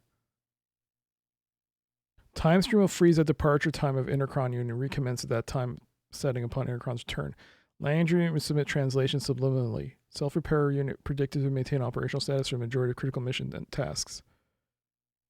10 major historical events altered. 35 other historical interferences or incursions.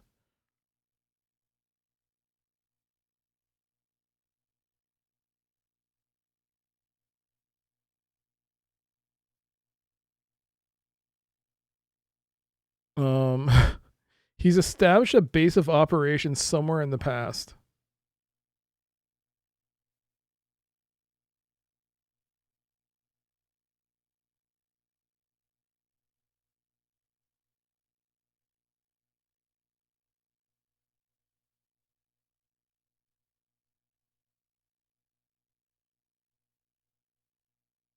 Um,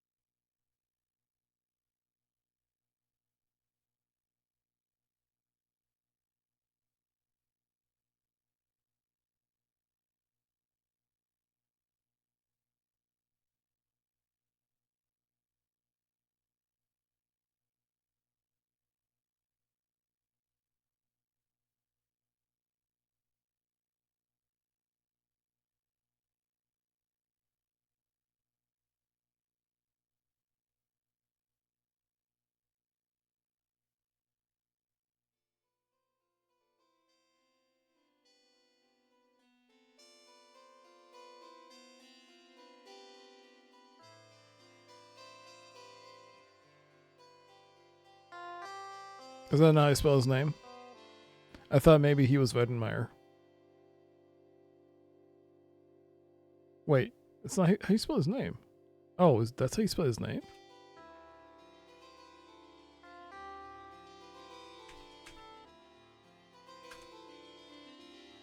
No.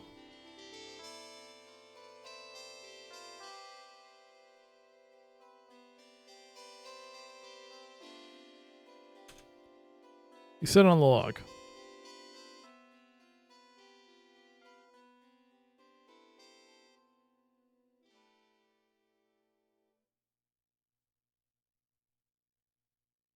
I do not have any clue. I gotta look at the strikeout. I have no idea how you're supposed to track him. How you're supposed to find him. Throughout the course of the game, you'll find various messages left behind by Vedenmeyer. 19. Each message contains a number. Arrange the messages numerically according to the number they contain. Oh man, I didn't get any of those. Some of those were like,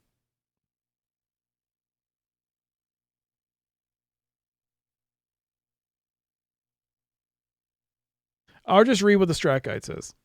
Throughout the course of the game, you'll find various messages left behind by Zeke Vedenmeyer, a total of 19. Each message contains a number. Arrange the messages numerically according to the numbers they contain. The first letters of each sentence combine to spell out the following message. Zeke and Tower say east. Most of the messages are relatively easy to locate, but 2 require you to solve mini puzzles. These are described below.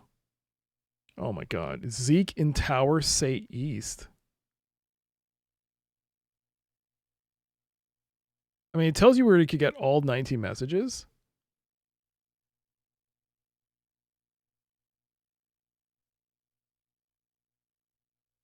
So the old man is how you find Vedenmeyer. He's like the beginning path of how you find Vedenmeyer. So us going through all that time, all those time frames to get the key was actually what we're supposed to do. Somehow we kind of did that. But what happens after that? So the old man You'll find an old man sitting on a log in the academy. The philosopher runs a school dedicated to the search for the truth. He and his descendants will only maintain the academy. However, as long as there are pupils interested in learning. To keep the academy alive, you must, starting in 1361 and each subsequent year, go to the academy and sit down with the philosopher. This will convince him that there are still students interested in learning. So when you visit in 1940, the philosopher will be wearing a key around his neck given to him for safekeeping by one of his students. To ask a philosopher a question, to obtain the key, once you solved all the major puzzles, deciphered Wedemayer's messages, and acquired the key from the old man, you're ready for the end game. Holy shit. This is so fucking... You're ready for the end game.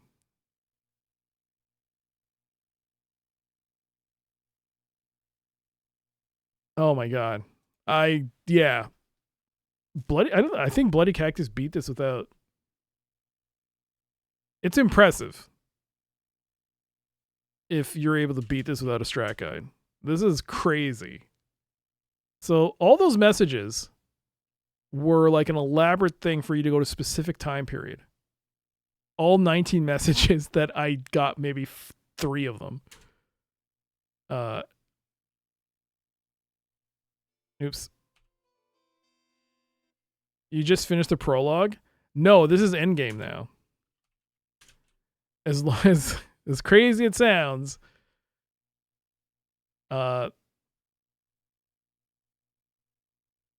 we somehow managed to do the majority of the game. It's not that big, but I think I'm just gonna. I don't know how to say this. Time set. We're going to Baghdad in the year 1361. Which is not too far away from where we are. Get out.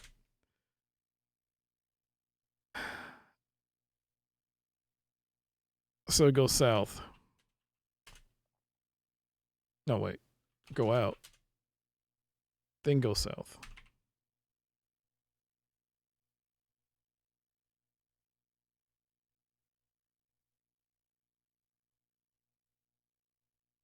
You walk for a long time and eventually find yourself inside the ancient city of Babylon.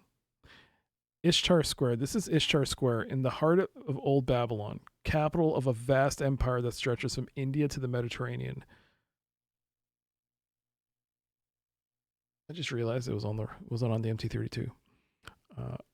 Stretches from India to the Mediterranean. The entrance to the Hanging Gardens is to the west, and the fabled Tower of Babel is to the east. The road out of town leads to the north. Remember Tower? I think he's in the Tower of Babel. All right. So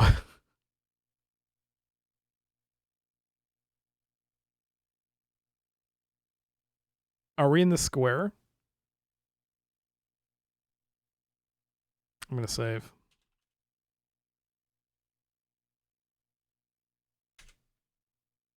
This is the end game. So let's first just walk around. Can we go walk around?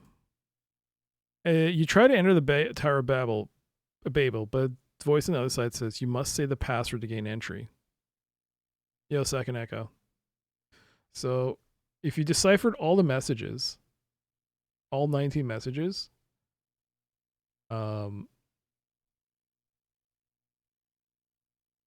Zeke in tower, say east.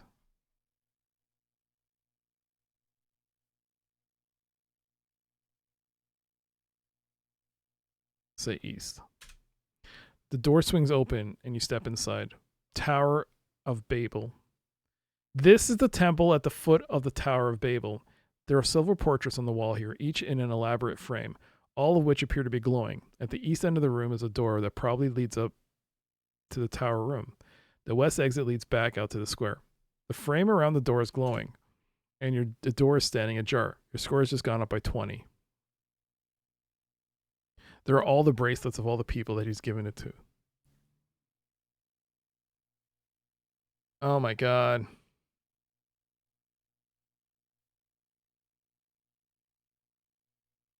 Um.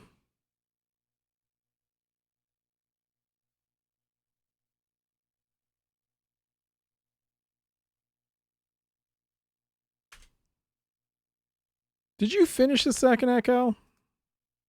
I can't remember if you said you played this or not.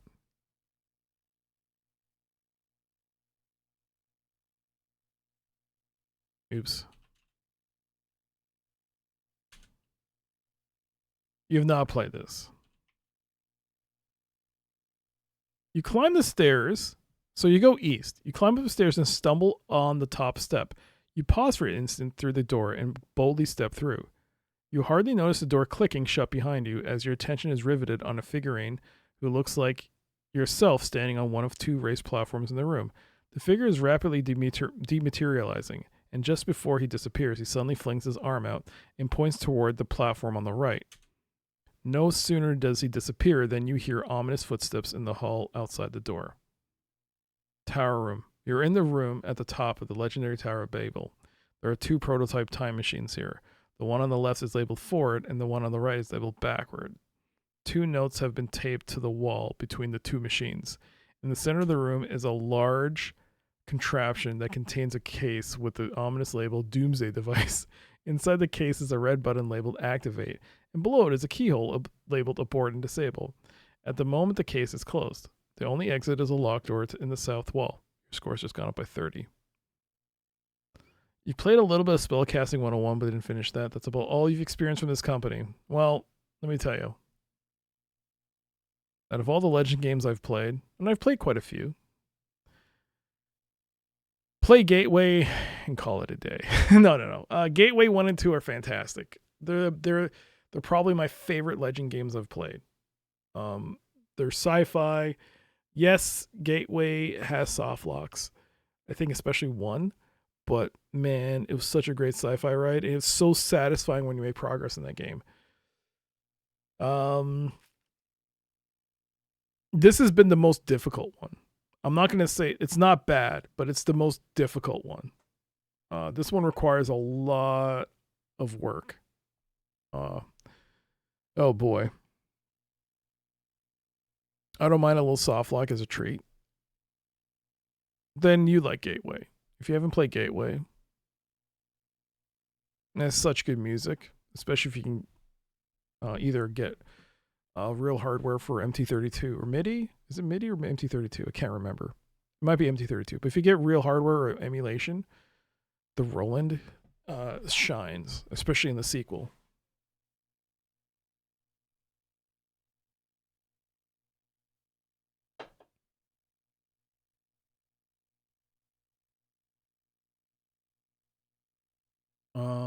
I think I'm just going to look this up.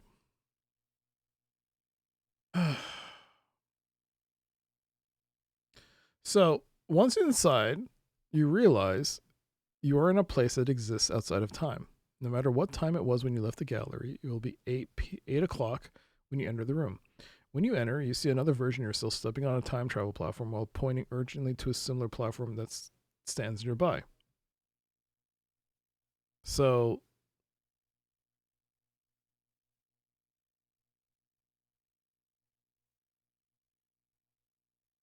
it looked like us. It was pointing to the right. So I guess we step on the right or walk to the right.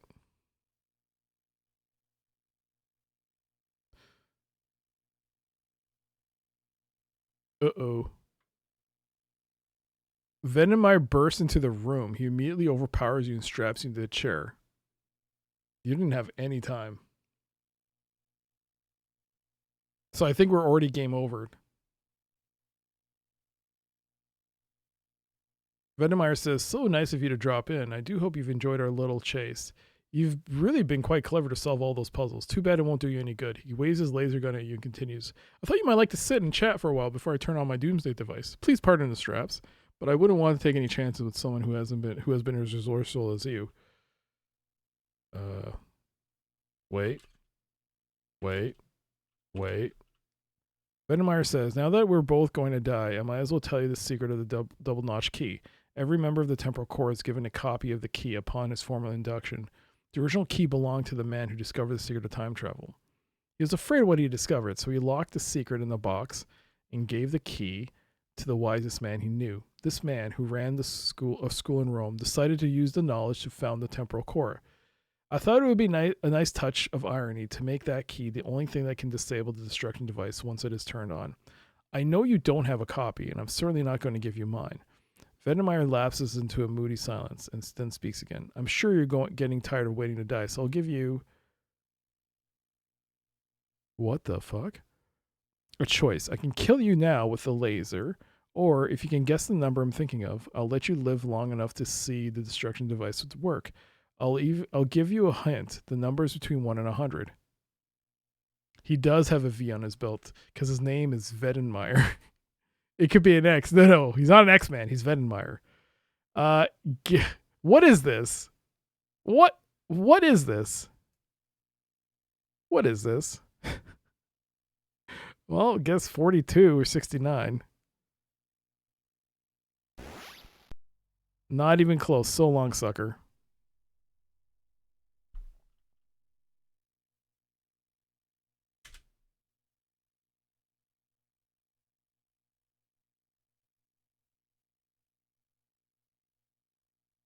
Okay.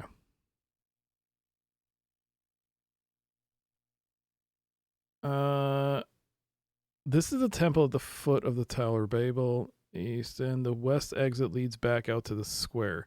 The frame surrounding the door is glowing, and the door is standing ajar. The frame?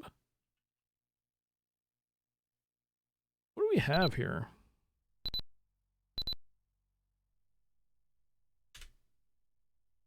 Come on, mouse. Look at pedestals. All 10 of the cases appear to contain a bracelet. Look at portraits.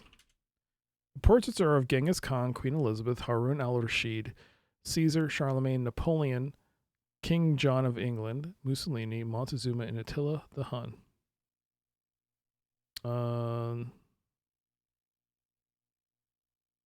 Yeah, Mussolini had it. It wasn't Hitler that had the thing. Okay.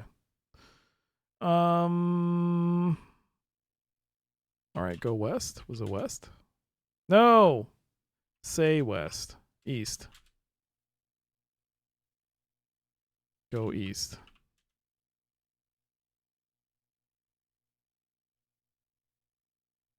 Okay, score went up by 30. Step on the right platform?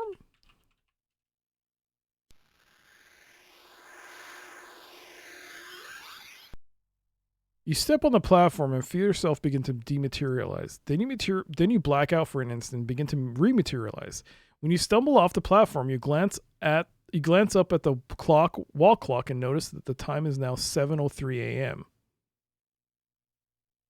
So, according to the strat guide, you've been transported back in time 57 minutes. Now you have time to look around the room. Okay. So it gives you time. I see. All right. Let's look around.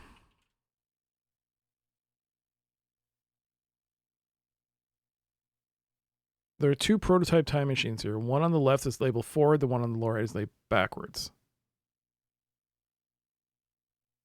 Some notes have been taped to the wall between the two machines. In the center of the room is a large contraption. Okay. Read note on right. Read right note. Read note. They look like lab notes made while Vedemeyer was building his intercron. The machine on the left prototypes an intercron's forward circuitry is set for exactly 62 minutes. The machine on the right tests the backward circuitry and it's set for 57 minutes. The power field on each machine takes 5 minutes to regenerate after the machine has been used. Okay.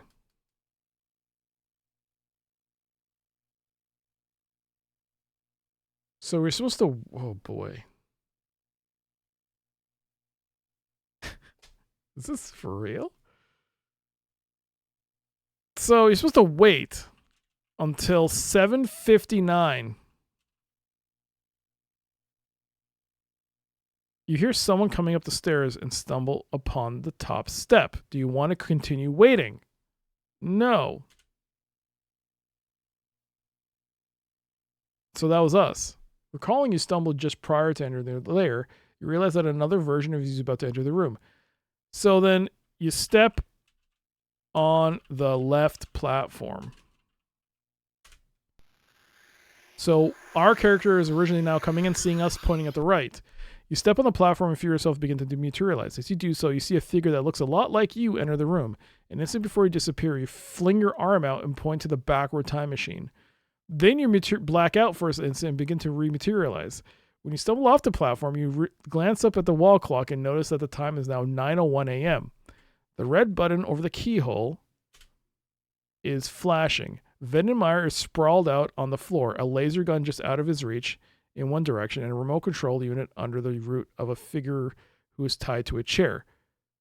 The person, who looks a lot like you, steps on the remote switch and the case pops open. So, this is like, I would never figure this out. This is bananas. Oh man, I would have struggled so much. But I think, yeah, man. So we went backwards in time, waited until just before we walked into the door, then we walked on the opposite platform while pointing at the the right platform. You have to commit to the paradox even? Oh, paradox, yeah. Okay. So when you materialize, you see another version of yourself strapped in a chair while Vendemeyer sprawled out on the floor. The other version of you steps on a remote control device and the case covering the Doomsday device pops open.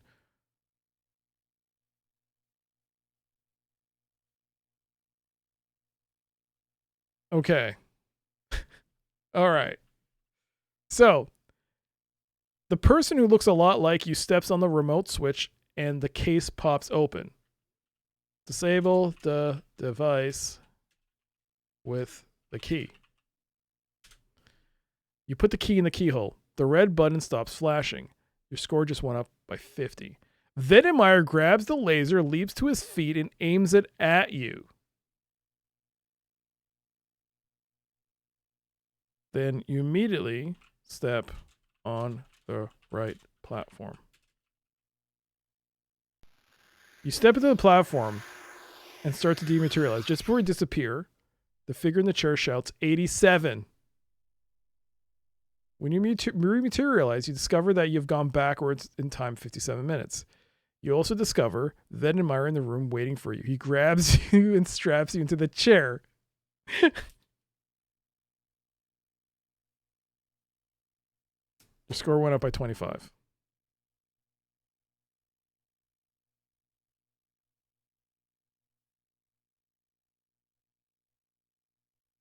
Okay. Now you wait. So nice of you to drop by. So then you wait again.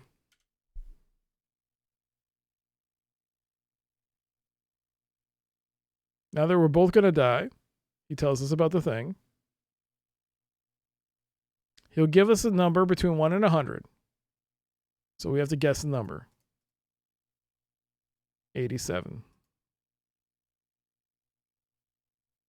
Vendemeyer looks at you surprised. That's right, he says. I guess you'll be around until the bitter end. He pushes the remote control and the case pops open. Then he presses the red button, which begins to flash ominously and snaps the case shut. Your score has just gone up by 15 points. It ain't 6-7. It's 87. At which point, then you wait.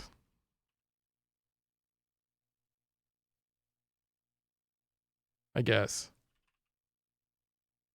Vendemeyer says, I know another version of you is about to pop out of that machine. Pardon me while I get ready for him. He turns his back to you and aims his laser gun forward at the time machine. So when he turns around,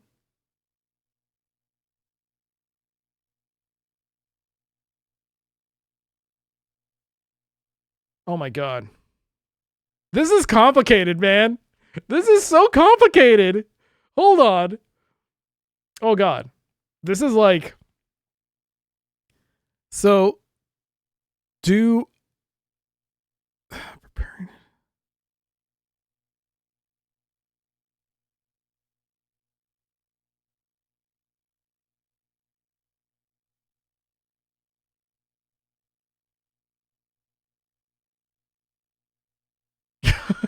Okay.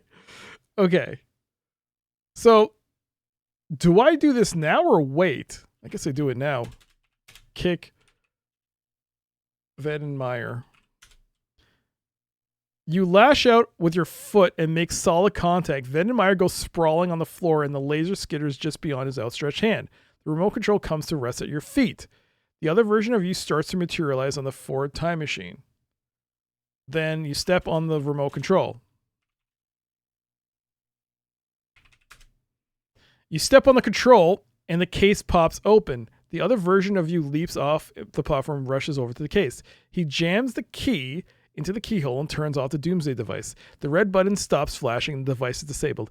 Vedenmeyer grabs the laser, leaps to his feet, and aims it at the other version of you. As he begins to disappear, you then say, 87. Heyo, Tuija. The other version of you leaps on the backward platform and begins to dematerialize. You shout out the word 87 just as he disappears. Vedenmeyer fires the laser, but it's too late. Vedenmeyer spins and shouts at you. How did you get that key? He slams his fist down on the case. No one could have given it to you. It's part of the oath. He suddenly becomes still, unless he looks at you and says, he was the old man, wasn't it? He must have been. Well, we can take care of that, my friend. He walks around behind you. Get ready to take a little ride. You feel a sharp blow on the back of your head and pass out.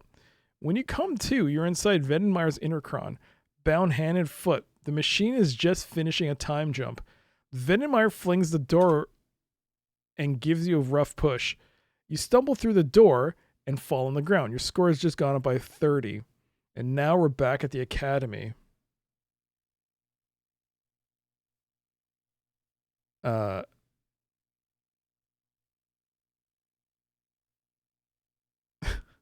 As you look around for a few moments, not really seeing anything. Then a few familiar details swim into focus. After a few seconds, you realize that Vedenmeyer is taking you back to Rome and programmed the intercron to appear in the centuries-old academy. Look at the guy's face. The old man's face is like in shock. He's like, what the? Because he can't believe that we just appeared, right? He's like, what the heck is happening?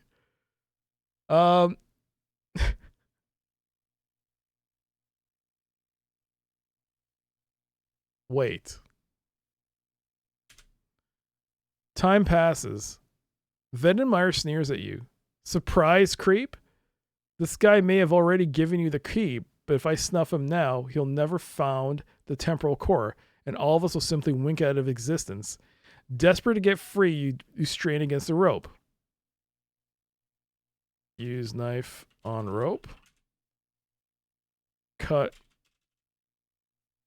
rope with knife. You can't do that while you're tied up. The old man stares at Vedenmeyer and slowly recovers from the shock. From the evidence of my eyes and ears, you must be from the future, much as H.G. Wells predicted. But one thing puzzles me. If you seek to change the future by killing me, it won't work. I'm an old man who has only a short time to live. I plan to spend my few remaining days here at the academy, reflecting upon the nature of life, as I've always done. Killing me will surely have no effect on this future you envision. You work the rope back and forth. It's definitely coming loose. Work the rope. Oh God. Wait. Time passes. As the old man speaks, Vedenmeyer becomes more and more agitated. Finally, he explodes. You're lying, he shouts. The temporal core was found right here on this very day. You know the location of that box, and I can prove it. Vedenmeyer pulls the old man off the bench and starts to search him with one hand while holding a laser on him with the other. Suddenly, the old man lunges for the gun, and the two of them scuffle. You hear a muffled shot and Vedmire slowly crumbles to the ground. With a massive effort, you manage to pull one hand free of the rope. Vedmire's eyes come to meet yours with a look of pure hatred. Slowly, he brings the gun to aim at you, and you see his fingers squeezing down on the trigger. You free your other hand and frantically start clawing the rope away from your legs. With Vedmire's dying spasm, the laser goes off. In the same instant, the old man leaps between you and the gun, and the beam strikes him full in the chest. He sinks to the ground, blood seeping from a hole near his heart. You finally manage to tear the rope away, and you rush to the old man's side.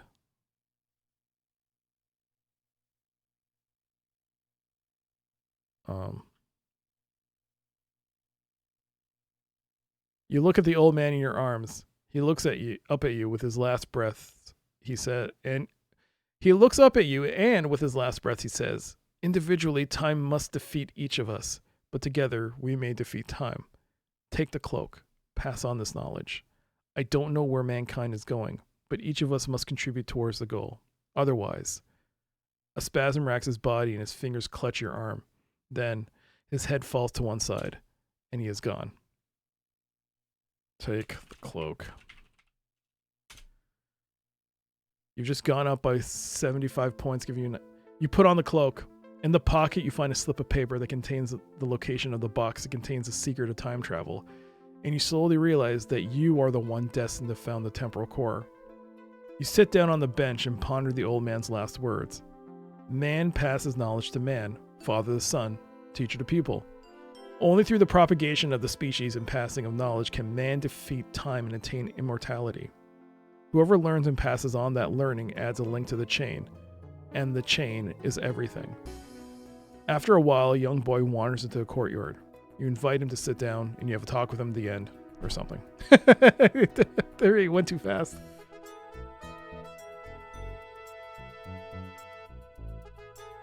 And that's the end of the game. So it was you all along. You were the old man. And I think your superior officer knew that. That's why he assigned you the mission, even though you weren't fully in part of the temporal core. And so, yeah, you founded the very thing you were just joined. Yo, Tuiju. You've been lurking this whole time? GG's. GG's. Well, there you go. I would stop the timer, but it would actually cut off the music.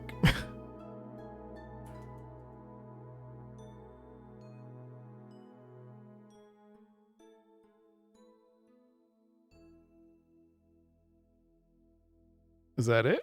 Yep. It kicks you to DOS. 21 hours, 29 minutes, 58 seconds. Timequest is done. I mean, I had to use a walkthrough at the end, but it was like I would never figured it out. That ending is actually well done. The puzzle itself is really well done, but I don't think I would have had I did not have the patience for that. I don't think I could not have figured that out. But it's clever. It's really clever the way they did it. But man, I would never figure that out. Yo, thank you for the Gigantified GGs there. GGs, yo. Hope you all enjoyed that. And it's 10 o'clock. What do you know? Just in time to end the stream. Yeah. So was this before or after Terminator? Or would it just be a sort of trope? This was a 92, 91 game, so this is after Terminator. Terminator was what, 87? This is after Terminator. But yeah. I mean, I think in the right hands, this game would be an amazing experience for people to explore to experience. Like if you're like a adventure gamer who likes this kind of game and doesn't mind spending hours searching through things, then this is the game for you. But man, for me, this was a tough game to stream. Just because it just went in so many different places. Dang. I think the biggest key with this game is that you have to go to different time periods. You have to go to different places in the same time period as your mission, but also go to different time periods, because where else are you going to get a Molotov cocktail? And I think some of it does fail in that aspect as well. That it requires you to like go way outside the, like you basically have to scour each time frame to see if you get anything. I mean, you also got some items like the conch shell, which gave you points, but at the same time, they were not used for anything. What was the knife for? I picked it up, but it didn't do anything. The knife, I got points for it. It was just for points. Ugh, whatever. Anyways, there you go. Since is the last, since is a play on you being your own grandfather. I wouldn't say it's like you being your own grandfather, because you don't, I think you as the old man, you just, I mean, somehow he just, I just find it funny, like our character couldn't have like left a message, right? Don't hire Vedenmeyer. But then again, I guess without Vedenmeyer, there would be no Tempera Core. So it has to happen. It's a fixed point, I guess. It's a fixed moment in history. Vedenmeyer's actions wouldn't have contributed to, if Vedenmeyer wasn't doing his thing, there would be no Tempera Core. It's pretty interesting. All right. Well, that's the end of the stream. I'll be back tomorrow with hopefully the end of Challenge of the Five Realms. Hope you all enjoyed today's stream. Thank you so much for hanging out. Thank you for the bits and the resubs. It really means a lot to me. It really helps out with the channel. So thank you so much for that support. Thank you for the follows. Thank you for the raids. And I'll be back tomorrow with more Challenge of the Five Realms.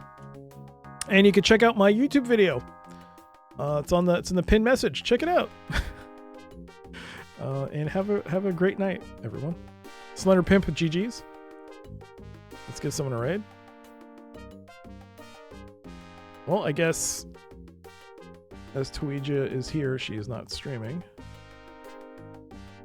So I guess I'll find someone else. Let's go raid.